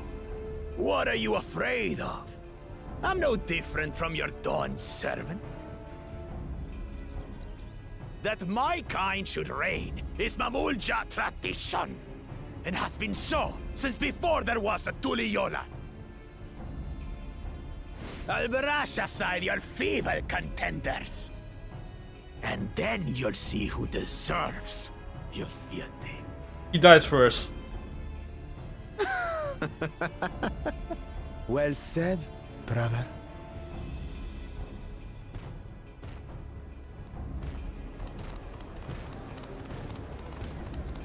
The Mamulja have finally found peace in Tuliolal. I pity those fanatics are intent on keeping that tradition alive. The chosen of Mamuk, Bakul Jaja, winner of the recent martial tournament, and the only claimant not of the Dawn's promise. His strength is undeniable, but you see how he is. A few devoted Mamulja are his only supporters. What would he do with the throne should he win it? Oh, is everyone leaving because Wuklamat's last? His policies and so forth. I doubt he's thought much beyond winning the contest itself. That's messed up. But one thing seems certain. If he does become Dawn Servant, he will see the Mamulja exalted as the ruling class, and all others forced into subservience. Yeah. Sounds like another that cannot be allowed to rule.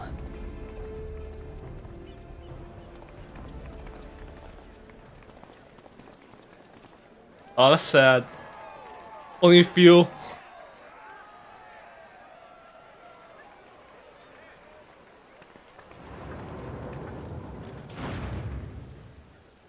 Hey, you have some loyal fans though.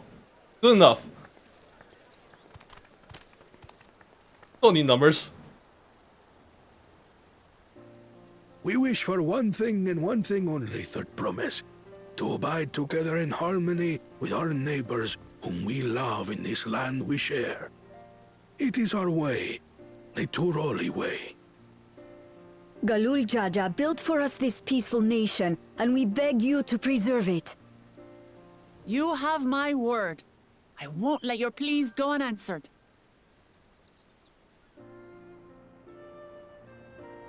Until Tuliolal was founded some 80 years ago, this continent was ravaged by war. The eldest among us remember that dark era, and they are Wuklamat's most ardent supporters. Apologies. It's hard to get away. This is Namika, my childhood nursemaid. She's been like a mother to me my whole life. I told her it wasn't necessary, but she insisted on seeing us off.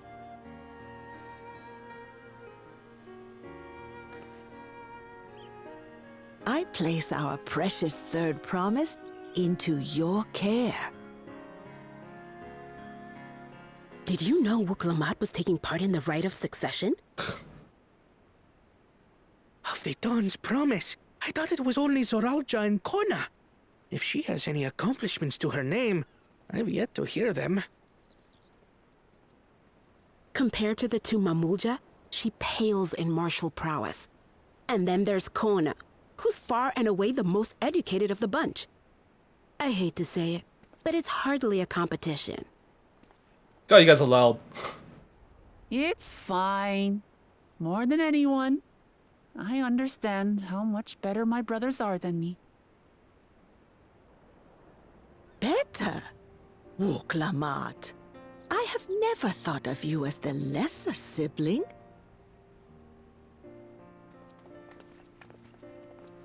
Your brothers may excel in their respective ways, but you boast qualities that both lack.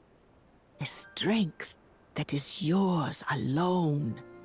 Having cared for you for so long, I should know. Thank you, Namika.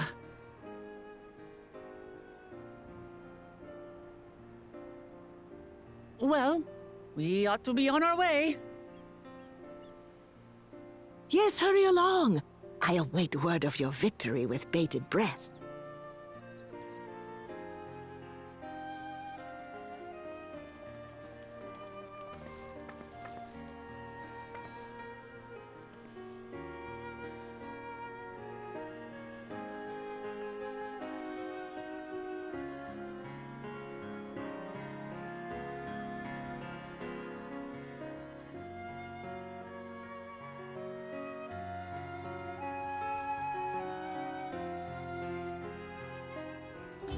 And it's night.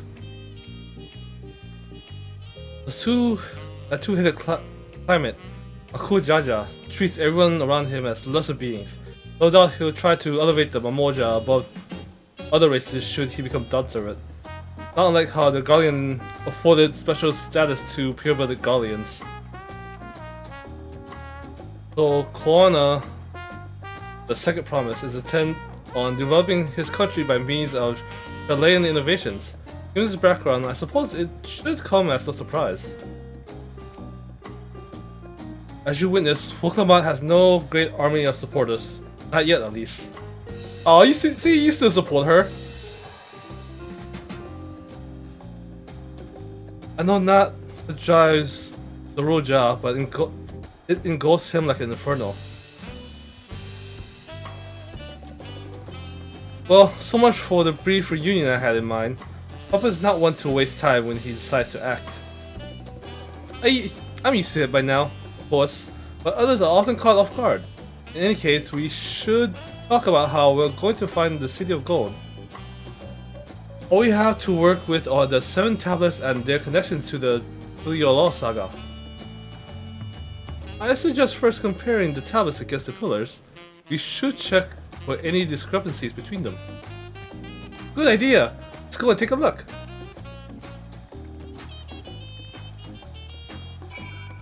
Studium. Add to any codex.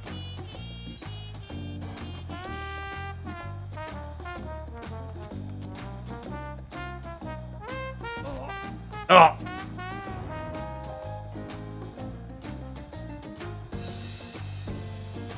Ah!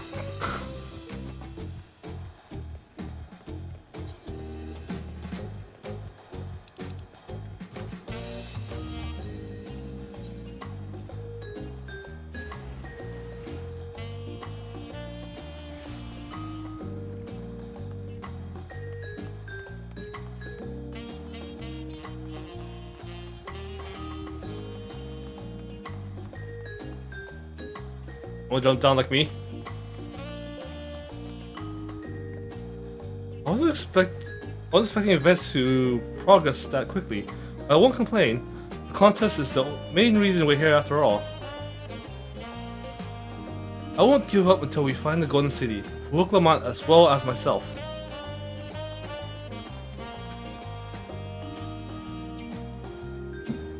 Preparations of intricacy card tablets, particularly card tablet for every claimant, must have taken considerable efforts and forethought.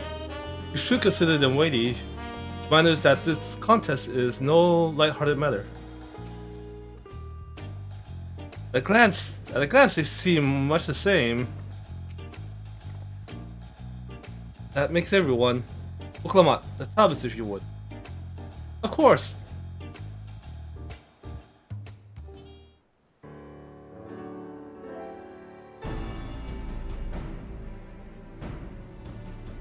Everyone has a tablet?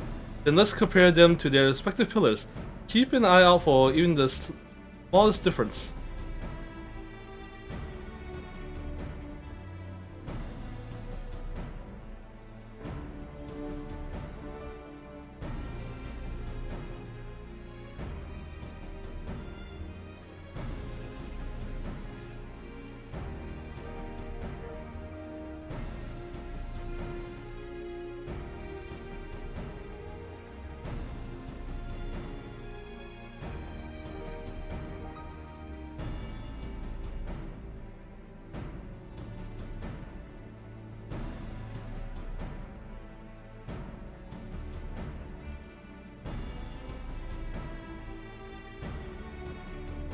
Unless I'm missing something, the glyphs appear to be identical.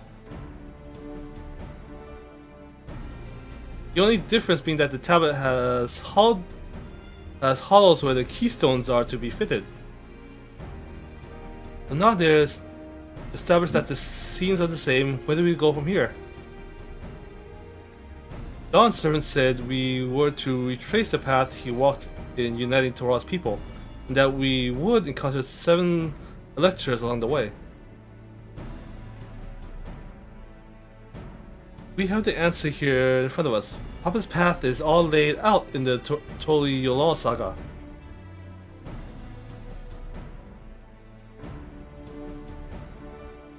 The events the glyphs portray. Do we know the exact locations where they took place? If one is close, we could go there and search for the lector. That would confirm we're on the right track.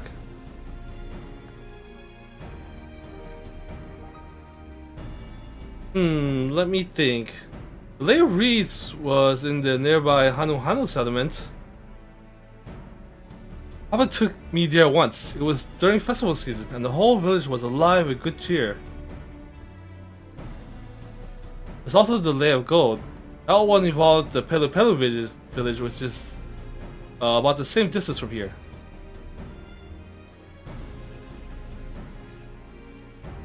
Before going anywhere, we should ask around about the road ahead.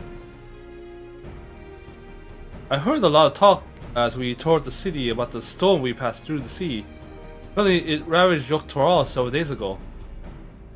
Since our roads are not as well paved as Orozia's, they're more susceptible to dangers from natural disaster. If you want to avoid wasting time taking a dead-end trail, I suggest you spend a few moments making inquiries.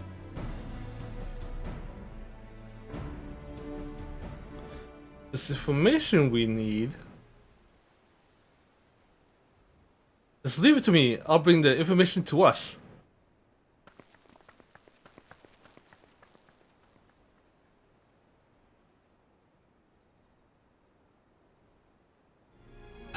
It would be prudent to ensure we're prepared for the journey.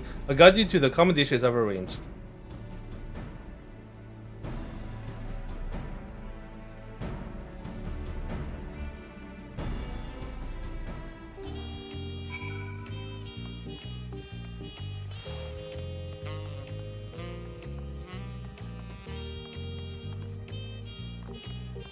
Oh, this is where we got an in room.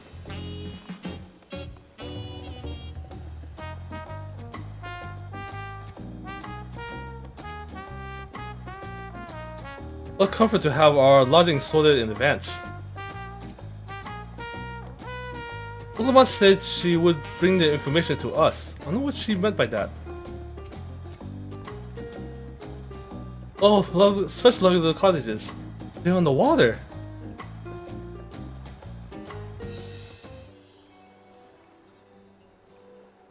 That's right, the reservation's under Wuklamat's name.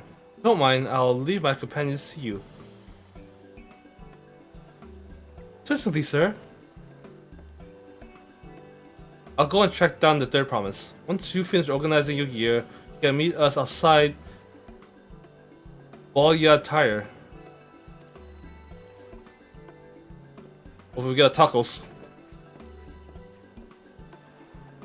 Greetings, visitors of Tuliala, and welcome to the Foreign Cabins.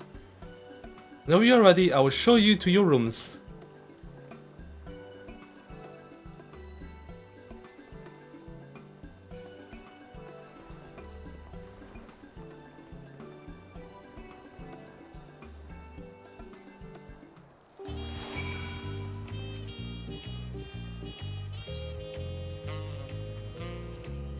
We built some years ago to better accommodate our visitors plus assault.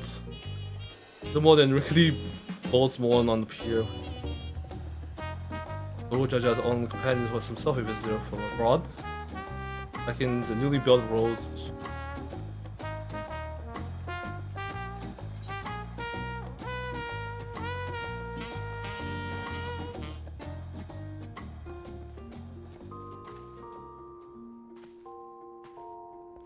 This is a nice inn room.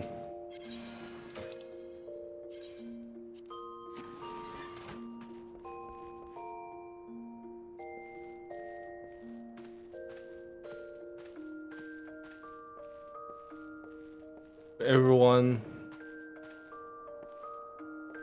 Fish and roll. Bed, log out.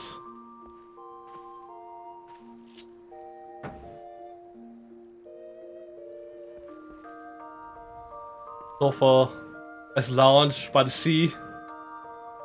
See, not everyone's gonna want a home here.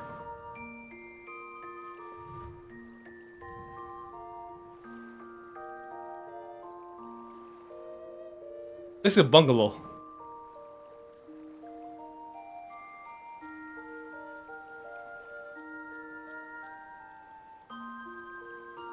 Gate.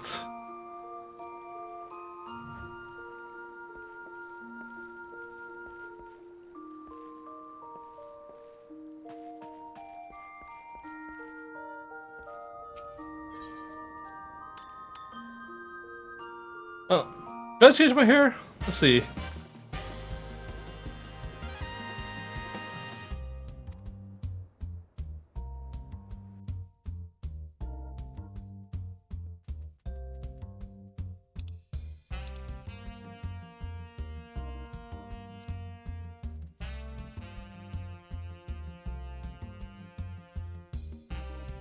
Actually not bad.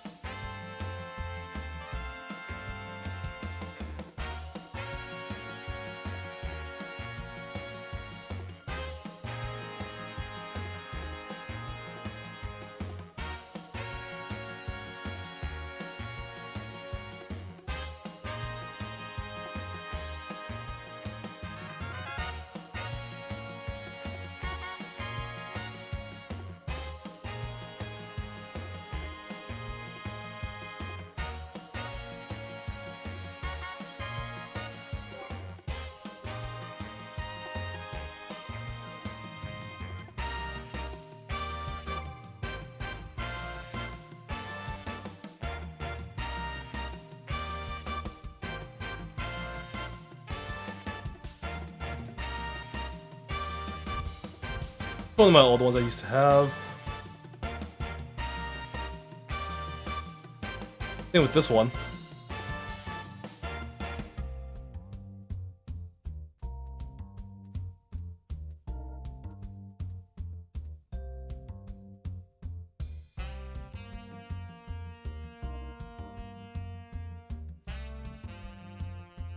This is the first hairstyle when I first made the game.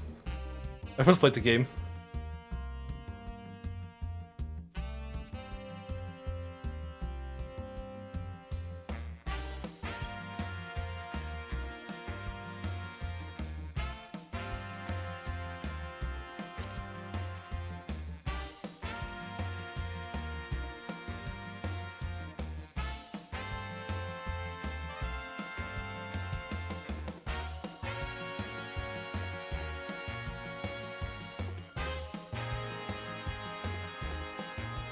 Actually, I want to go lighter now with the new lighting.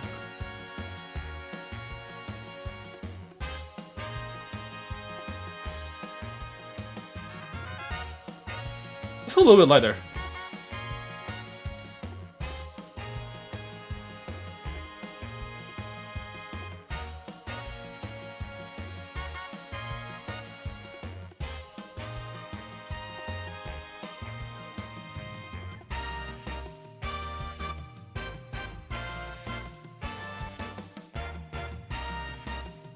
I would like 5 if it was lowered down a bit more. Like 4s. But it's too high up.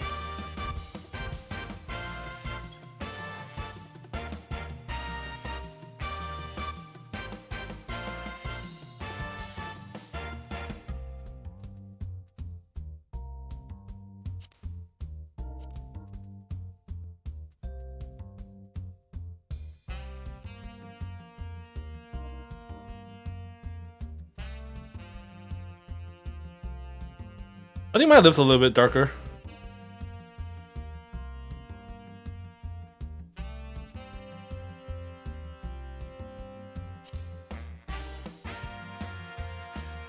A little bit darker.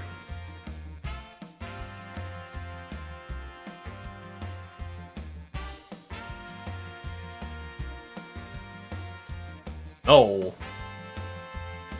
No.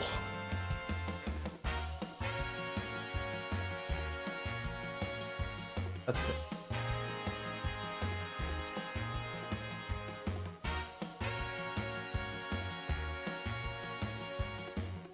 Push. Got a little darkened.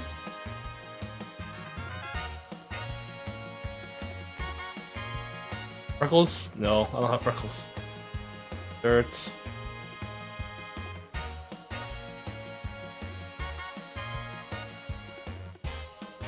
No, I don't need to darken.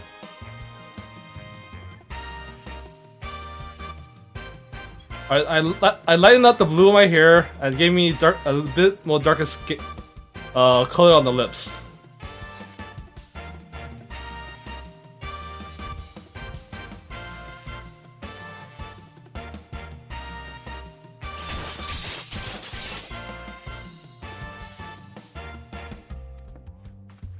Uh-huh.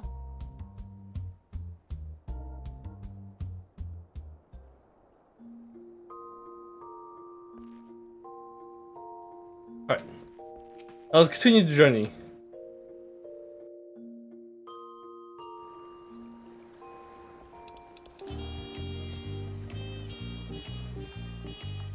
Oh, where am I going? Alright, to this. Oh, to the restaurants.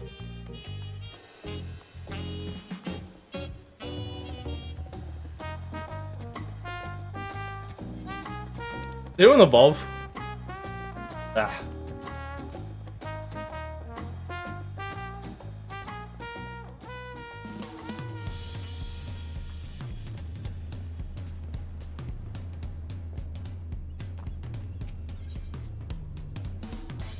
And they broke in the right succession.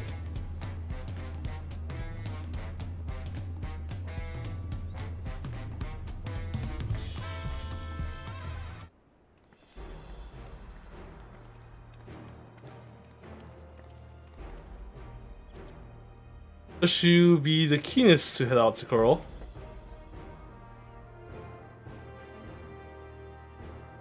Try to get a bit of touch up. But we're at Aaronville and Wook Lamont, I wonder.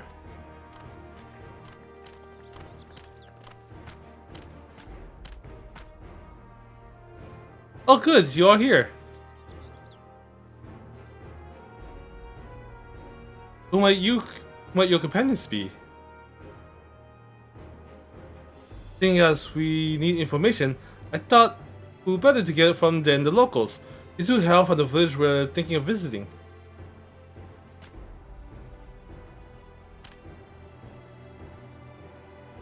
I give you credit for taking initiative, at least.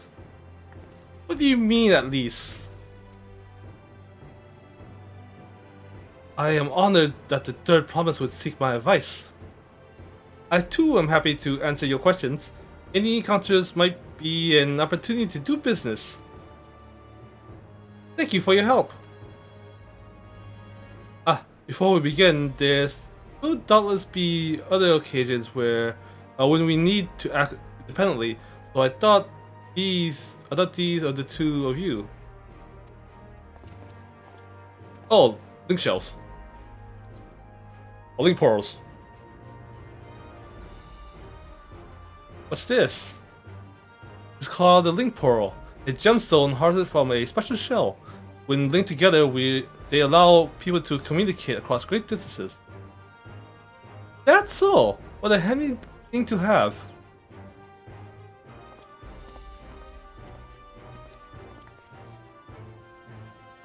It'll be very useful for our travels. Speaking of which, I should get back to introducing my two new friends here.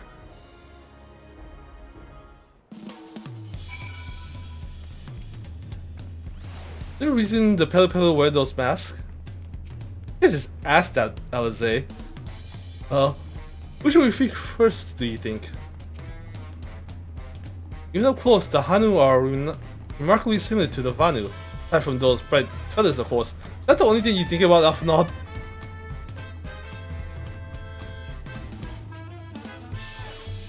Please, ask anything. I'll gladly tell you what I know. But a stroke of luck to forge this connection to the palace. May it be the beginning of a profitable partnership. Wook may not be as experienced or accomplished as her brothers, but she has an affinity for the people. For her, finding those willing to cooperate is as simple as asking. The Tuliolal saga features a number of Toral's clans. Two of these, the Hanu Hanu and the Pelu Pelu, have settlements relatively close to the city, so I brought a representative of each. As I mentioned before, the Hanu are a cheerful people who love their festivals. They make their appearance in the Lay of Reeds, and their home village, Ok Hanu, is located in Kozamauka.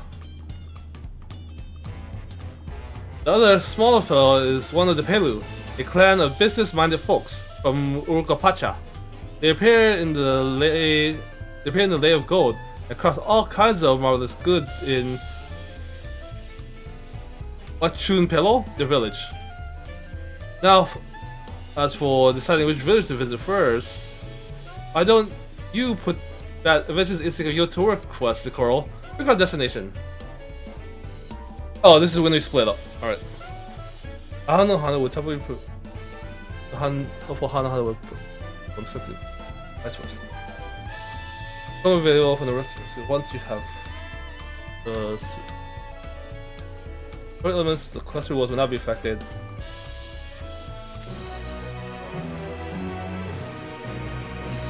Ooh. Who should we start with? The Pelu or the Hanu?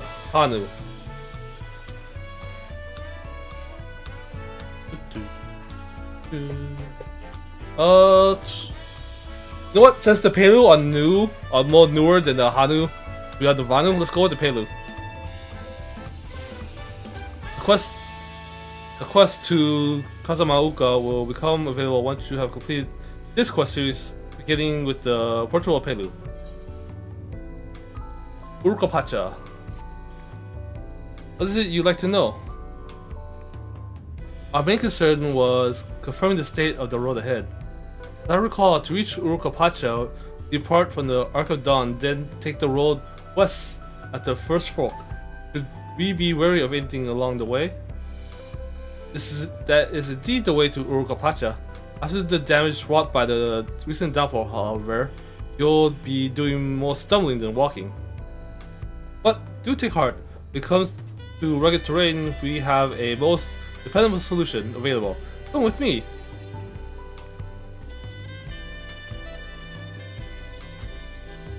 We'll be back to talk with you in good time, friend Hanu. Meanwhile, you can eat and drink your fill at Boyav Tai. All been arranged.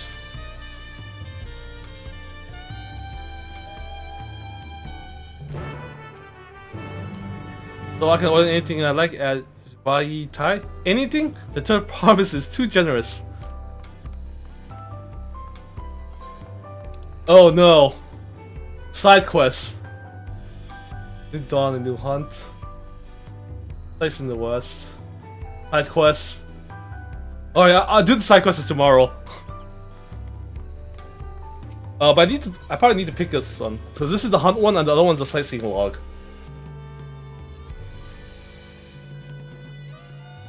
You there. You are Zikoro Masaki, are you not? The adventurer from across the water who had been lending the third promise his strength. Then well met. Tell the truth, I have been meaning to take your acquaintance for some time. I have a proposition for you. You are familiar with the Eorzean hunts, yes? We have something very similar here in Tuliyola and have heard much of your philanthropic spirit, not to mention your capacity for violence. We should very much like to recruit you to our cause. If you are interested, speak with my associate Go Ogwa. The Jubral is a master of the hunt and minister to the bills in the square overlooking the port. Tell him that Wing of Protection recommends you.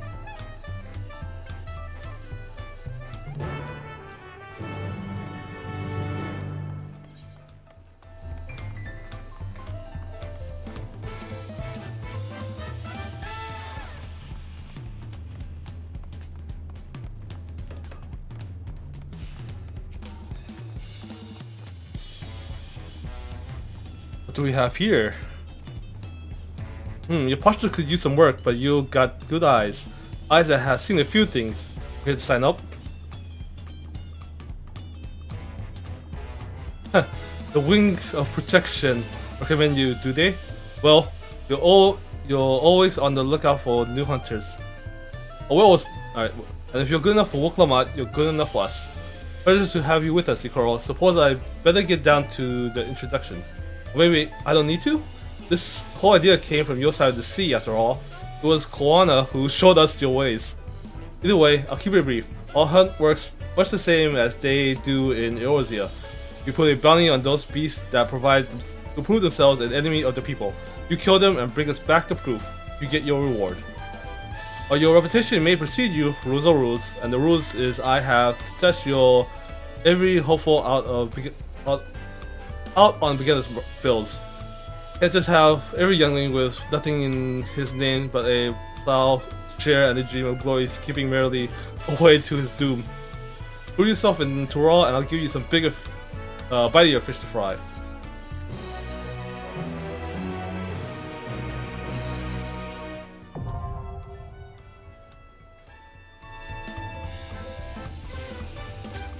I need for the next one.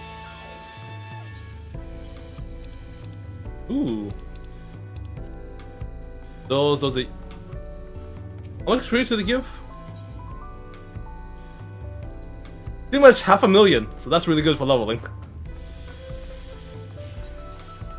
And then they go pick up the sightseeing log.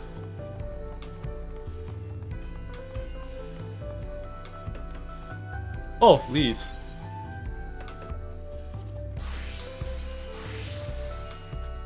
Excuse me, sir, but are you a tradesman by chance? You have the hands of someone with a long storied career. Instead, I would beg you to lend to the good people of Tural. Here we accept petitions on aid on behalf of the Wing of Reflection, but be they with the common citizenry or fellow artisans, use any and all tools of the trade at our disposal to ensure the needs of Tural are met. This is found in myriad tribes have gathered here on Tutorial commence flourishing as the years pass. However, one might expect from such a diverse people, business practices vary greatly from tribe to tribe. While there are difficulties in trade, we have yet to overcome a great many troubles were thought with the Dawn servant established the wing leave system. We serve as an intermediary between those who require aid and the tradespeople with the requisite skills needed to fulfill those petitions in the form of leaves. Yeah, this is Eorzea. Are you familiar with leaves? Hail from across the salt? I would assume so. The head of Reason adopted the system from the guild leaves employed in Eorzea. Leaf plates used to depict the Dawn servant's journey building this nation and the lessons learned from his companions along the way. Reminded that only together we can make Tulia drive. Of course, this sentiment of solidarity also extends to allies come from abroad, much like you. Which is to say, we would be honored to have your assistance. Alright, wing leaves. Level up crafting. Offline.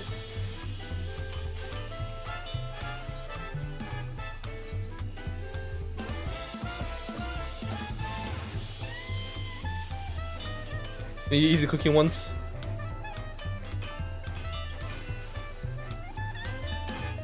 Cooking mescal.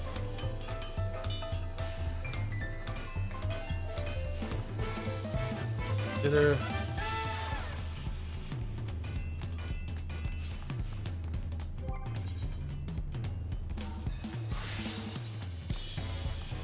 Slicing log.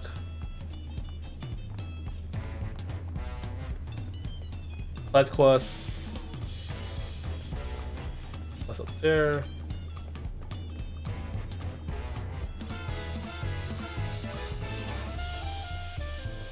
Yeah, I started doing side quests like the first thing to do by stream.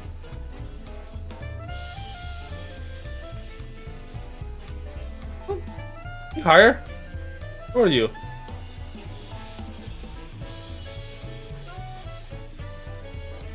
I don't think we can go inside the house, right? No.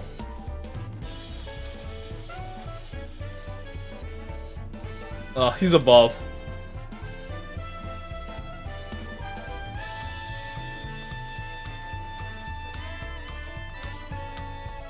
There should be a left turn somewhere.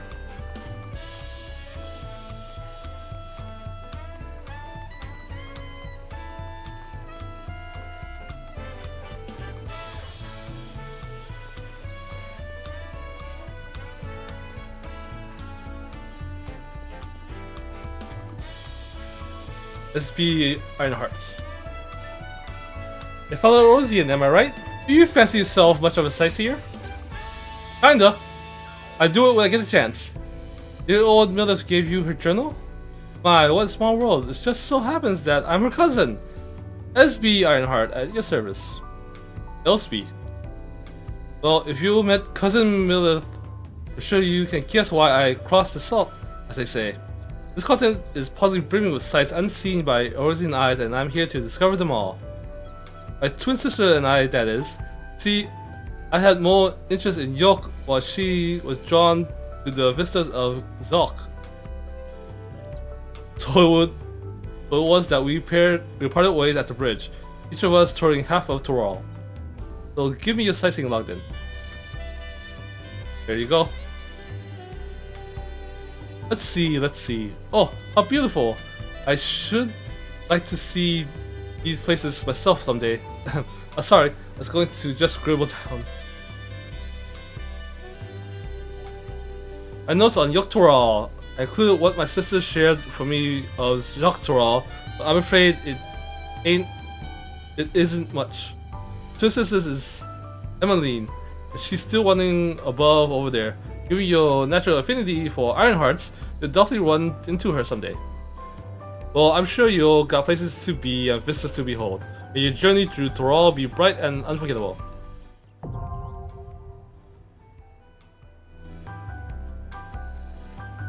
Hey.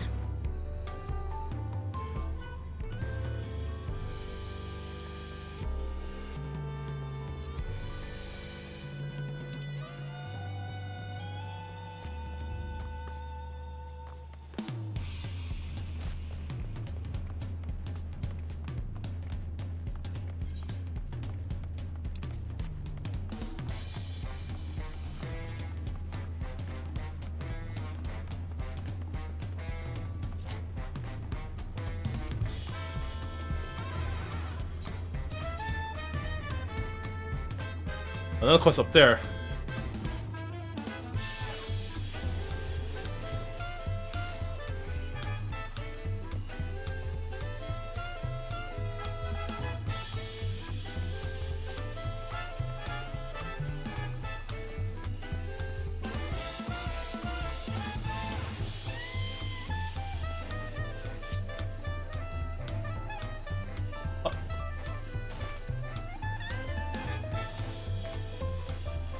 The Pelu all being small is confusing enough, but those masks make it almost impossible to tell men from women, let alone guess at their age. Oh my, are those fluffy babies are mounts? Talking to a Pelu before we depart was a wise decision. I for one would rather not brave a treacherous, slippery trail on foot. The beasts are sure-footed, that's for sure. Ugh, why did it have to be alpacas?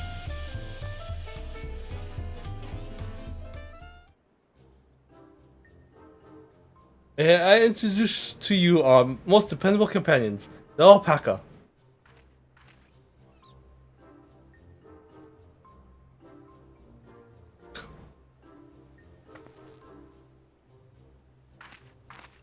These animals can traverse Urkopacha's steep trails as if they were gentle fields, all while carrying heavy loads. Our merchants would be lost without them. So they fill much of the same niche as our chocobos back home. Don't have alpacas in Eorzea? Alpacas are native to Dawntrail. Eorzea has its chocobos, and eastern lands have their horses. Why go to the trouble of breeding another pack beast in a place which ill suits its qualities and where it is not needed anyways? But must we ride these little monsters? I get the impression you aren't fond of alpacas.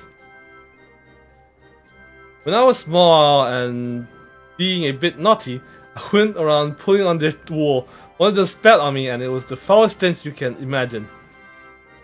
I see.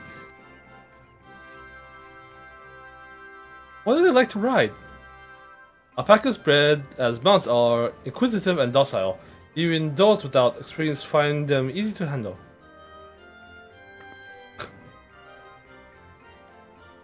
They're really doing this then. So, was my information useful to you? Yes, very helpful. Even if it wasn't what I wanted to hear. Good! I'll take my payment now. You want me to pay you? I guess I should have expected as much from a Pelu merchant. Let me see what I have on me. The Pelu value the act of spreading joy through trade. As you should know, they take pride in making deals that benefit both parties. Alright. There you go, a fair price for your fair advice. Yes, I made a trade with the third province herself. My friends would never believe this. I shall be on my way. I wish you safe travels. Off you go then, and thank you.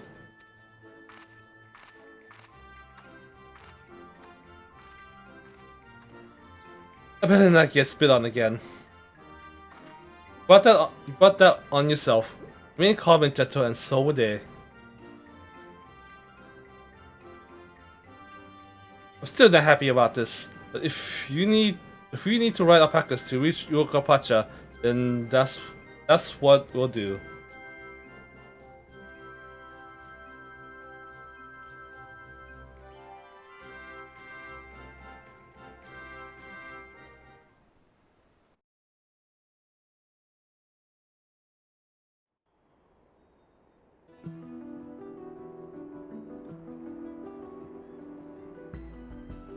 Turali poets of yore sang of a mountain that would stand tall, even should all other lands sink beneath the sea. Indomitable and eternal, it arises from Urkopacha, the 100 peaks of time. Of all the beasts which crawl and fly, only the legendary Valigarmanda could hope to disturb the summit's serene majesty. Yet, with that flying calamity imprisoned by the Dawn Serpent, what great feat remains for those who would claim the throne? Tura Urukapacha.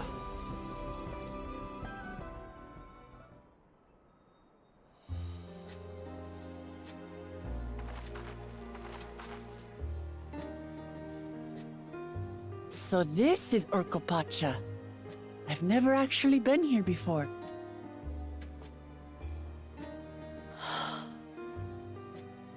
The air is so crisp and clear. Mountains everywhere you look. That one massive peak in particular has quite the presence. It puts me in mind of Som-Al. That is Workor Sormor, the tallest mountain in Yogg-Tural. Its sheer height makes it an imposing climb. But there are other reasons the ambitious keep their distance.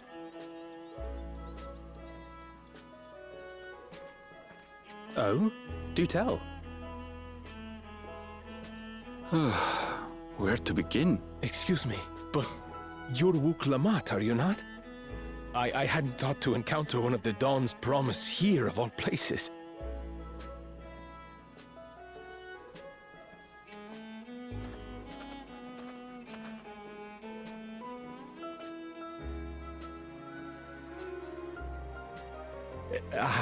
But I should introduce myself.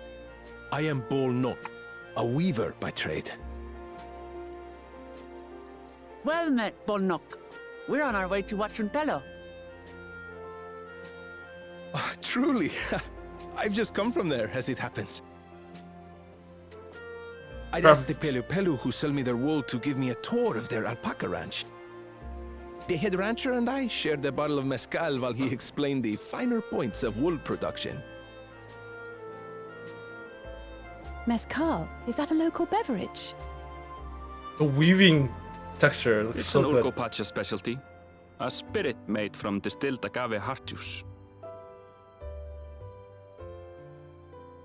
Yes, and it must have done wonders for my mood, for I tripled my usual order of alpaca wool. They did offer me a discount, though, so it wasn't a bad deal in the end.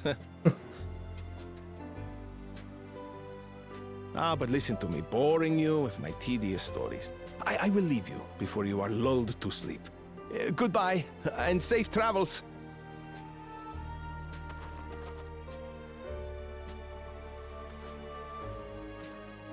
Oh, silly me.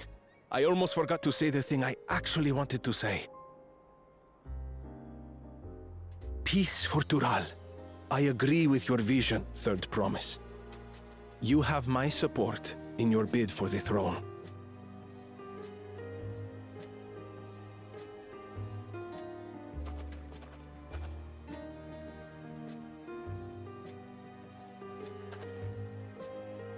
I gather from his tale we would be foolish to underestimate Pelu merchants.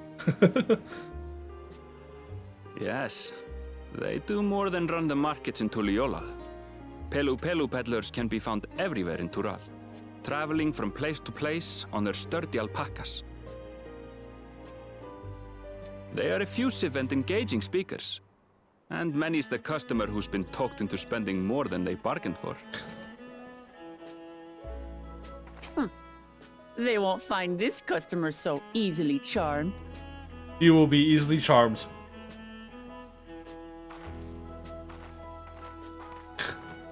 Watranpelo's down the path! Off the main road! Don't get lost! It's right there!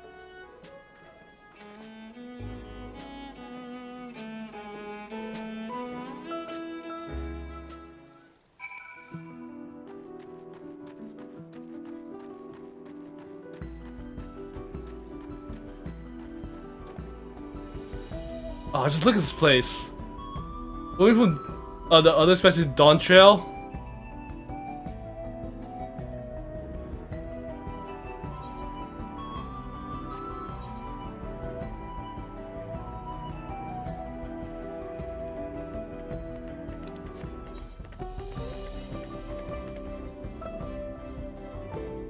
Oh, that is the highest zoom I could do. Oh, this place is huge.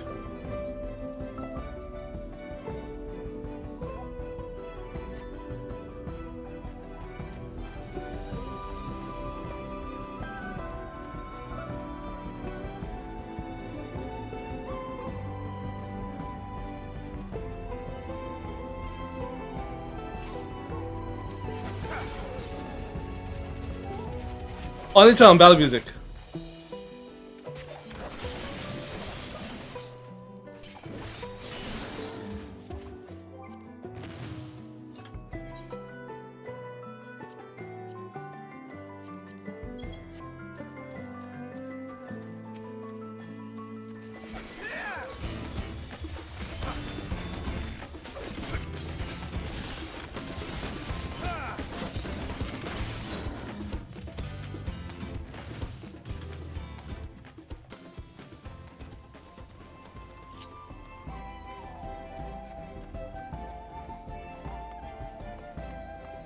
Fucking rock.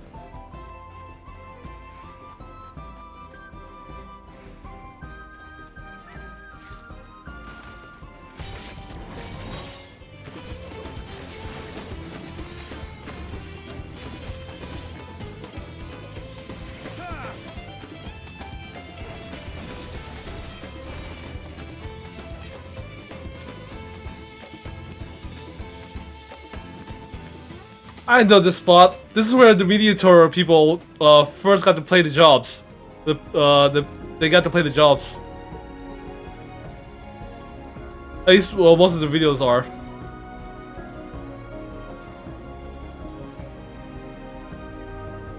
Yeah.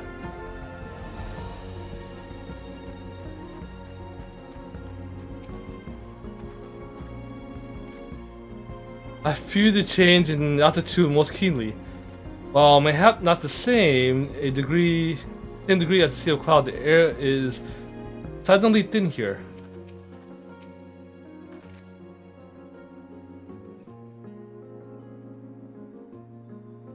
Oh hey, I have no worries about it. I mean, heck, you can experience it yourself since you're playing entry. I can see more buildings down the path. Bonok was talking. I wonder what's over that way. The palace crowds with more supportive of her brothers, but Wuklamat's peaceful policies do have their quiet adherents at sea.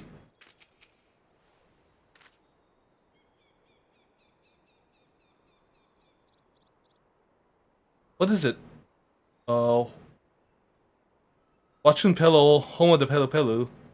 Wuklamat should have arrived before us.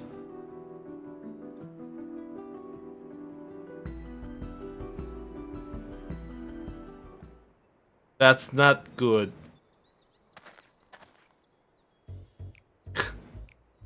You come all this way for the right succession? Oh, this means I'm exchanging words with the future Dawn servant. Please, the outcome is far from decided, but it is a possibility. How fortunate then, that I deal in cloaks woven from especially luxurious alpaca wool. Such a garment would look magnificent when draped over the shoulders of our budding ruler. As a nation's ruler should dress her best for her adoring people, yes? Finery of our finest lady, that's right. Come, third promise. My well-stocked shelves are but a few steps away. Finest lady.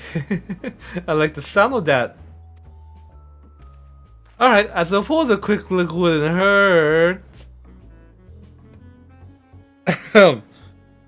What did we just talk about? Airville, when did you...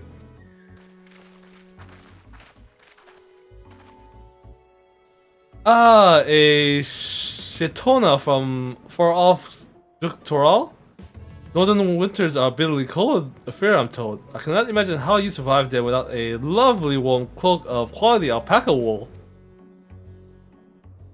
Oh, thank you. I don't need a new set of clothes at the moment, but and neither is the third promise. Perhaps another time. Of course, of course. My shop door is always open.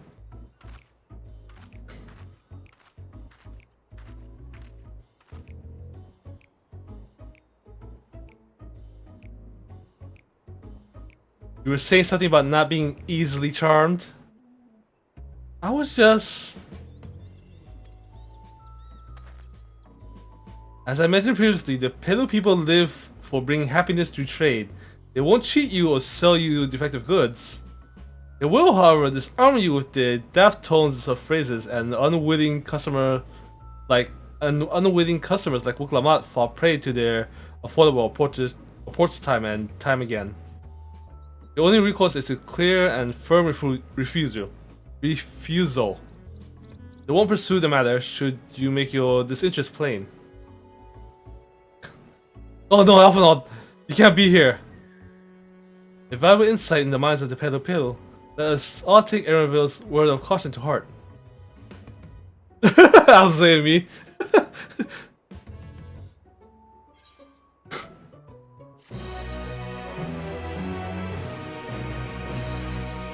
We all know you, Alphanaud.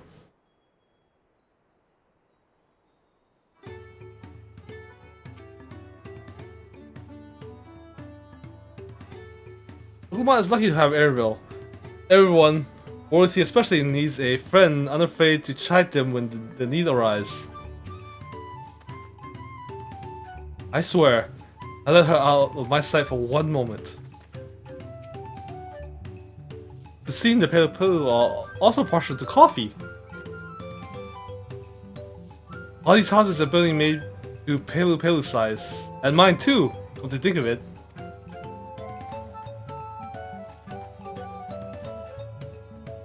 I barely fit. No, I probably will bonk my head running for the stone in the bottom. Yeah. Traders of happiness. I'm gonna search. Ready to search out the Dawn Service Selector. Not my finest moment, I'll admit, but now that we're here, let us do what we came to do. Find the Elector. Allow me to propose a strategy then. Carl, Alize, and I speak with the merchants. Wuklamat, you, and Aaronville might try approaching travelers and passerbys.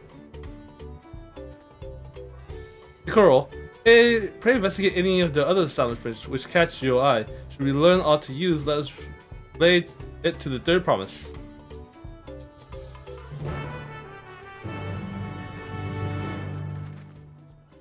Also, you plan to watch the VOD, there is some funny scenes of me reacting to certain things. Also the Pelu. What true Pelu? We have many local specialties off here, so please have a look around.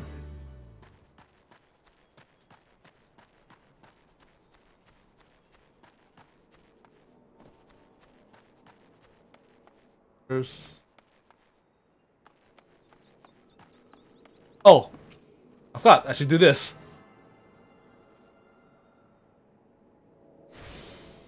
Hey, there's no shops here.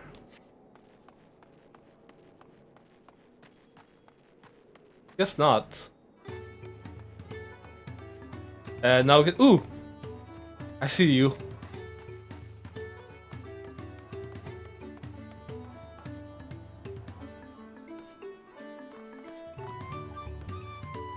But I can't get to you. Damn. I'll come back. Distillery worker. The Dawn Servant Selector? Ah, I thought you were a new face in town. Here for the right of succession, I take it? Me? I don't much care who sits on the throne as long as they keep Toral peaceful. People tend not to be in a mood to relax and sip our excellent mezcal once arrows and spears start flying. You know what I mean. Speaking of which, would you like a cup? A joy shared is a joy doubled, I say. No, I'm good. Ah, but yes, you're asking about the electoral business. Being but fresh returned from my trade route, I heard that there's a contest afoot, nothing much else. Our head ledger, Tobley, will possibly tell you more about it. Speaking of Tobley, our head ledger, he'll have the answers you seek.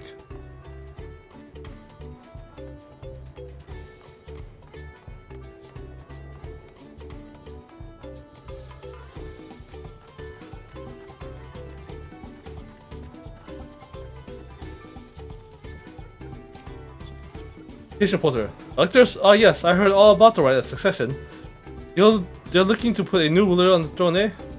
Personally, I'm rooting for Zoraja. The first promise wins, he'll look to expand our sphere of influence.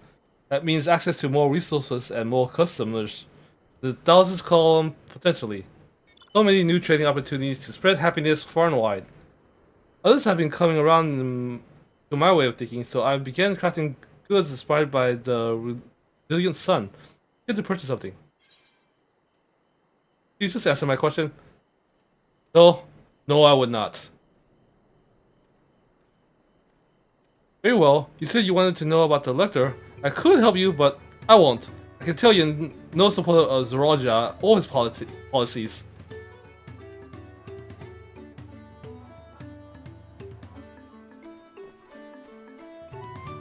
Pack keep.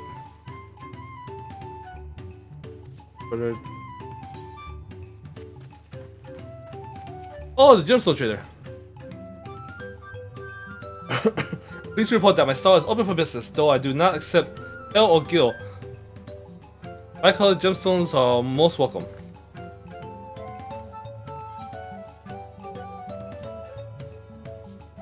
Alpaca fillet.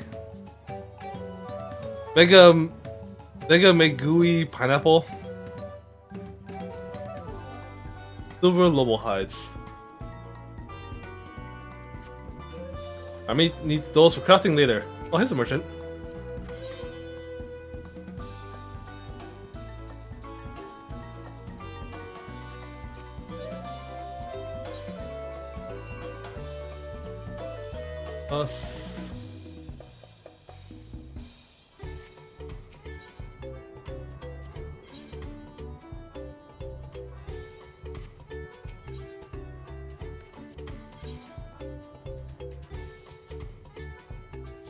Oh yeah, I looked at all the office already.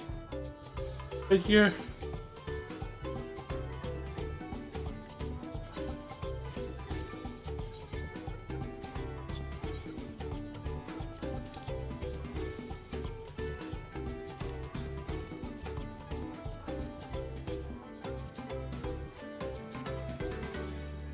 This gear's not bad.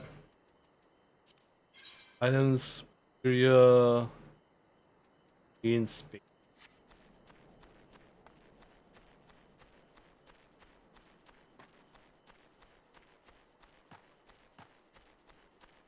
Mablu. Hello there, I'm Mablu. Did you have a question for me? Sorry, I don't know about any electors. You should take a moment to see our prize alpacas before you leave, though.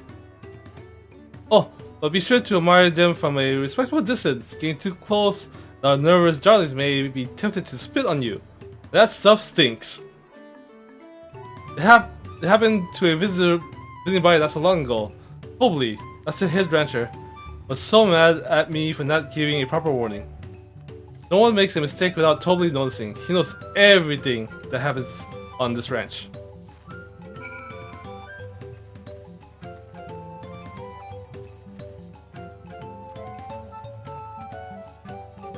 Sleeping alpaca. Oh yeah.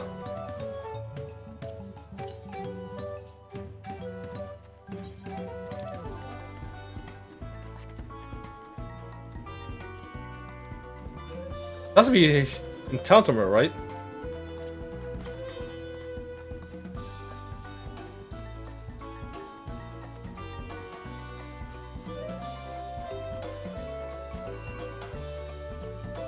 Maybe I'll look around a little bit before returning back to the group.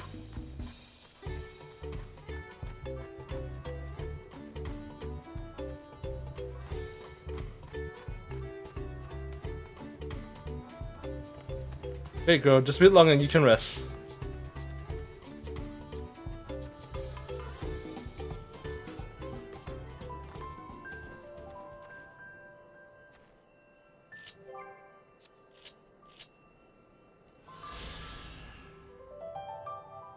Pelu. Nestled in between the mountains, the dwellings of this village are noticeably scaled down to accommodate the smaller size of its inhabitants. It is here that the peddler clan of the Pelu manufactured their trading goods such as coffee and mezcal, as well as maintain a ranch for the breeding and training of alpacas. Where was it?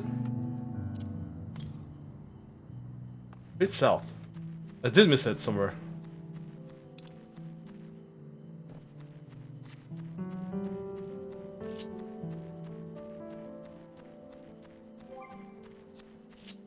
I need to bust out the...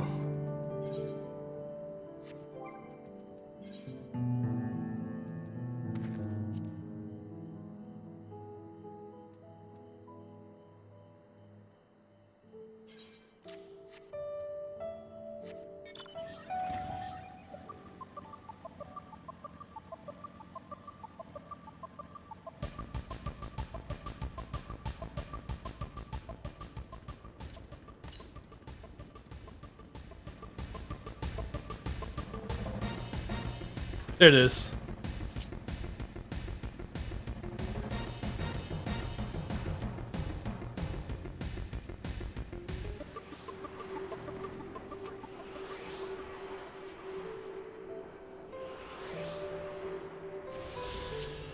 Right.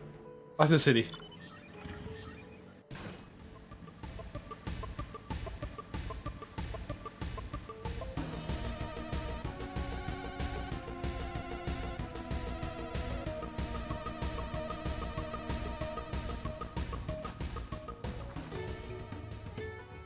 You have to watch yourself around these silver tongue peddlers. I once bought a bottle of mezcal and a stack of blankets, and then there was this enchanting ornament. Anyways, I did manage to learn that Tobli is the man to talk about the contest. Now, if only they shared where his ledger of theirs is to be found. Really? He's also the head rancher? Well, the alpaca ranch is not far from here. I say we pay a visit before the others return.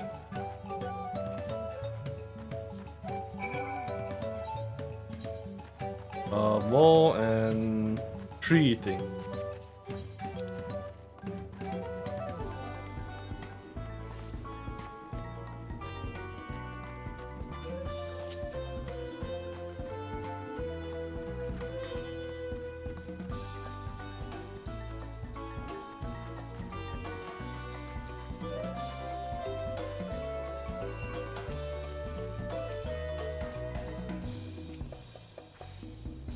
Back already.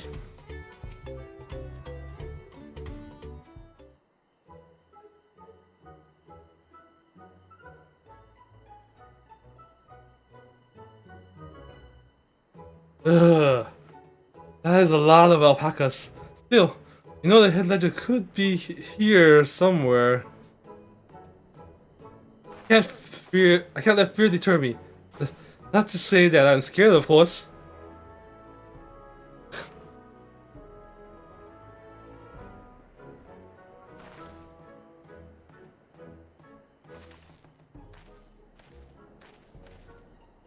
Excuse me, is one of these workers Tobli? Tobli?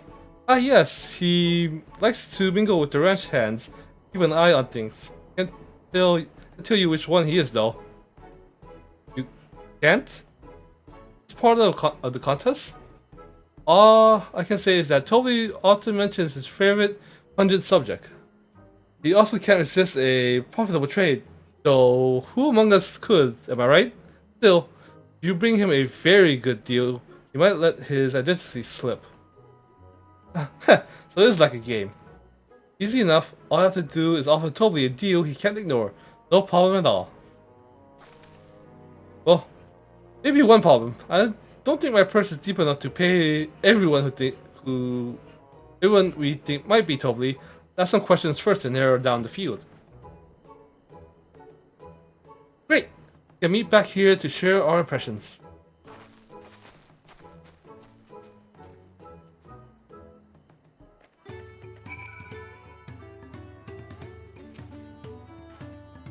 Well, obviously I'm not Tobly. I mean, oops! I shouldn't have said that. You're meant to find out for yourself who Tobly is.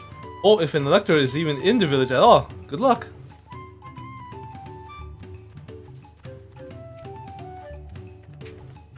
I might be Tobly. Well, maybe I am. All I say is that in this village none have weird mole alpacas than I. I'll snip out the head ledger in a heartbeat. You'll see.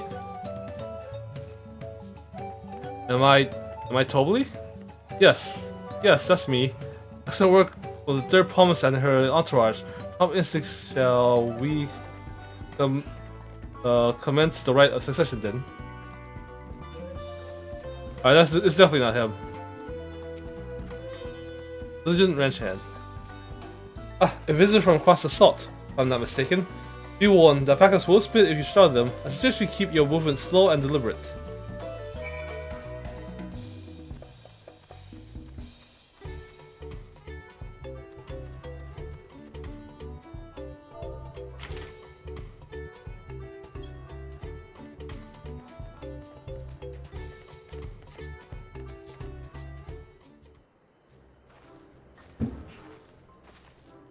I see we're both done with our interrogations.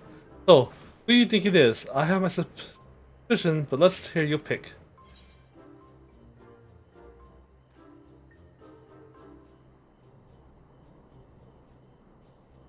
The diligent ranch hand.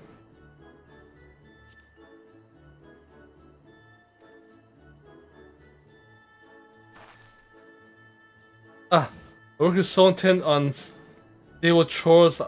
I'm on that one too. Time to rip the mask off our mystery ranch hand, so to speak.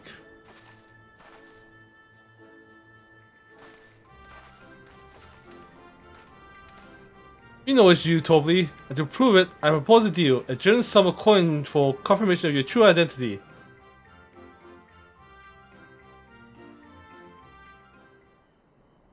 Offer I gladly accept. As you have correct— oh, alright, I was right. As you have correctly guessed, I am indeed Tobly, head ledger of Wachun Pelu, and head rancher of the family ranch. I am also one of Galul Jaja's chosen electors. Ah! The place featured in the Tuliolol saga, just as we thought. I was right to trust in your instincts, and I wager this won't be the last time. I wonder about choosing the others now. You find you out fair and scared, Tobly. And I'm glad she did. It would have been a pity had her bid ended here.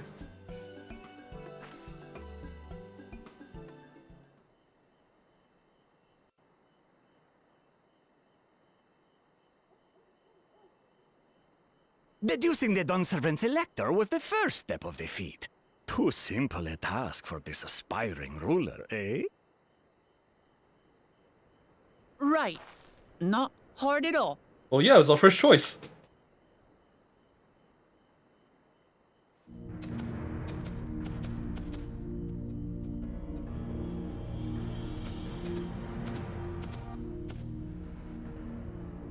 Zorolja.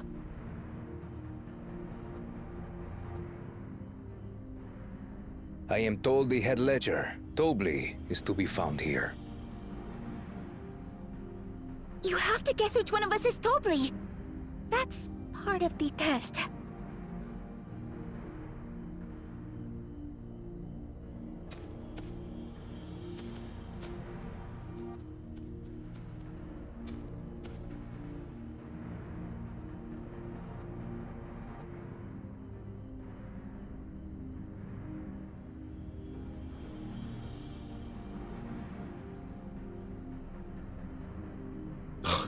Scared out the answer? You're doubly.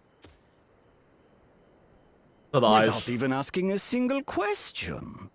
Very impressive indeed. With that amusing prologue out of the way, we can proceed to the actual challenge. Per the Dawn Servant's instructions, I was free to devise any manner of feat. I considered a number of possibilities in the 10th column. But I think I have a good one.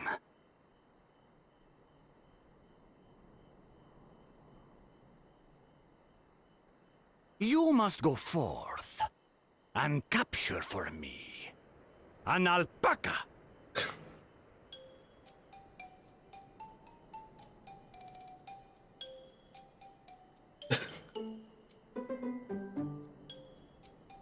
While I've not had the best experiences with alpacas, aren't they generally docile creatures? That doesn't sound like much of a challenge.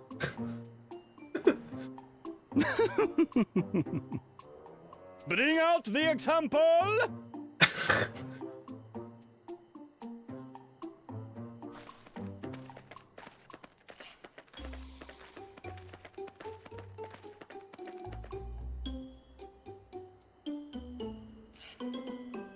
This is a special kind of alpaca. Would you please approach the animal, Third Promise? Who? Me? Well, it should stay calm if I stay calm, right? That's what Erinville said.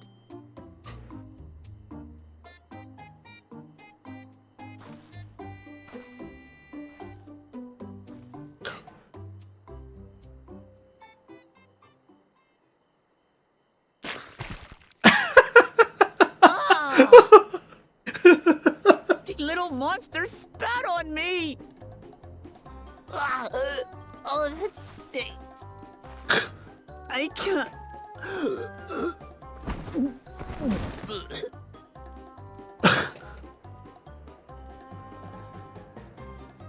Alpacas are paradoxical creatures, being both extremely curious and extremely cowardly. Press your luck when they're frightened, and you'll get a face full of spit, as you've all just witnessed. Has an awful stench, their expectoration. The globs contain half-digested food, you see, making it an effective deterrent against perceived threats. Wild valley braid like this one are especially timid and can therefore be quick to lash out. They're also especially hardy. Indeed. We take the rugged wild alpacas and breed them with our gentle domesticated stock. This produces the strong but biddable pack animals prized by our traveling merchants.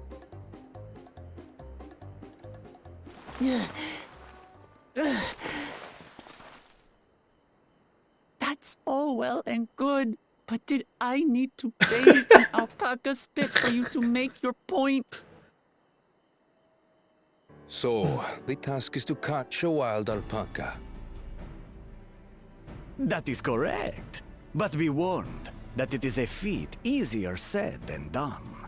I suggest you prepare well before you enter the valley where the creatures dwell. And by you, I mean the claimants only.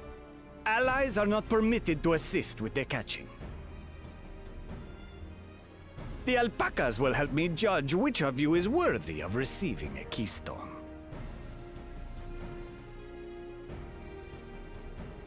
So I'm to chase down a fluffy, spitting demon, and that somehow proves I'm fit to rule? As I said, the Dawn Servant granted me the freedom to decide my challenge. And when you reach the end of the ride, I dare say you will understand why I chose what I chose. Good voice actor.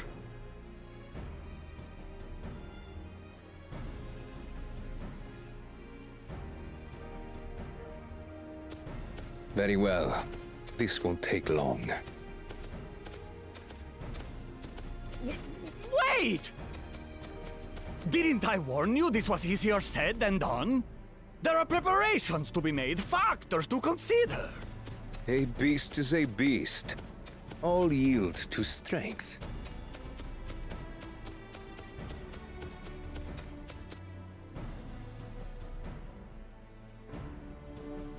So far, this experience has done absolutely nothing to improve my opinion of alpacas.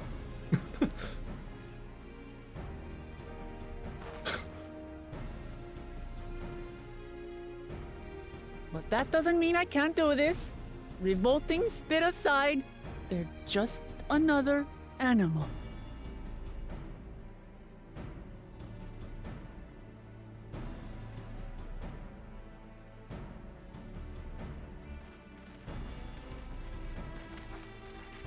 Are you all right, Uklamat? We thought we heard you scream. The third promise does not scream. It was more of a startled yelp. Scream, in other words.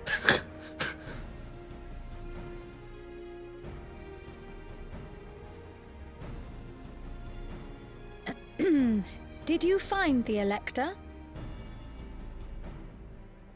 Oh, we certainly did.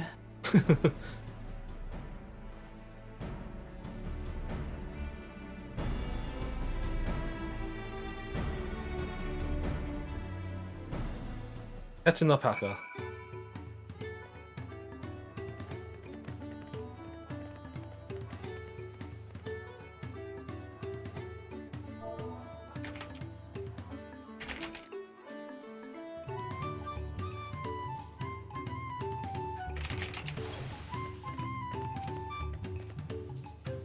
This saving calm was key, but some rules don't apply to wild alpacas. But this is our sought-after lector. Zeruja puts me in mind of Garlemald's own exalted son. Of the two, though, Xenos was undeniably more arrogant. Judging by the volume of Wuklomat's scream, alpaca expectoration must have a nasty odor. Indeed, I'm content to remain ignorant of that smell. I've done my duty and assigned the claimant's defeat. The rest is up to them. I was impressed by how easy Zeruja found Toby, but also sort of frightened. Yep, makes sense. To go and wash that nasty stuff off my face. I think I got all of it. But would you mind taking a sniff for me to make sure? The stench has ruined my sense of smell. Hey, I saw that look. Oh, can you smell it? Be honest. Gloves.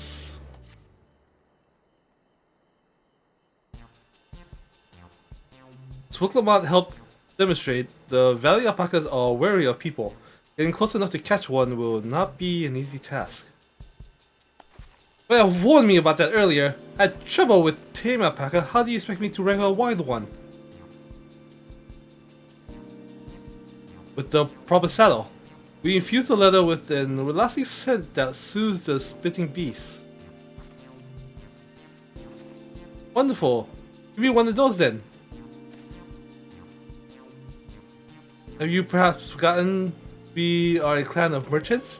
If you want a taming saddle, you must need to find a saddler and make them an offer.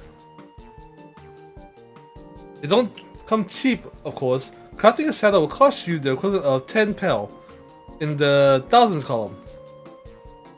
10,000. You mean 10,000 pel? I don't have that kind of coin. According to Gil, that comes to around 1 million or so. Perhaps if we all pitch in.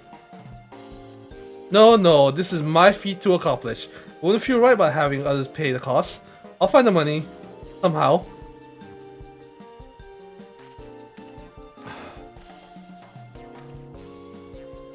That case.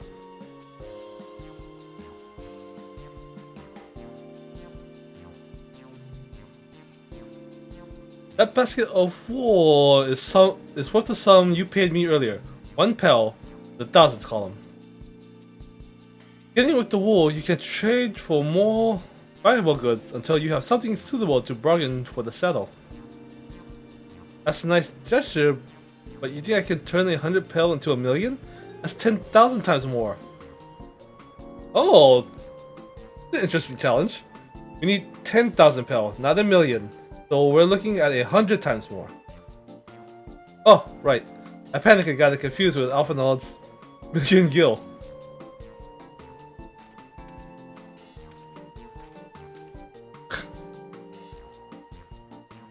Not so sure about this trading idea.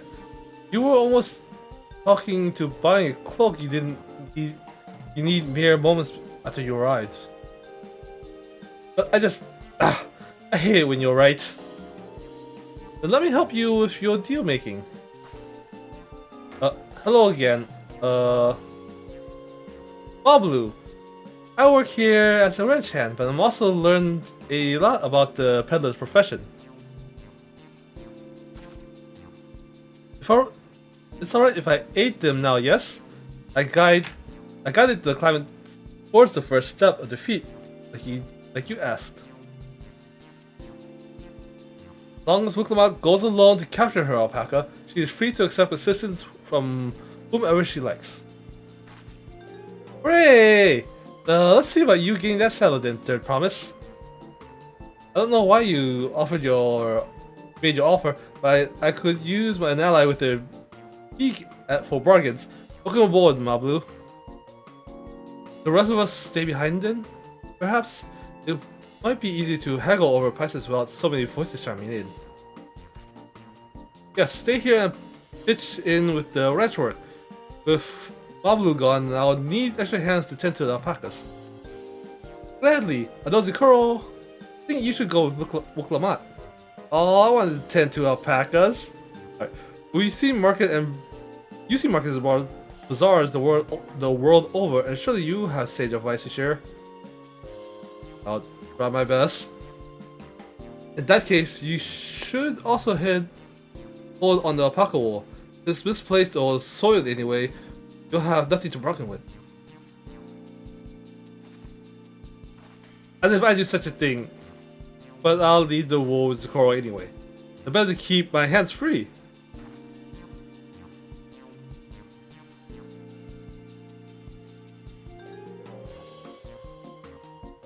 To begin, I suggest we trade the wool to Havli, the saddler.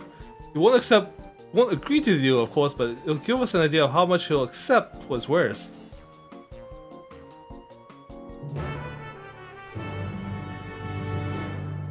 This is a trading game.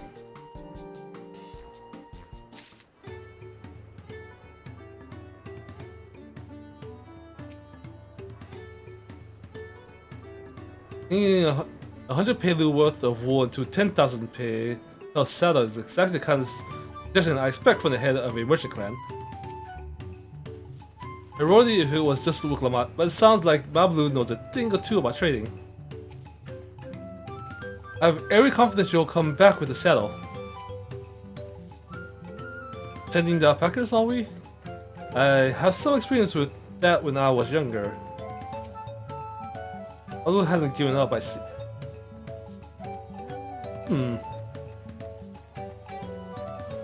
So she has a stake into Wuklamat winning then. Oh no! More side quests!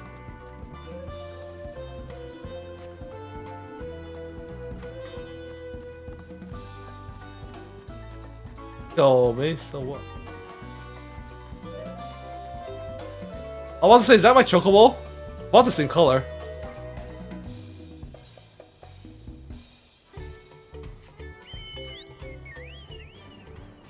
Just a tad bit lighter.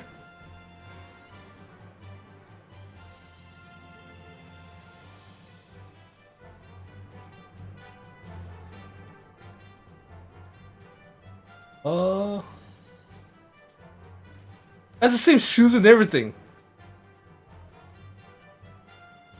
Is this someone's chocobo? It is.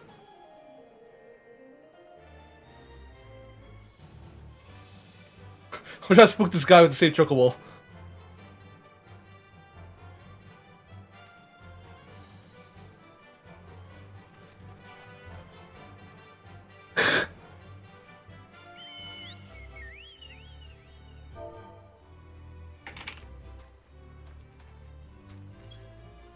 It's literally the same.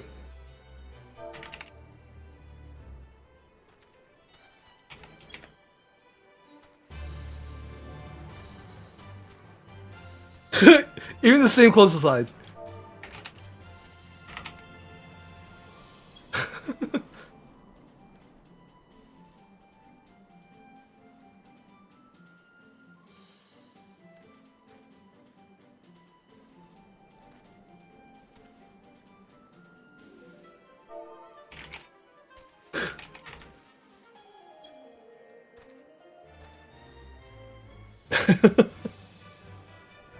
That's funny.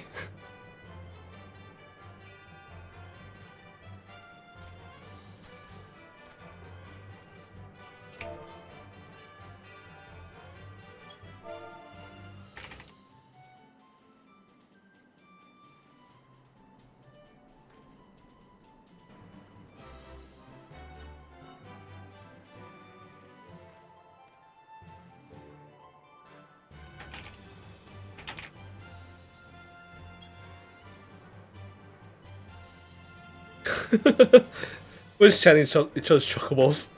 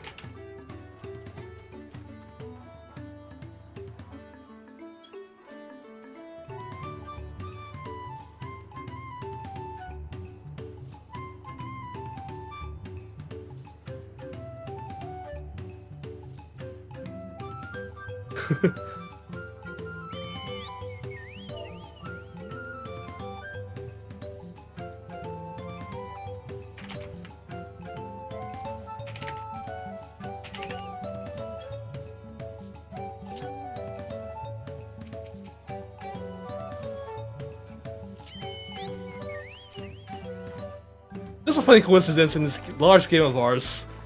Ours who makes our team saddles.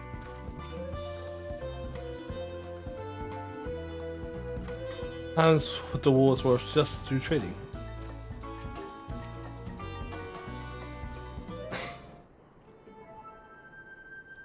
A funny coincidence.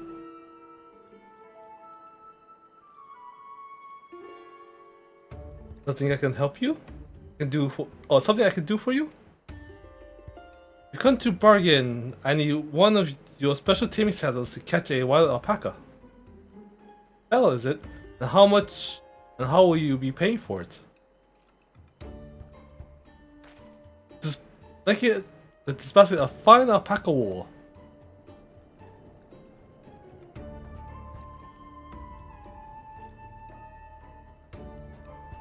Used as a saddle maker have for wool. Perhaps this would barely cover the cost of a single strap buckle. Offer me something I actually want.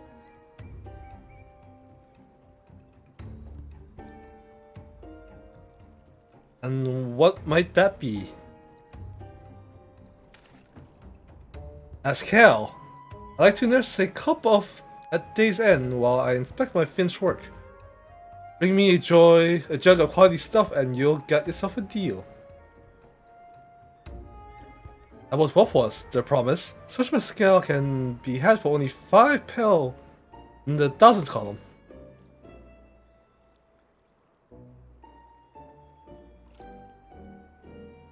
Hold on. Did you just say their promise? Then my offer has changed. The saddle's gonna cost you a jug of premium mescal. Aged 3 years at least. 3 years? That stuff is valued at 10,000 Pelu or more. Why have you doubled the price? Because I must support the man of ambition who sees my business prosper. The Ruja will go to war and his cavalry will need saddles. Lots of saddles. It's nothing personal, third promise, but I won't sell you my crafts for anything less than my asking price.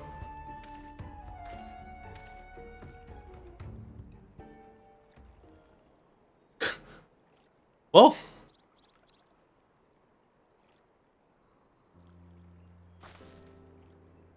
can't say I blame him.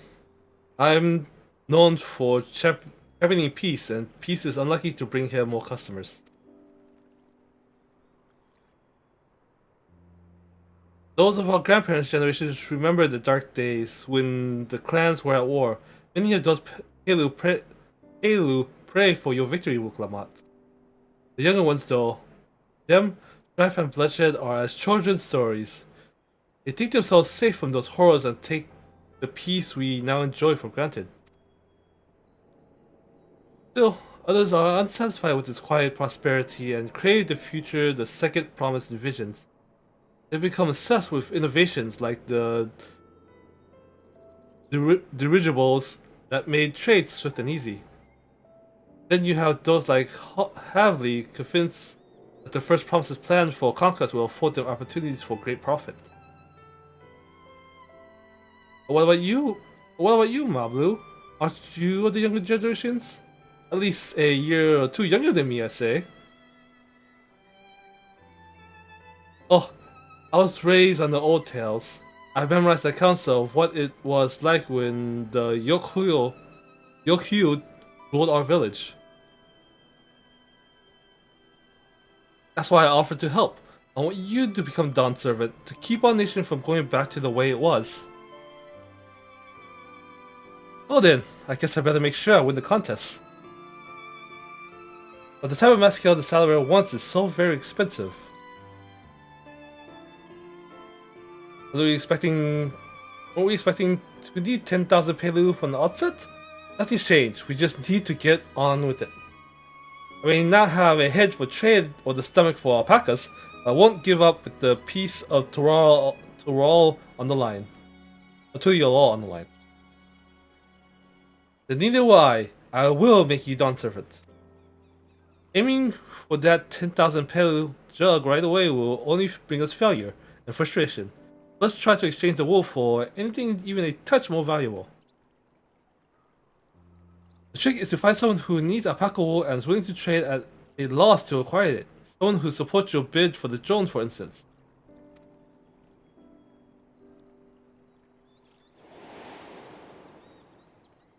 Ah, the butcher from earlier.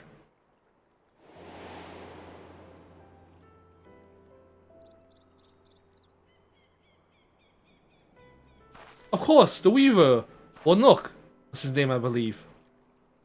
Went all of his way to say he agreed with my vision and he was here to by war. I think I remember the direction he was going, but for now let's head back to the road where we first met him.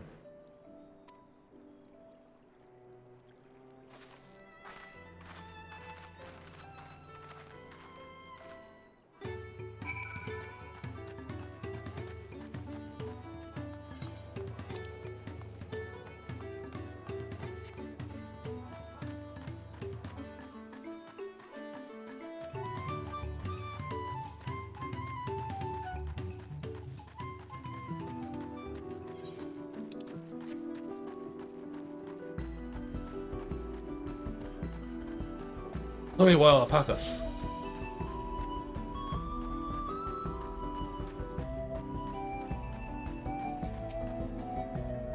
Where you met the Weaver? The spot. After Wodnok talked to us, he walked off to the south.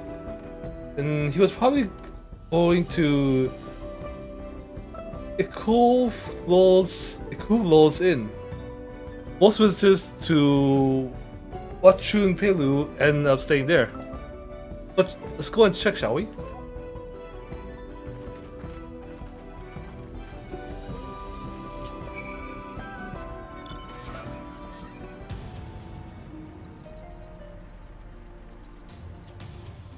I'm just turn off the mount music for a bit, just because it's to hear more of the area song.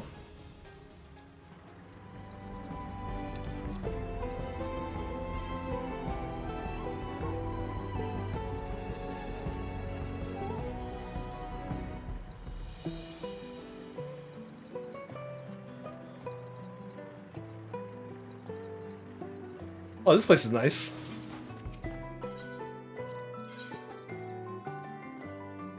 Oh, it's all the same thing.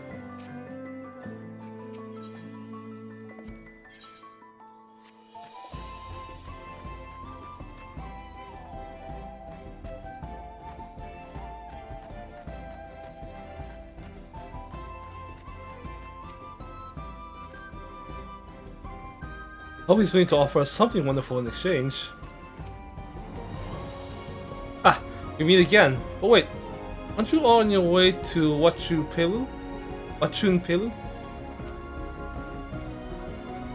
I have that basket, Zikoro. Alpaca wool. A basket of standard quality wool you received from Tobli. Worth 1 pail in the 1,000 column. Or in the 100 column. The 100? Thanks, now let's see if we can turn a profit.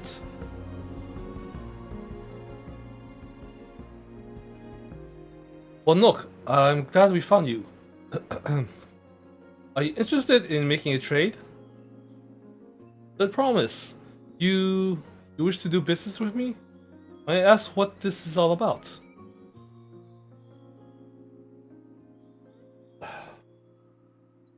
Trial for Dawn Servant.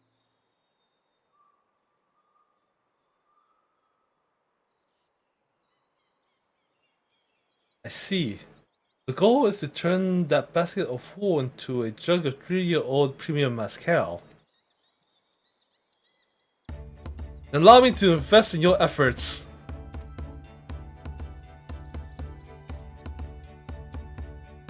Easing Toral is what allows me to cross freely into the lands of my suppliers. Naturally, I would prefer that one pledge to preserve that peace win the throne. Thus do I humbly offer you this wool poncho. Small token that I pray contribute to your victory.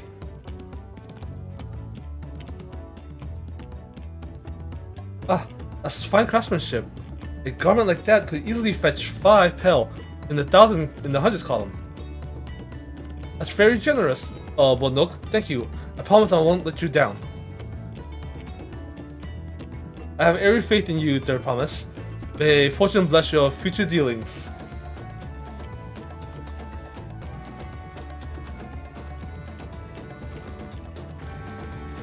Can't believe you quadrupled your investment as your first deal. Well, off to a spectacular start. Only because Zikoro remembered our weaver friend. All I did was hand over the wool. That's not true. The connections you built with people are vital. This is one of the most fundamental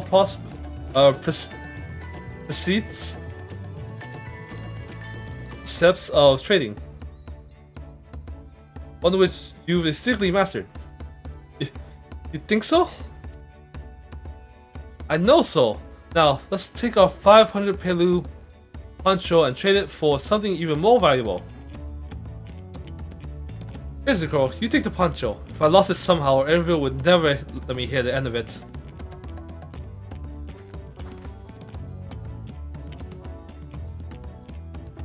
All set? Our next deal is waiting to be found.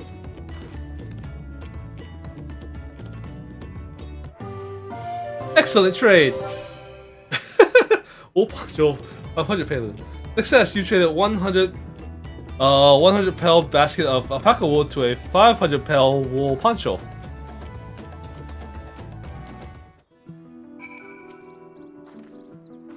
Turn the 100 pelu into 500.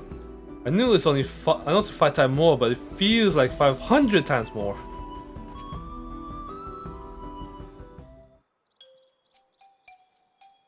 Leveraging connections is a strong strategy, but we should also consider supply and demand. An individual in urgent need of a good poncho will offer more than a merchant simply looking to stock his shelves. That makes sense. But how do we know if someone needs a poncho?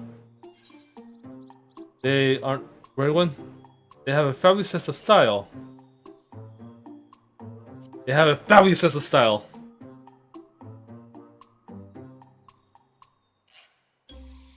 It's a nice sturdy poncho, but the design is traditional. I don't think fashion is part of its appeal. Only those people with a practical need would be interested. Wait, that's the obvious answer. We look for a person without a poncho and hope they're eager to buy ours. Yes, there you go. We find the demand for our supply. So, where should we begin our search for prospective buyers? There are any number of places, but we should do worse than starting right here at the inn. Might be interested travelers.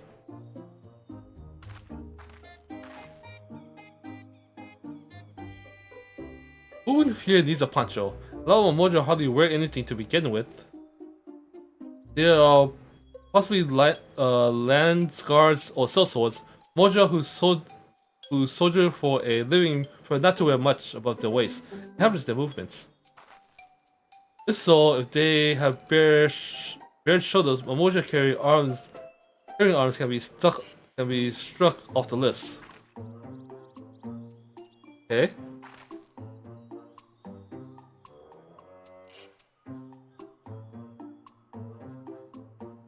Hall.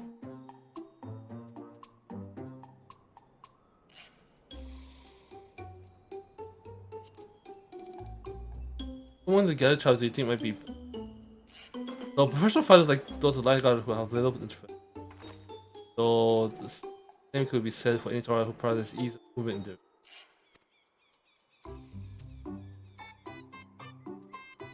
So just be this one then. I see. Let's see, no coat or cloak, but also no weapon. Oh, we might have a winner.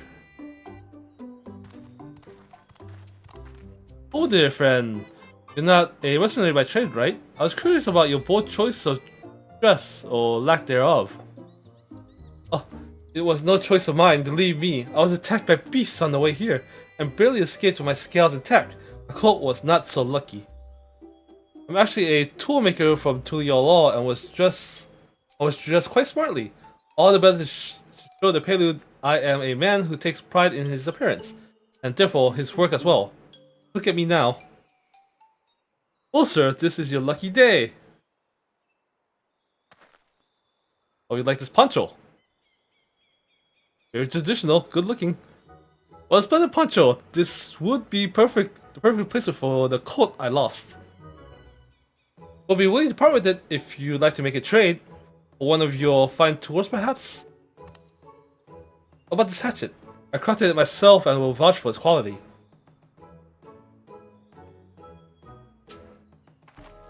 Blade looks sharp, the haft well made. I'd value it at 1 pel in the 1,000 column. A whole from 500 to 1,000. We make a deal? Wonderful! A fine garment such as this should put me on even footing with any Pelu merchant. Like the Imponis owner of Biplu's mate garden. For one, her few hands use hatchets to harvest the mate, and I thought to impress her with the tool I'd sold you. No matter, I have other wares to sell. Glad I am to have met you. Did you hear that? We already found our next buyer. To Miplu's mate garden we go. Yes, it's a fair distance on foot. You should take alpacas.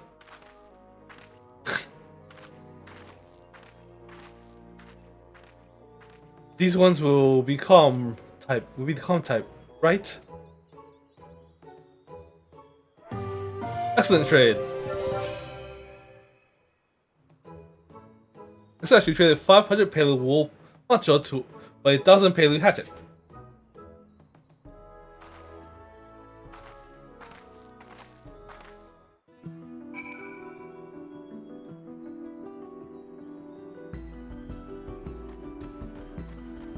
What else is here in this place?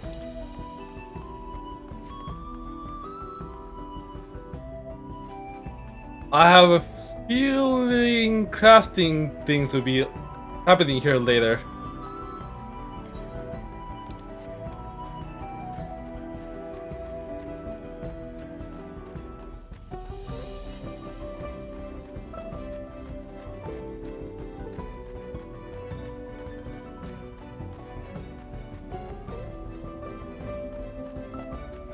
Oh, running alpacas, they might have a special mount music, so let's see what it does. Here we go again, riding alpacas. Without recognizing the toolmaker as a potential customer, if you have a mind to change professions, you'll make an excellent merchant. Oh, I craft. Doing so well, even Totally would have to agree. Babalu's dream. This is for the ride to find your next training partner. Before we get moving, you should be the one to hold this. Hand me the hatchet. With that, I suppose we could hop on the alpaca Babalu has so kindly provided. I'm going to catch a wild alpaca after this. I can't be shy away from the tamed ones. Not that I'm scared of them, you understand, or their nasty, disgusting, foul-smelling spit. Ready to go? Let's mount up.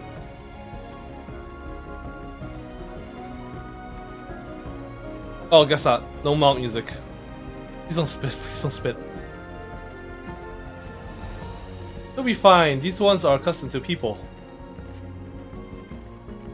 Still don't trust them.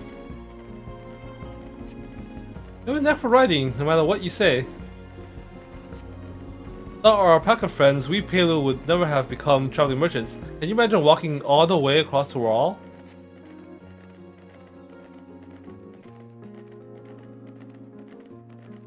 I swear that mountain is too tall to be real. What cool Zolmore? Oh, a foreboding sight, isn't it? One I've never appreciated up close. You have to take the long way around just to get there. The highlights belong to Yoku.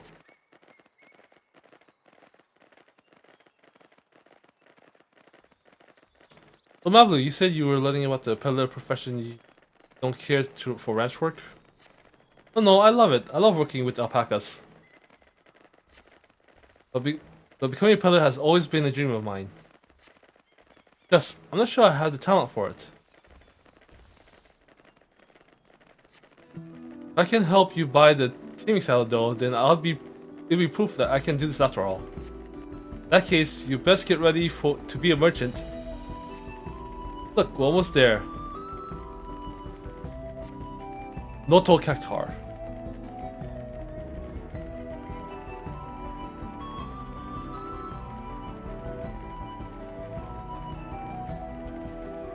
Ooh, I see ether current.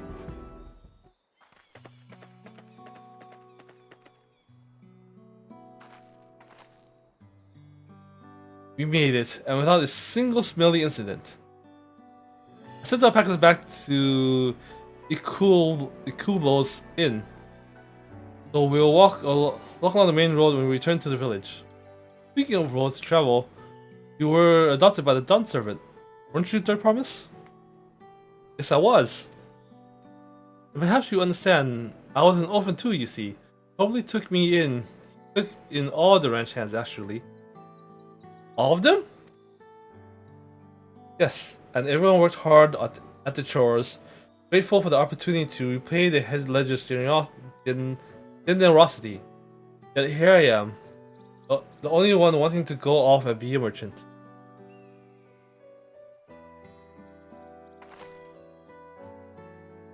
I'm sorry, I don't know why I'm telling you this.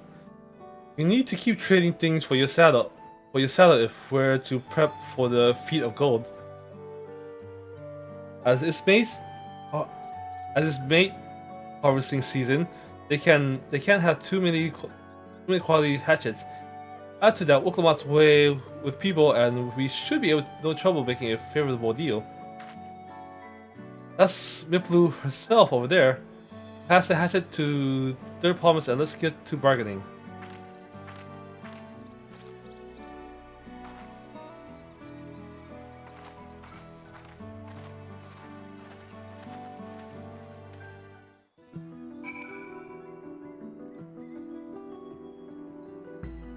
I get why she had trouble becoming thinking about being a merchant. Because the Pelus thinking about fair trade with each other means she doesn't feel like she did enough to help Tobli for adopting them. She feels like he had to pay them enough back. I'm sure in the end Tobli is already feels that she paid enough and will probably let her be a merchant. I am wondering how to get up here.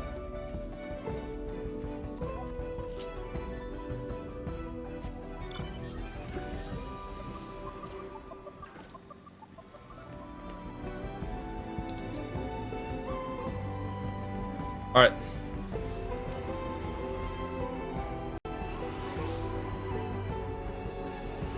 That's 2 out of how many ether currents now?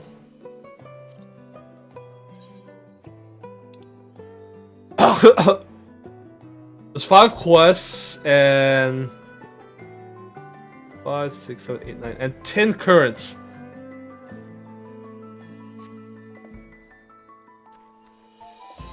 Oh boy. Right, where are we now? We ran all the way up here. In here. North. States.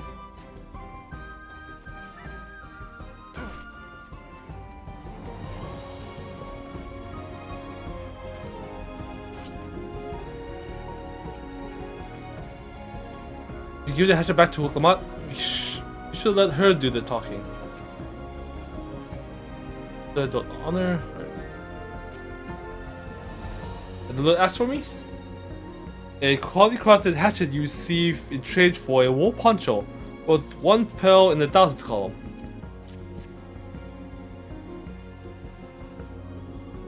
Thanks. Now to see what we can get for it.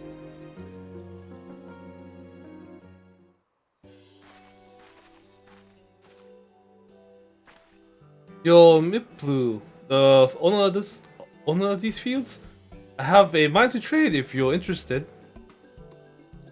Well, the third promise. I might be convinced to entering a proposal. What do you have on offer? This hatchet, forged by a seasoned artisan, to raise the edge of this exceptional tool will make light work of your crops. The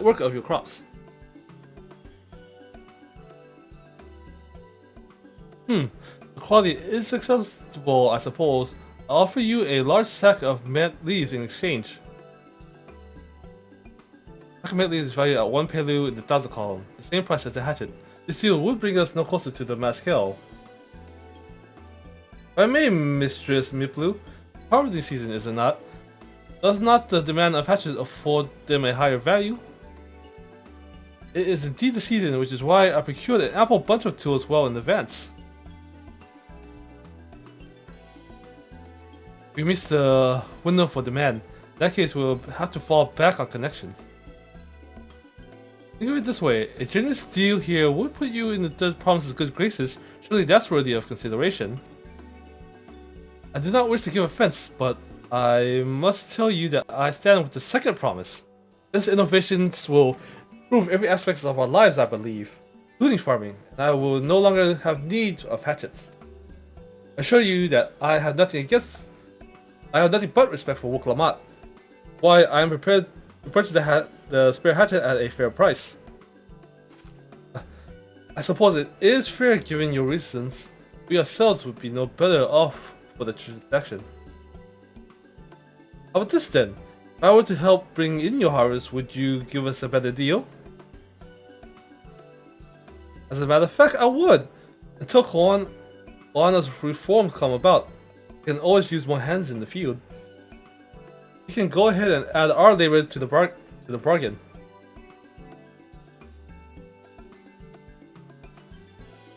Adding value to cows. I forgot one of the most basic rules of trading. You can rest here if you like, Mablu. Squirrel and I have met together. Or bait. What would you call it? Oh no, I'm helping too. Off to the fuse then, and mind you pick the healthy leaves. I'll take 5 good bundles from each of you.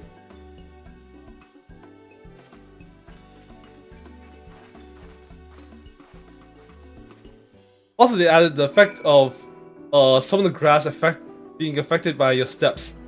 How some of them sway more. I think the rest of it's my beautiful mint garden.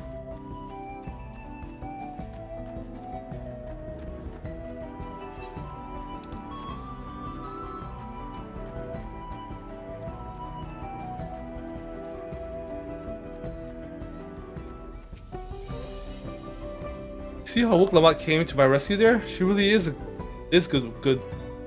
She really is good with people.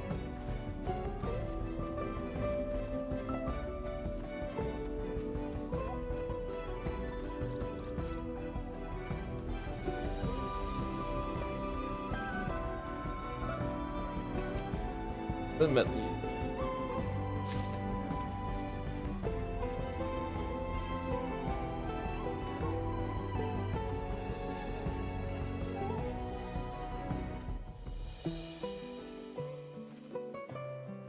Got that out. Really in time.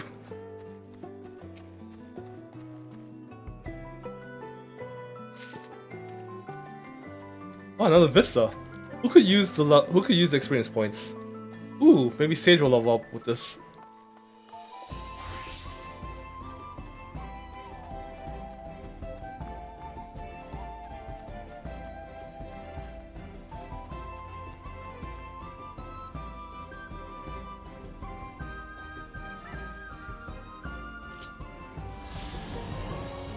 Lip Blue's Mate Garden.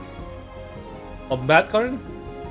Overseen by the Euphonious Lip Blue, the cultivation of this Mat Tea Garden has introduced lush greenery and further soil to Urkopacha's usual vista of sparse vegetation. The operation has almost became a small village in its own right, the number of field hands ever growing to match the garden's steady expansion. And not to level.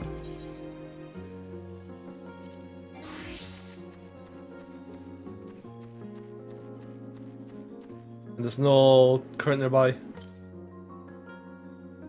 Oh, it's a little to the east. Oh, the east would be in this area over here then. Yeah, not nearby.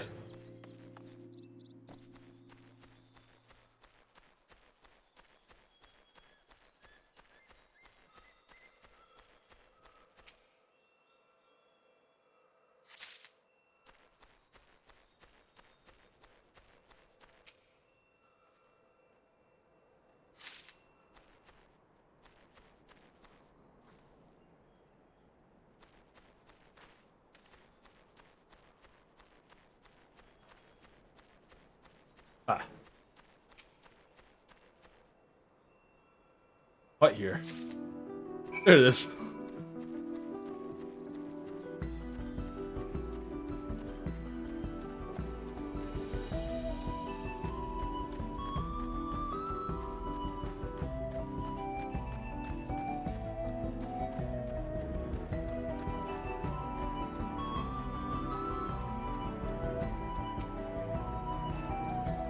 You want me some leaves then? A sizable pile of freshly harvested mat leaves.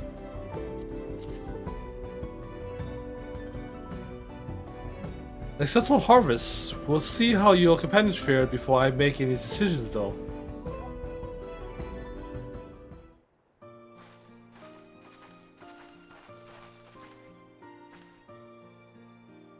Here, we brought our share as well.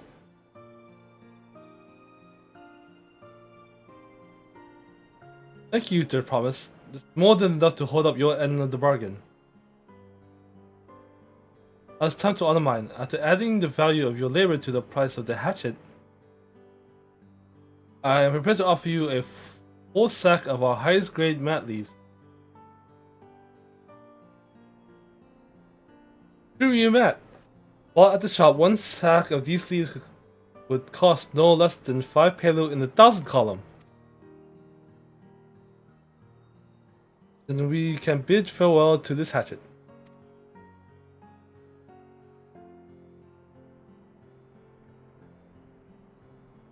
I'll give it a good home. Talk of the contest aside, I'm glad we could come to a mutual agreeable trade. As am I. All the best with the rest of your harvest.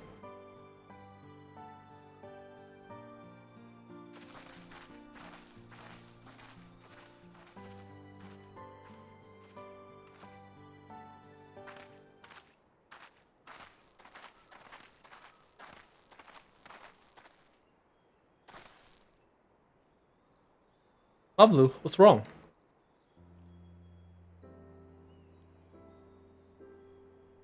As I was saying before, even after everything Toby's done for me, I'm planning to abandon it all and become a merchant. Then I needed your help after forgetting a basic rule of trade. How can I expect Toby to accept my decision then? You mentioned your plans to leave. You tend to go... What did you mention? How many you plan?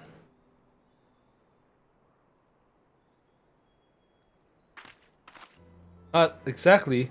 I wanted to prove I could succeed as a peddler before I declared my intentions. I seek to follow my father's footsteps, but not because he expects it of me. I want to preserve the world's peace and become Dawn Servant. And becoming Dawn Servant happens to be the best way to do it. You should live a life of your own choosing, and I wouldn't be surprised if Toby held the same opinion. We'll talk to him.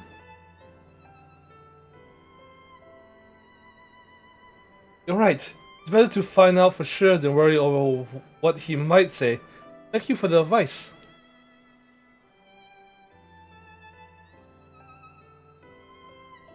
But first, we have a saddle to buy. I want that success under my belt so I can be sure of my decision. What's next then? Try to peddle our tea leaves for something halfway to 10,000 pel? No, I think we're close enough. I say we go straight for the premium Mascal. Bargain our way to double the value, eh? Think you can do it? Trust me, I will make this trade work.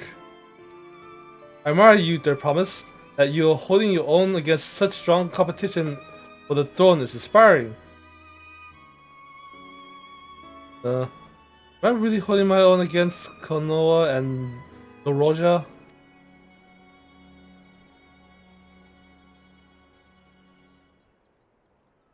I mean, of course I am. I'm Muklamant of the Dawn's Promise, after all.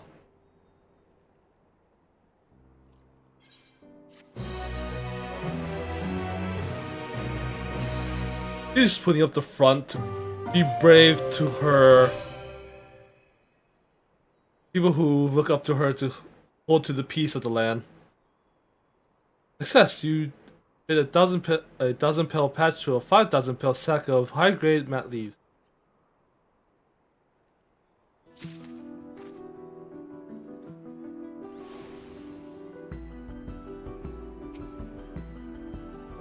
I've been one to take it slow. Once I had a goal in mind, it's full speed ahead. That's who I am. The premium deal. Before we go, let me give you the mat leaves. I don't need to risk proving Erinville's point.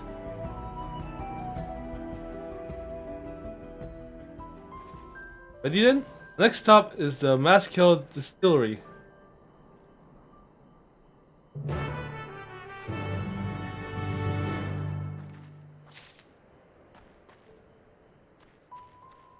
Oh no, side quest.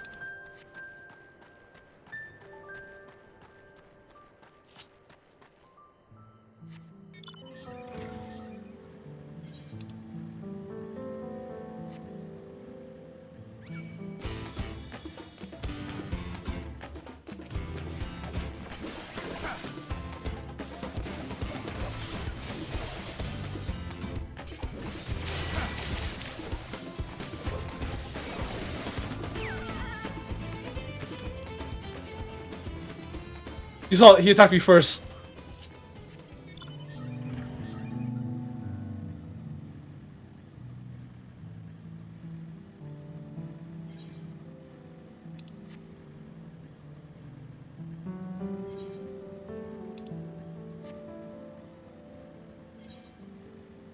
What is up here? I'm gonna go look. They're even away up there.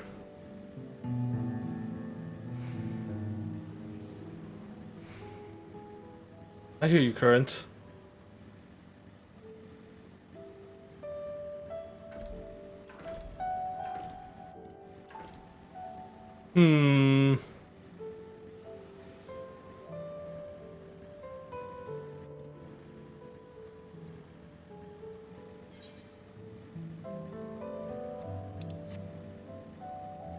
Up this way with the coffee plants.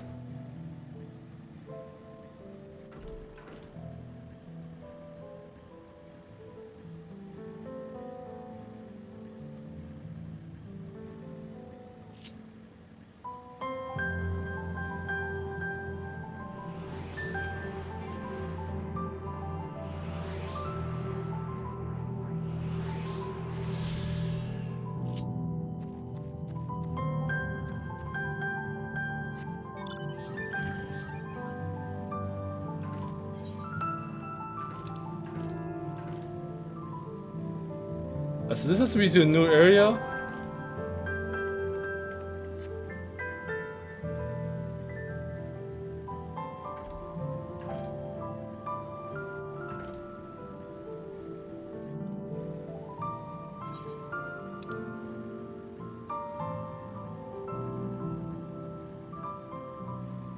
I wonder if this is one of those areas that's split in two.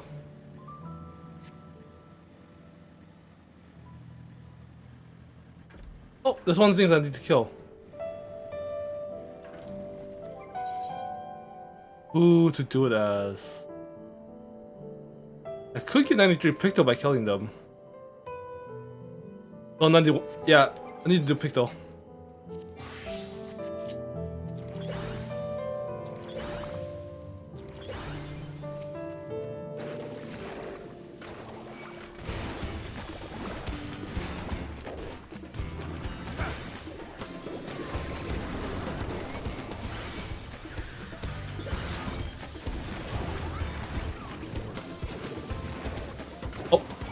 I didn't need to fight that one.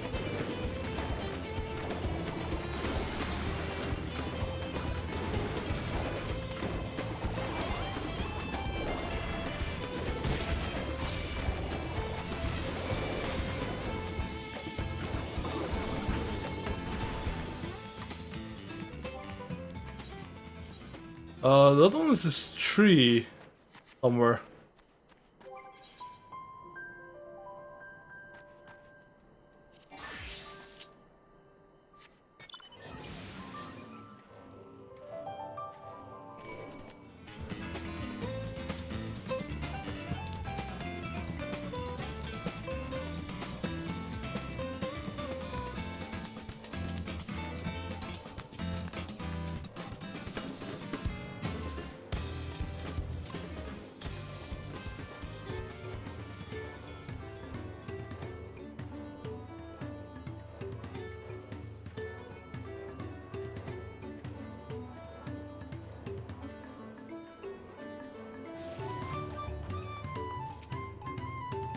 The smell of Mascal is overpowering. The fume alone are making me dizzy.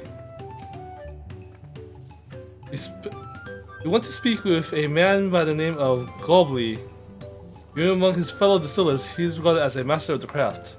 He knows the value of his product, so if we're to convince him to trade for twice what the leaves are worth, we're going to need target information, which means asking around and taking in the gossip. You could talk to the people here in the distillery, Zikoro. Perhaps Wuklamat could do the same at their village entrance. Meanwhile, I'll head to the north side and see what I can learn.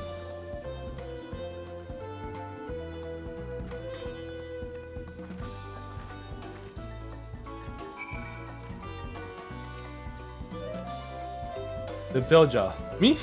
I'm a chef from Tuliolal. I often come here to buy Gobi's Mescal, finest in Toral, according to my customers. He always brings out a jug during our dealings, but I can't handle the stuff too well myself. Take little sips, not wanting to be polite, you understand. Still, ended up so adult as to agree to whatever price he quotes me. It would be nice to have less potent refreshments during our conversation, else I might have to seriously consider our arrangement.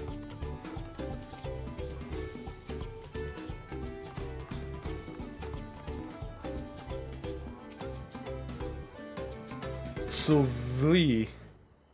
Suvli might be a deaf hand at distilling, but he's got no sense when it comes to appearance. Rumor has it he's been invited to the palace for business negotiation. If he presents himself to the court wearing his usual rampant attire, though, he'll be laughed off at Sunperch.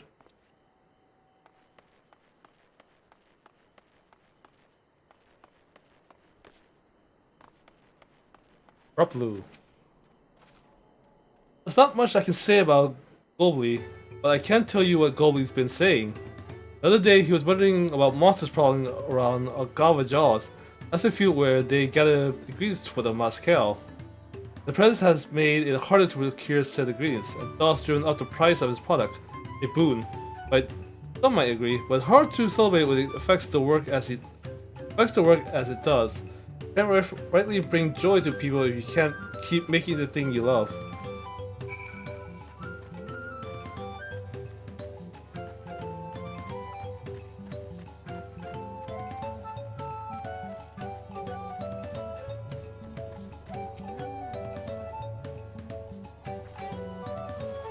What do you find out?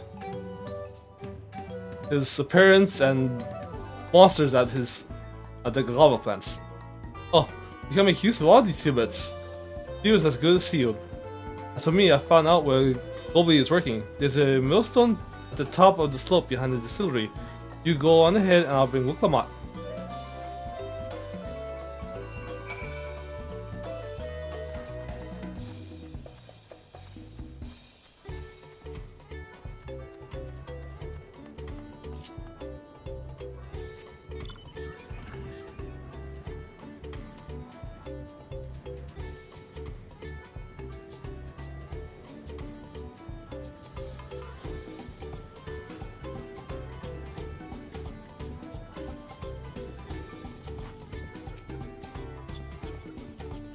You got business with me, sir?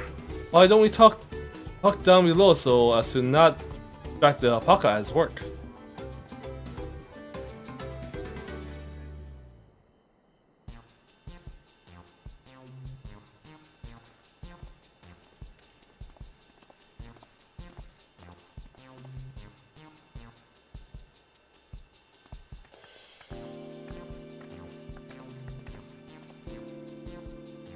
But what's this about? Keep it brief if you would, I'm a busy man. We're in the market for a 3-year-old jug of premium mezcal, assuming you have any on hand, that is. An excellent choice. I must warn you though, it doesn't come cheap. We don't have Pale, but we can offer a sack of mat leaves in exchange. It's top grade stuff like the mezcal. No deal. Mat leaves are well and good, but I don't have any use for them.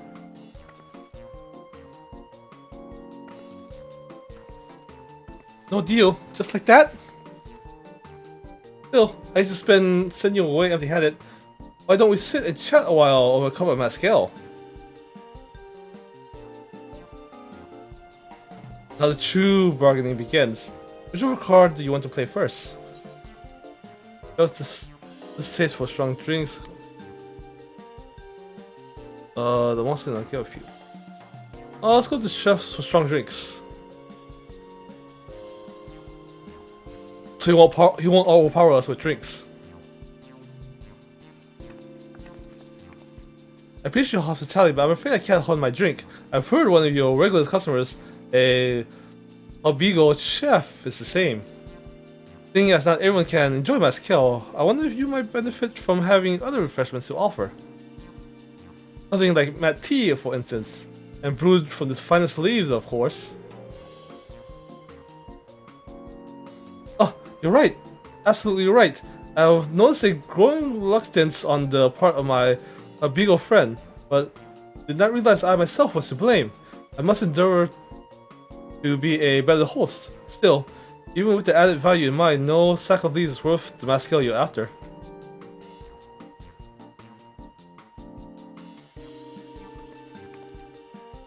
You offer to call the monster causing them trouble? Not yet. Keep that card up our sleeves until we need it.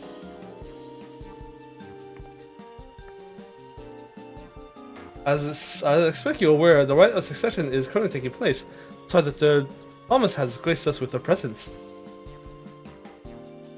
The causes is decided, the subsequential ascension ceremony and banquet will be a prestigious affair. If the Maskel were to be served there, it would bring your distillery immeasurable fame. Wait, could it be that your rumored invitation to the palace is to discuss that very possibility? As a matter of fact, yes. I must admit I'm still reeling from the abruptness of it all. It would be a great honor and opportunity if I can secure the deal. Well, I should think your exceptional Maskel would speak for itself. That said, there's no such thing as being too prepared. The first impressions last. You'll want to be wearing your very best when you walk into Bolok's Shunsa. Would be such a shame to miss the chance of a lifetime simply for want of proper garments.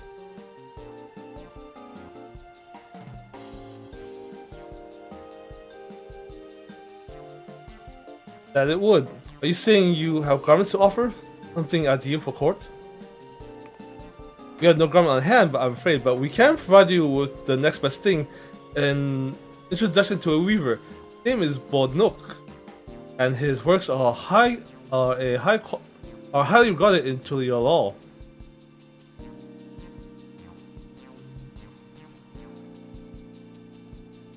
As a supporter of Wuklamat and keen observer of palace politics, he will doubtless be happy to guide you in the selection of an outfit to fit this golden occasion.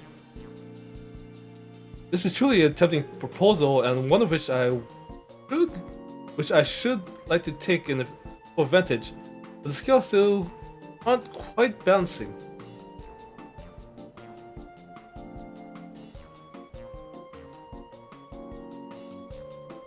Hey, wasn't there monsters running amok in Agav Jaws? That's a problem we could easily solve for you. Really? I would be most grateful for your immediate assistance. I was designed to hiring sales swords to clean them out. Factoring in the saved expense and an introduction to a trusted weaver, this is shaping up to be a sound bargain. Right, you have a deal. Yes, I knew you'd come around. Give us a moment and Zikoro and I will take care of those prowling nuisances. In the meantime, I'll use the time to pen an introduction letter to Bonuk. The future looking for just north of Wachu Pelu. Careful. Fighting I can do.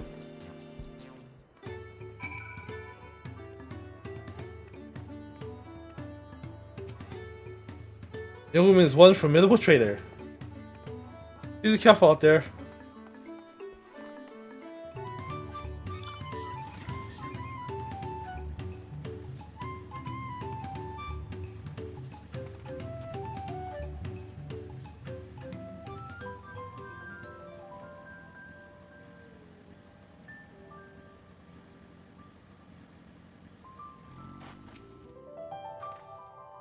Should be at God Jaws, just over there. This will go fast if we split up. Come and find me once you finish clearing out your share of pests.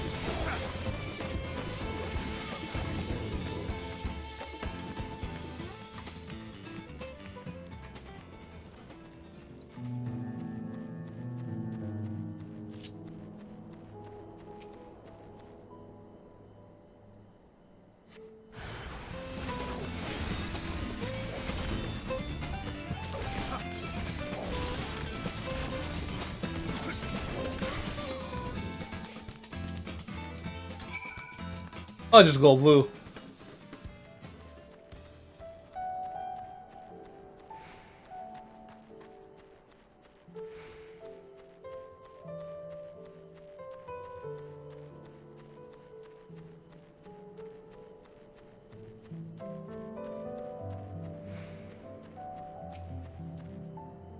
Compared to the creature I hunted with Papa, this was no challenge at all. Come on, let's head back to the distillery.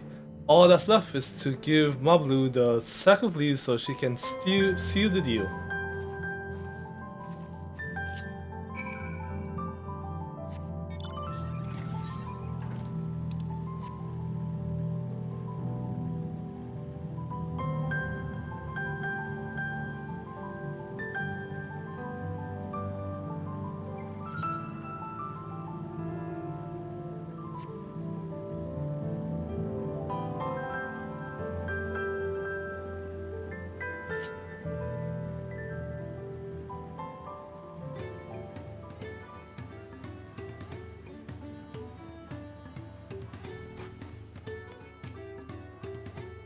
Talking about the sack of leaves.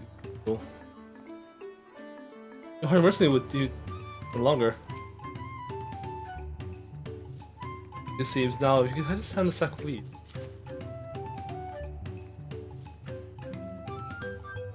Thank you for looking after our precious trading goods.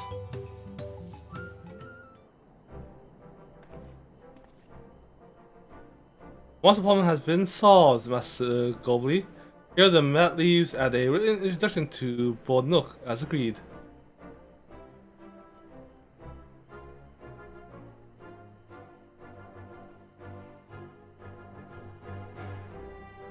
Then the deal is done. Here, your jug of premium Mezcal, aged 3 years. Please accept it with my compliments.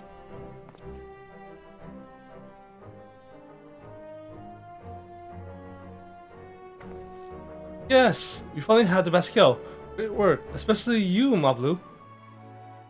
You were the one that inspired me to come this far, I promise. But let's not stop it until we have the saddle in our hands. Mablu, is it? You drive hard bargain, young peddler. Look forward to doing business with you in the future.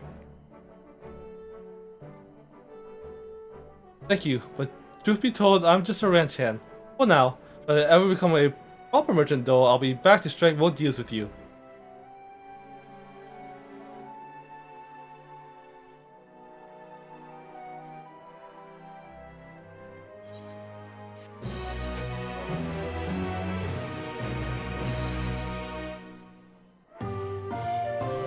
Hey, we got the Mezcal.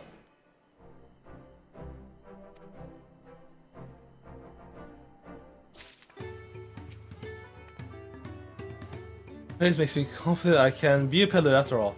Well, a bit more confident than before at least. I'm satisfied with that trade, and I trust you are too. If you need a more Mezcal, you know who to come to. Who dies? Ice Blue, Raptor Blue. I know Raptor Blue is good, that's the same color as my Chocobo, but how's it green?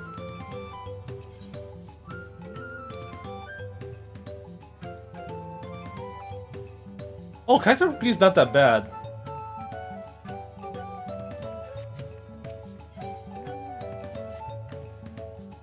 Even at the palace, I don't think I've held a 10,000 pail jug of anything before. My hands won't stop shaking. Here, we'll hold on to it until we get to the saddle maker.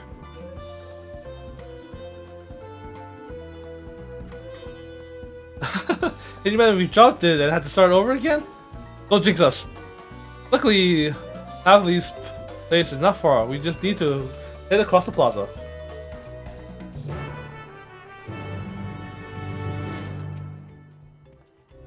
Our trade, I trust you are too. Should you need a... Right.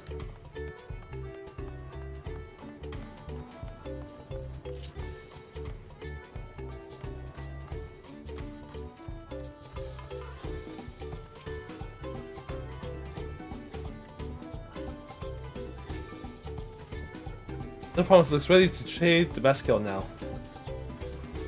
This is it, the trade we've been working towards. A high-quality jug of Mascal you receive in trade for premium mat leaves, an introduction letter, and the swift culling of hostile pests, worth 10 pel in the 1,000 column.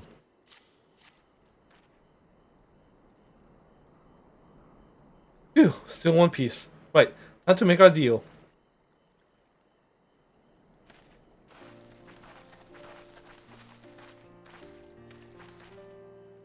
Get your tools ready, Saddler. We brought you your precious Mascal.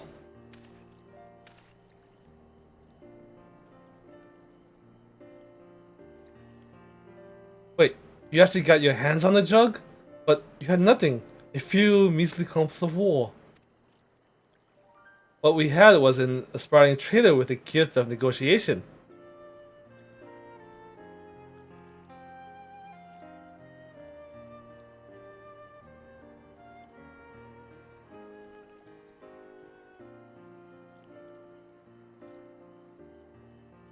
Alright, I'd sooner aid no...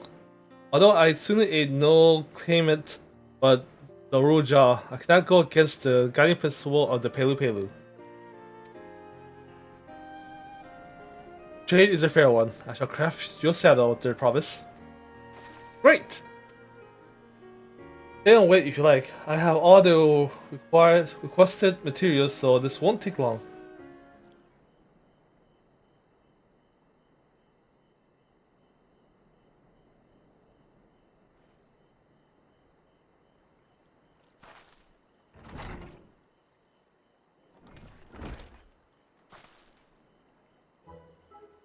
The commission is ready. Catching a wild alpaca is never a simple affair, but you'll have an easier time of it with one of my saddles.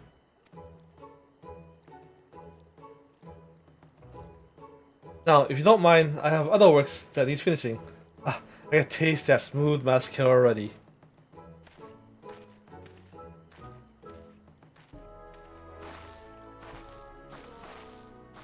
We did it! The saddle is ours! And to think we started out with only 100 pel bucket of alpaca wool. Mablu, you're going to be an incredible merchant. Thank you. Thank you. It makes me so glad to hear you say that, dear promise. Got what we came for, so let's return to the ranch. The others will be waiting. Feat accomplished. Gaming saddle. Success, you traded a 10,000 pelu jug of premium Mascal for a taming saddle.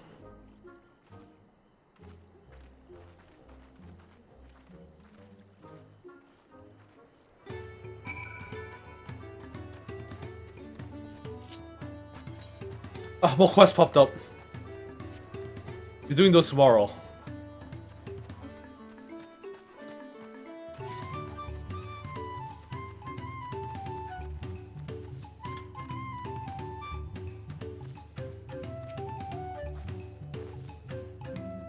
Let's tell them the good news. Looks like everyone's been pitching in with the alpacas. Been away for some time. I assume trading was productive. I made the mistake of starting one and calling it glob of spittle for my troubles. I'm beginning to understand Wiklamat's aversion to the animals. Hopefully an interview will have been teaching us how to care for alpacas. One gentle girl ate the feet straight out of from my hand.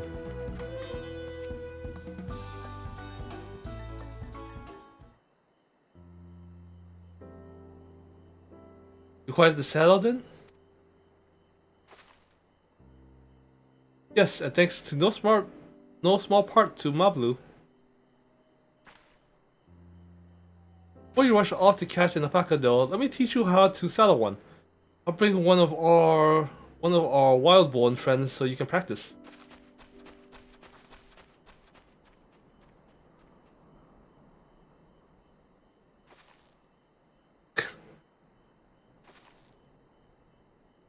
I know. This is something I need to learn.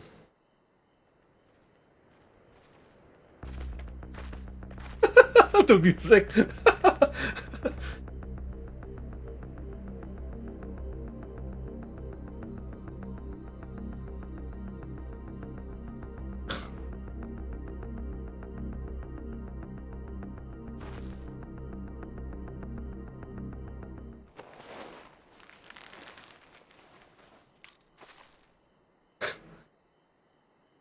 Great second gods, I did it!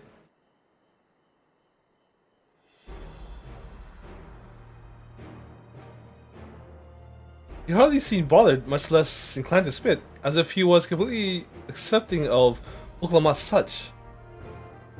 That is because of the singular scent with which the saddle has been coated. Alpacas find it very soothing.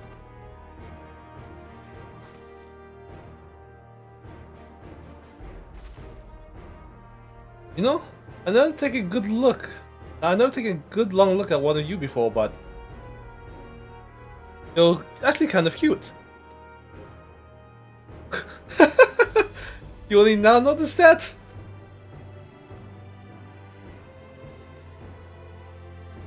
Roja, back. What the heck is some golden alpaca? I mean, that's exactly what he set out to do. Alpaca he's brought. Is this just me? Or is it glowing? I heard tales of such a beast. They say the golden alpaca lives a solitary existence deep in the valley, where it shuns the company of both man and its own kind.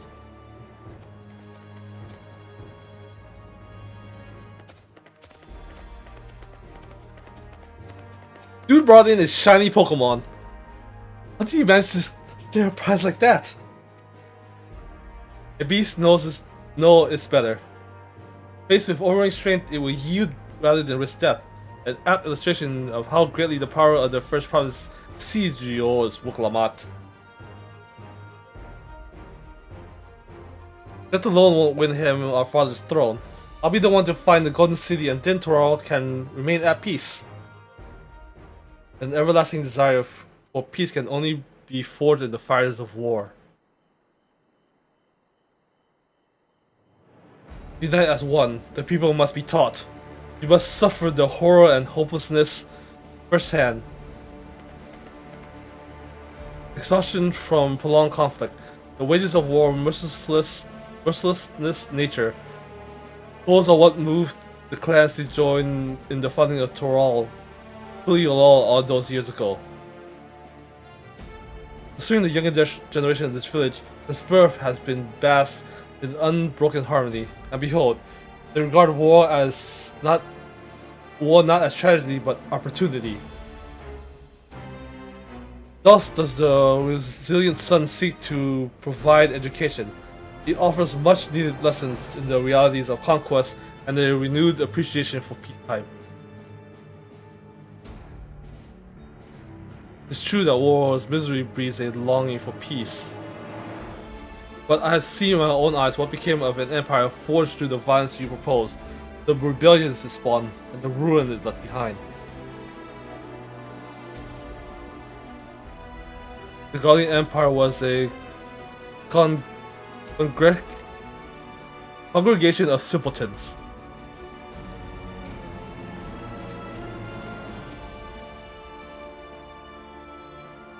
The opposed fought back against their oppressors, as well they should. Men are not beasts, only a fool would seek to rule over all with the dread of force alone. That's why Galul Jaja did not elevate the Mamoja, why he treated all clans with equal respect. Galul Jaja did all clans with equal. However, First Promise has his gaze fixed upon more distant horizons. He would unite not only Toral, but the star in its entirety. What? Why? Literally the same, why? I need not explain myself to you.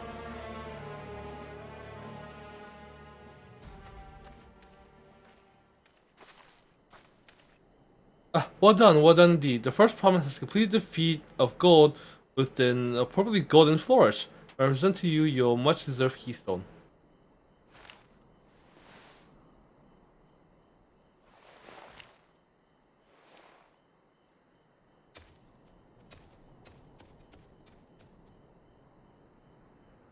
It's always been like that. Never shared his innermost thoughts with me or even with Koana. Or Koana. Like we're not even family.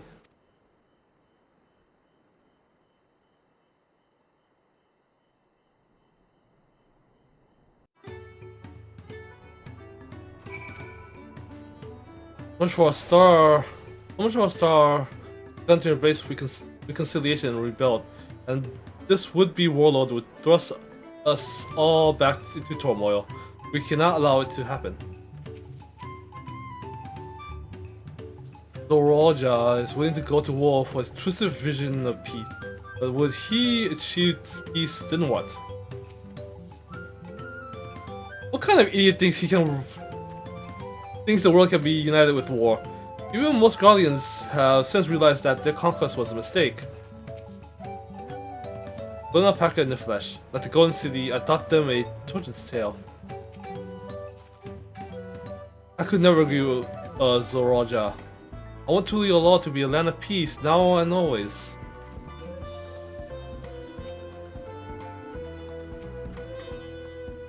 Alpaca seems glum. Perhaps it is wistful for the soothing scent of the taming saddle.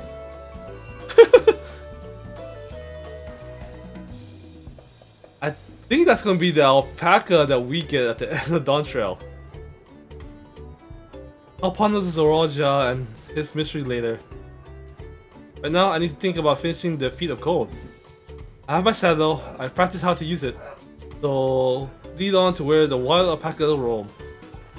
The valley of Orankanka is northwest of here. Come on, everyone. Even if we can't enter ourselves, we can see Woklamat off on our hunt. That alpaca just wants a saddle.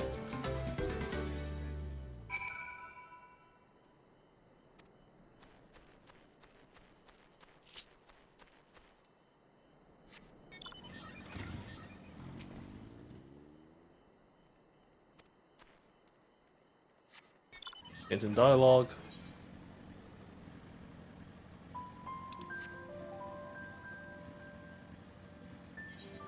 A lot of birds.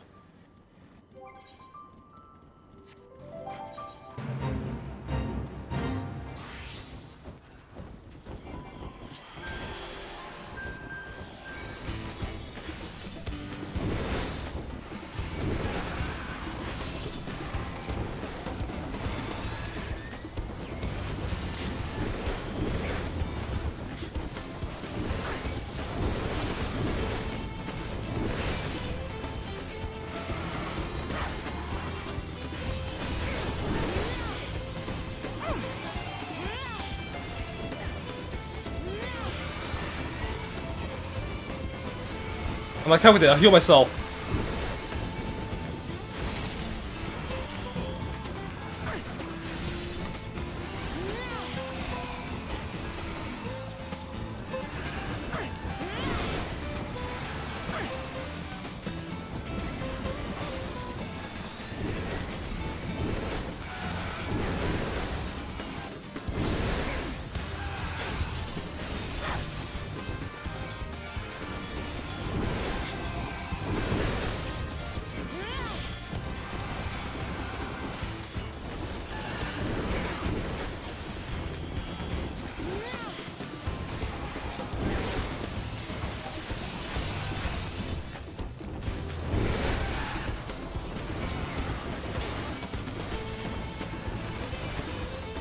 Full on maiden.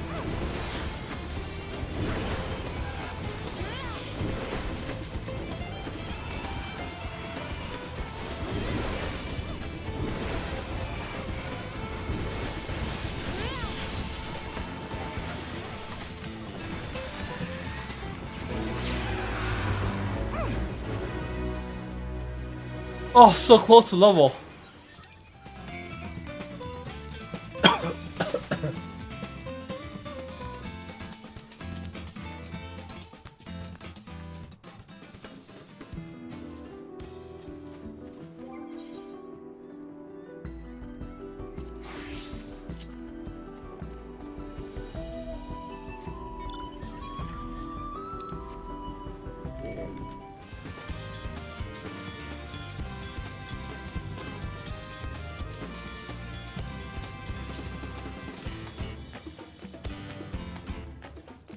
Oh, that's just a slide. I was wondering what that was.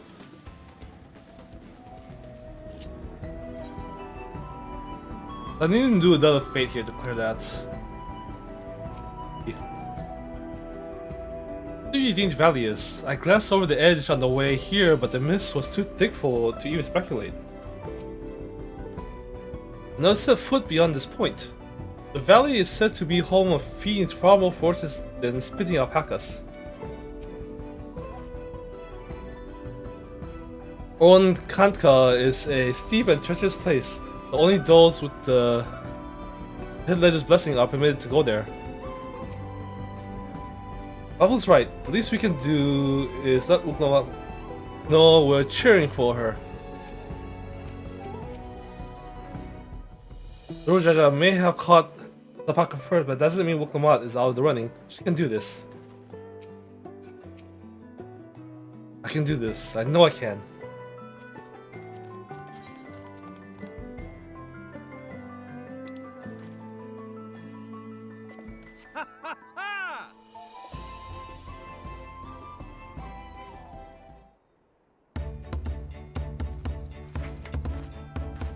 Good luck there, Promise! Thanks. I'll need it. Truth be told, still not sure about alpacas. I'd rather not go near one if I can help it.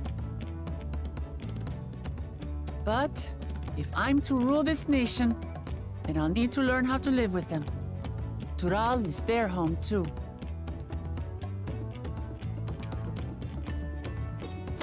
Right. I'm off.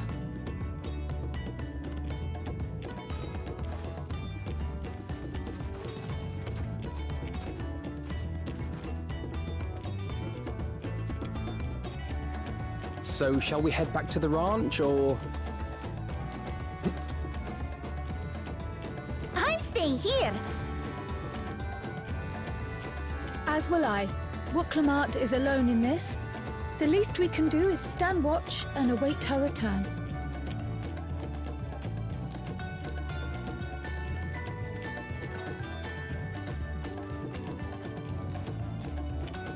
It may be a while yet. Help me pitch the tent. Oh, this is where we get our Friday scene? Campsite scene?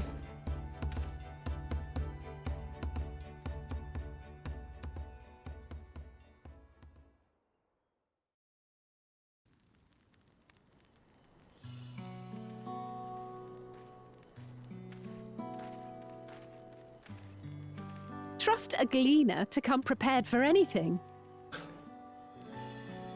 What's a gleaner?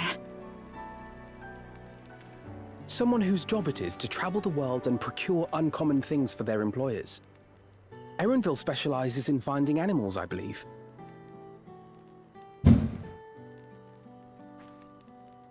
But aren't you a Shaitana from Shaktural? Why did you cross the salt?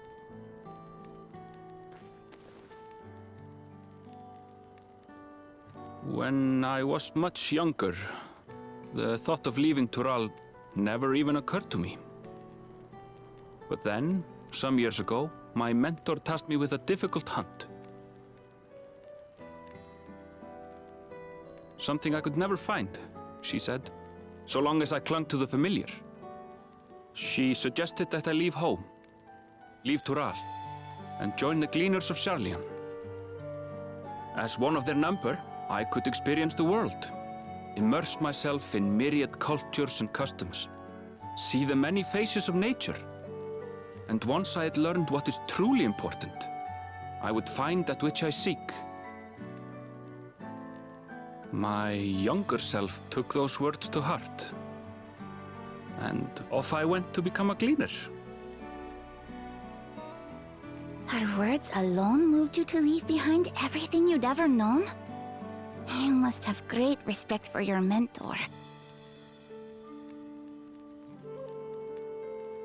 As it happens, gleaner work was much to my liking, and I all but forgot why I had pursued it in the first place. Yet, events conspired to put me back on the trail I'd abandoned. Wait, are you saying you were tasked with finding the City of Gold? I was. And though my hunt is now entangled with the right of succession, I mean to see it through. Well then, I understand completely. We all have our reasons for seeking the Golden City. Which is all the more reason for us to work together. Just so.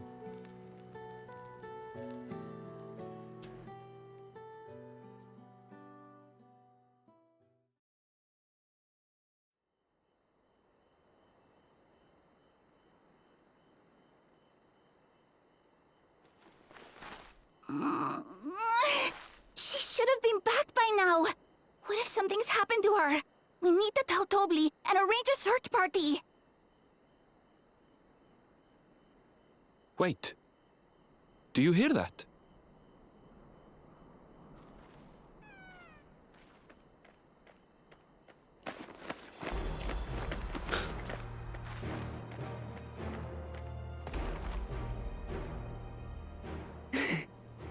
I did it!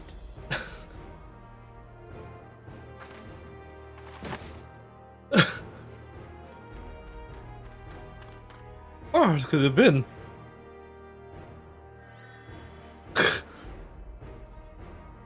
You're utterly spent, and small wonder.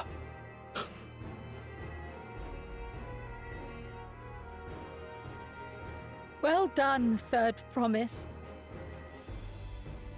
The ranch isn't going anywhere. Take a rest in the tent.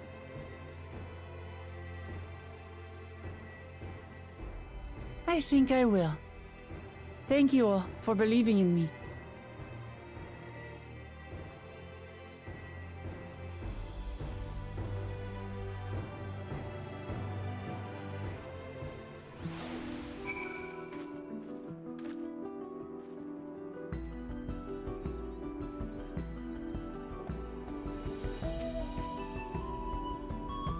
We're out here for quite some time.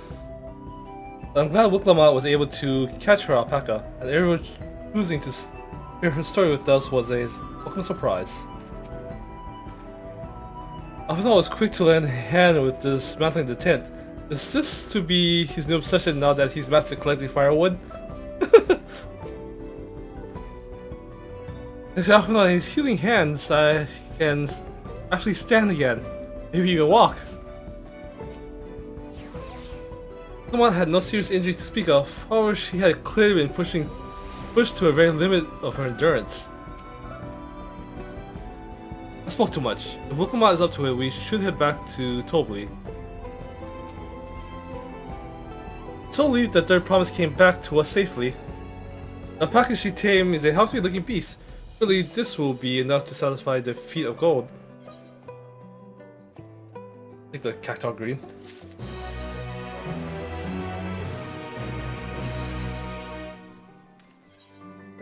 Knowing the Pelu Pelu. Wicklamat still seems a bit unsteady on her feet. But it's surprising after all, she spent the night chasing alpacas. I know what will melt away fatigue like magic. So, Matt tea. I'll run to the ranch and get a pot boiling. That way you can take your time and the tea will be ready when you arrive.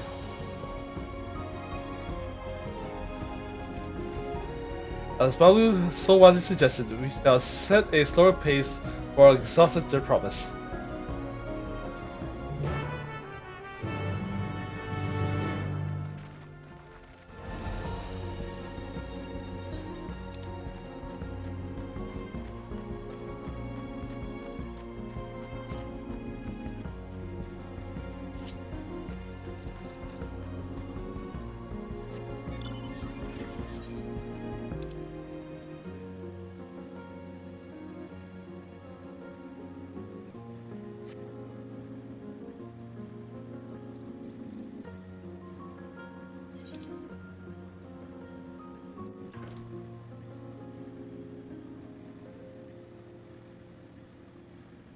Can I make it there in time? That goes alpaca.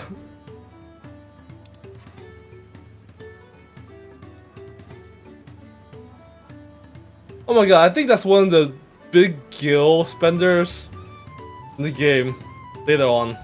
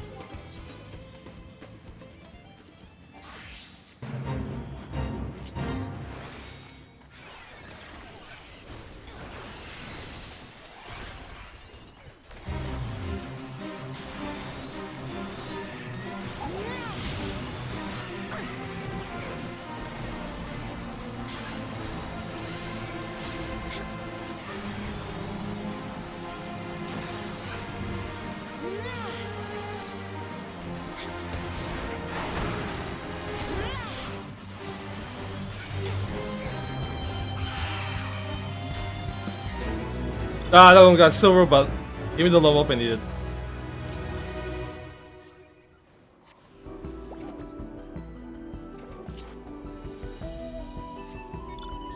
That's people flying already.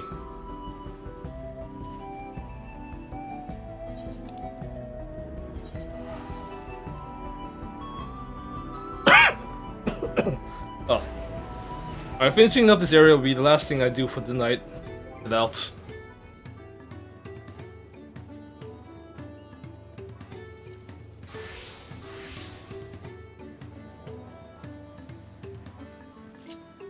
Was it 7.5 hours?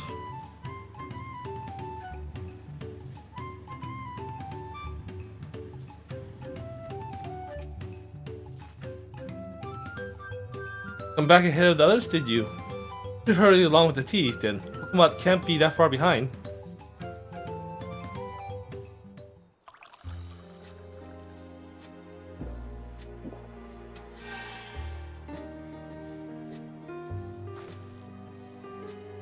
Ah, that tea really is magical. I feel better already.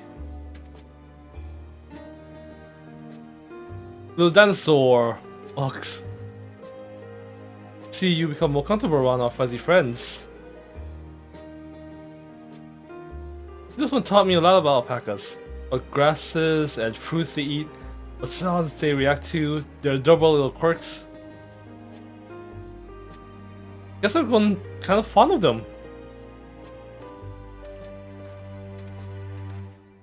Welcome back there, Promise. Accomplished the feat of gold, have you?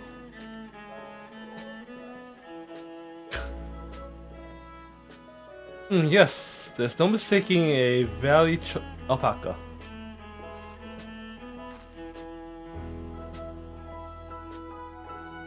Commend you on your success. Well done. Yes, we did it!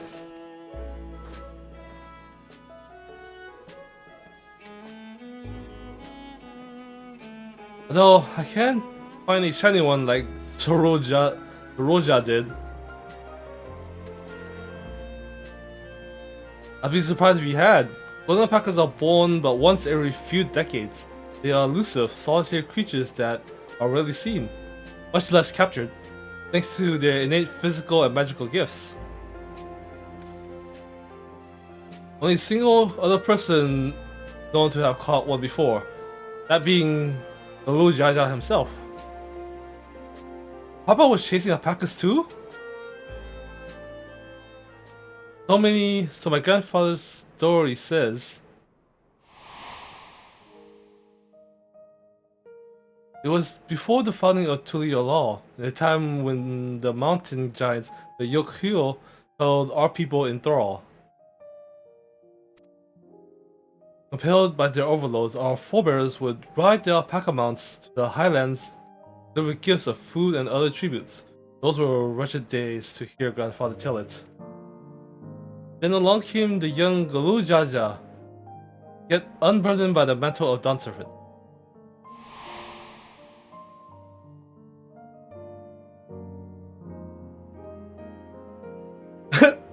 Alright, they hit Galul, Kryle's granddad behind Jamul Jaja's right hand. You can see it you can see it right there.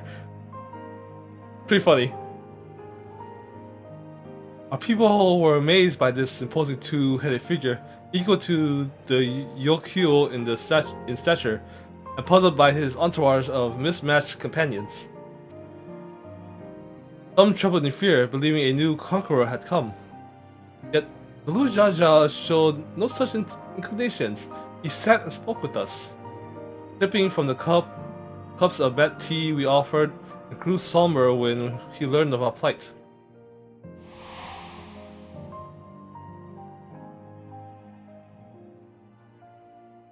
None could have anticipated what their visitors decided to do next. Lu Jaja ascended the cliffs to face the giants and freed the Pelu Pelu from the Yokhyul's subjugation. Little hiding somewhere. He then turned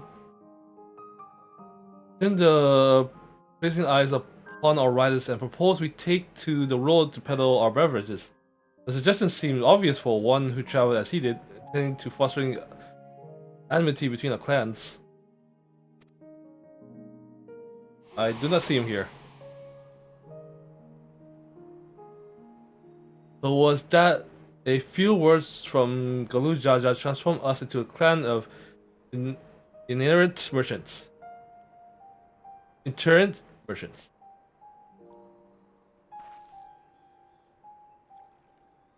I've never heard the bond Papa forged with the Pelu Pelu spoken of in that way before. Saga is not so detailed. Then you may not know that Galul Jaja sought a sure-footed guide for his trek up the highlands. Thus did he capture a golden alpaca. So both my brother and my father caught the rarest of creatures, while an ordinary one was the best I could manage. The feat requires no more than that. No more than that, their promise, and you brought back a perfectly wonderful beast. Apple's right. You're a perfectly wonderful beast if anyone's ordinary is me.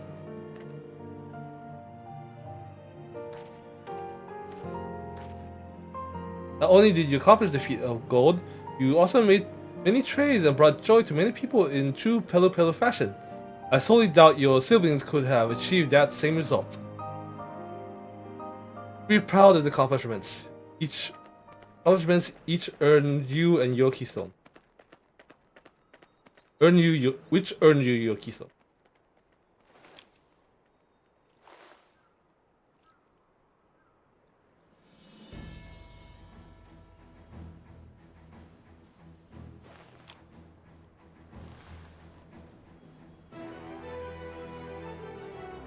This is what they look like. One, set it on the tablet.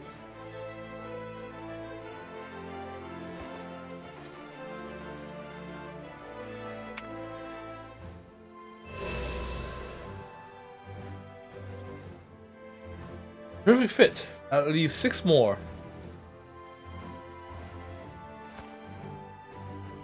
You're well on your way there, promise.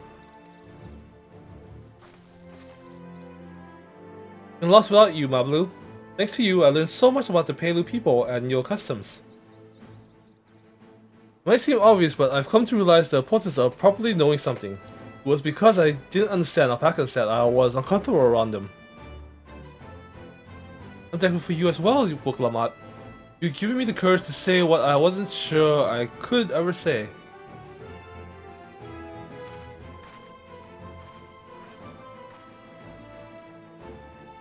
Hopefully, I want to leave the ranch and become a merchant. I appreciate everything you've done for me, and I loved every moment caring for the alpacas. But this is something I need to do. I need to walk my own path and make my own trades.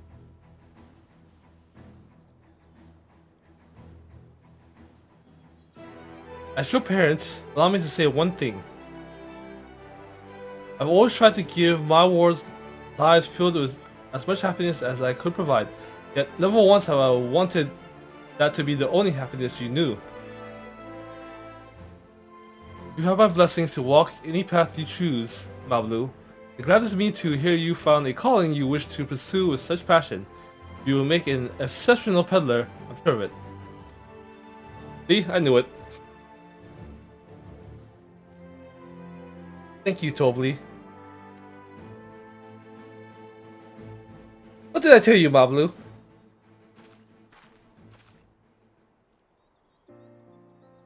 One last thing I can help you with, dear promise. You need to find the Golden City, right? That's the end goal. Then I suggest you talk to the Yokyu.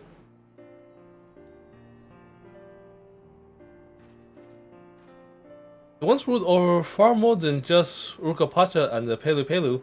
100 years ago, they were the overlords of Yug'Toral and all of its peoples. During that era, the Pelu Pelu were commanded to search for a city of gold. They explored every corner of the continent, but never found any trace of that fabled place. But they didn't find anything. What could the Yokyu have to tell us? They may not have found it, but the fact that they thought to look for it at all makes me curious. Perhaps there's value in divulging into how the legend originated.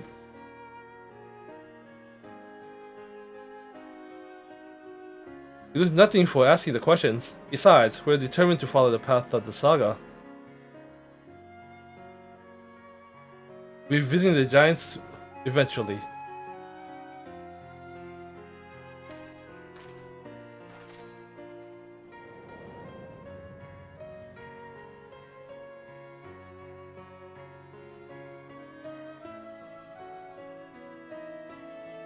Oh, Cryo, I have a question I've been meaning to ask since you finished what the feat. Where did you acquire that earring? An earring? Do you recognize it? Yes, this is like this. This is like it first became fashionable in Dawntrail around 20 years ago. Since then, it's become common to wear one as a charm for safe travel. Years ago, around the time my grandfather made his journey, Dawntrail implied the earring was connected to the Golden City in some way. There was more to its significance than simply fashion. You want to know how it first came to be crafted? You could try to find out, seeing as it's a regular seller for many merchants. I'm curious to learn about it myself. I would appreciate that very much, thank you. Jumping feet first into the pillar business, eh, Mablu?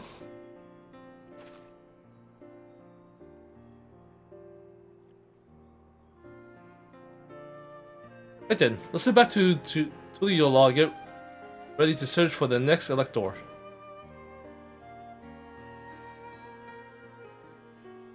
Farewell for now, and thanks for all your help. I will become Dawn Servant, so make sure you set aside your best mass skill for the occasion.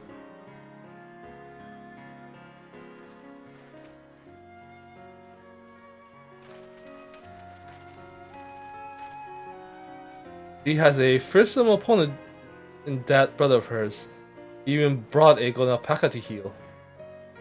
Have you heard Zeroja's supporters talk? They might see opportunity in his expressionist ambitions, but they find the man himself intimidating, terrifying even. Whereas I've grown to love Vuklamat. Everyone she meets will come to love her too, but she'll win the throne. You might be right, Mablu. Might be right.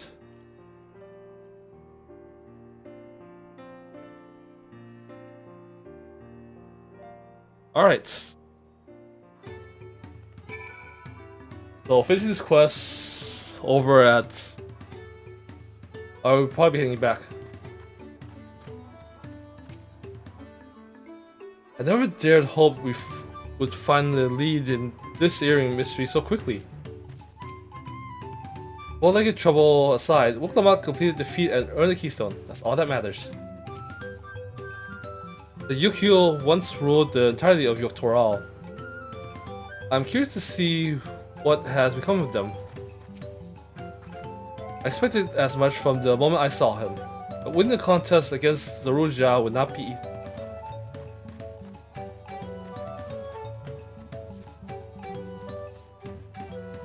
A special thing here?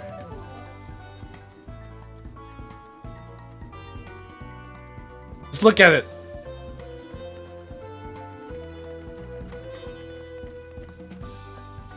I know who will win the throne. If anyone can complete all the feats and claim victory in the rites, it's Wuklamat. Not for the elector. Not for an elector to favor one of the clients. Still, I must admit, young Wuklamat has a good influence on my Mablu.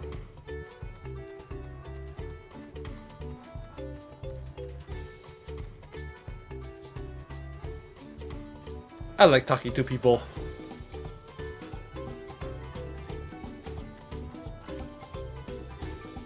It's good to have the feat of gold safely under our belt, even if my victory pales beside Zeruja and his shiny golden alpaca. I know I shouldn't let it bother me, but gods know you've all been so supportive, but I want to be strong, or wise, My brothers, to be a promise that people will respect. It is not likely if I stand here and carrying on and on about things. Let's move on. Back to Forge Tire with us. The contest can hardly begin.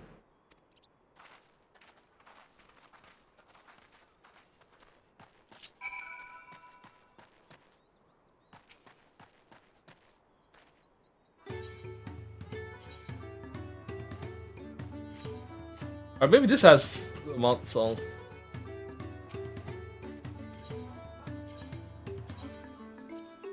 Take me away.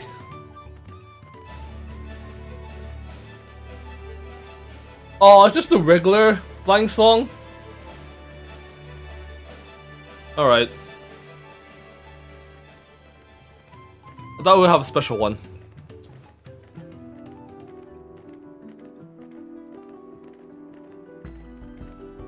Oh, there's two more quests for what is it? Ether Currents. That's gonna be tomorrow's early plan before going back to the story.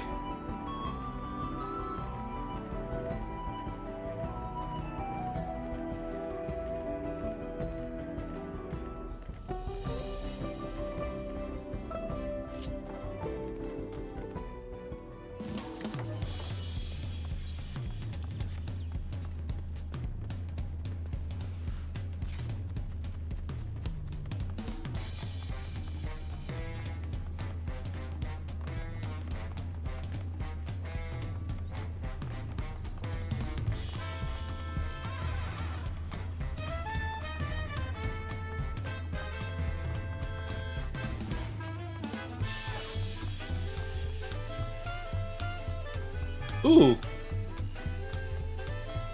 Take that real quick.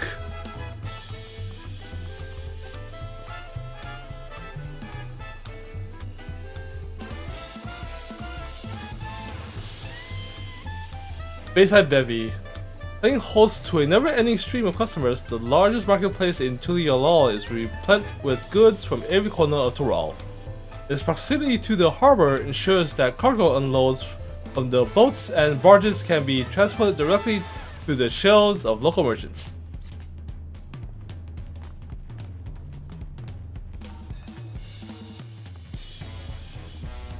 That reminds me of Lalafell, never letting their size slow them down or holding them back. They move at their own pace, making their textiles and mass scale and raise alpacas to bear them to market. I heard there are hot springs in Urugapacha. Perhaps time permitting. Neither Koana nor Baku Jaja appear to be in Wachupelu. I imagine they're around somewhere making progress even as we are. Golden Alpaca. Alone I may have tried to track the beast myself. And just like that, we found an Elector and won our first keystone. I knew I was right to trust your instincts. Come on, keep moving and march towards to Ozamauka. Chances are good we will find an Elector there as well. Before we do anything, however, we should see what your patient Hanu friend has to say.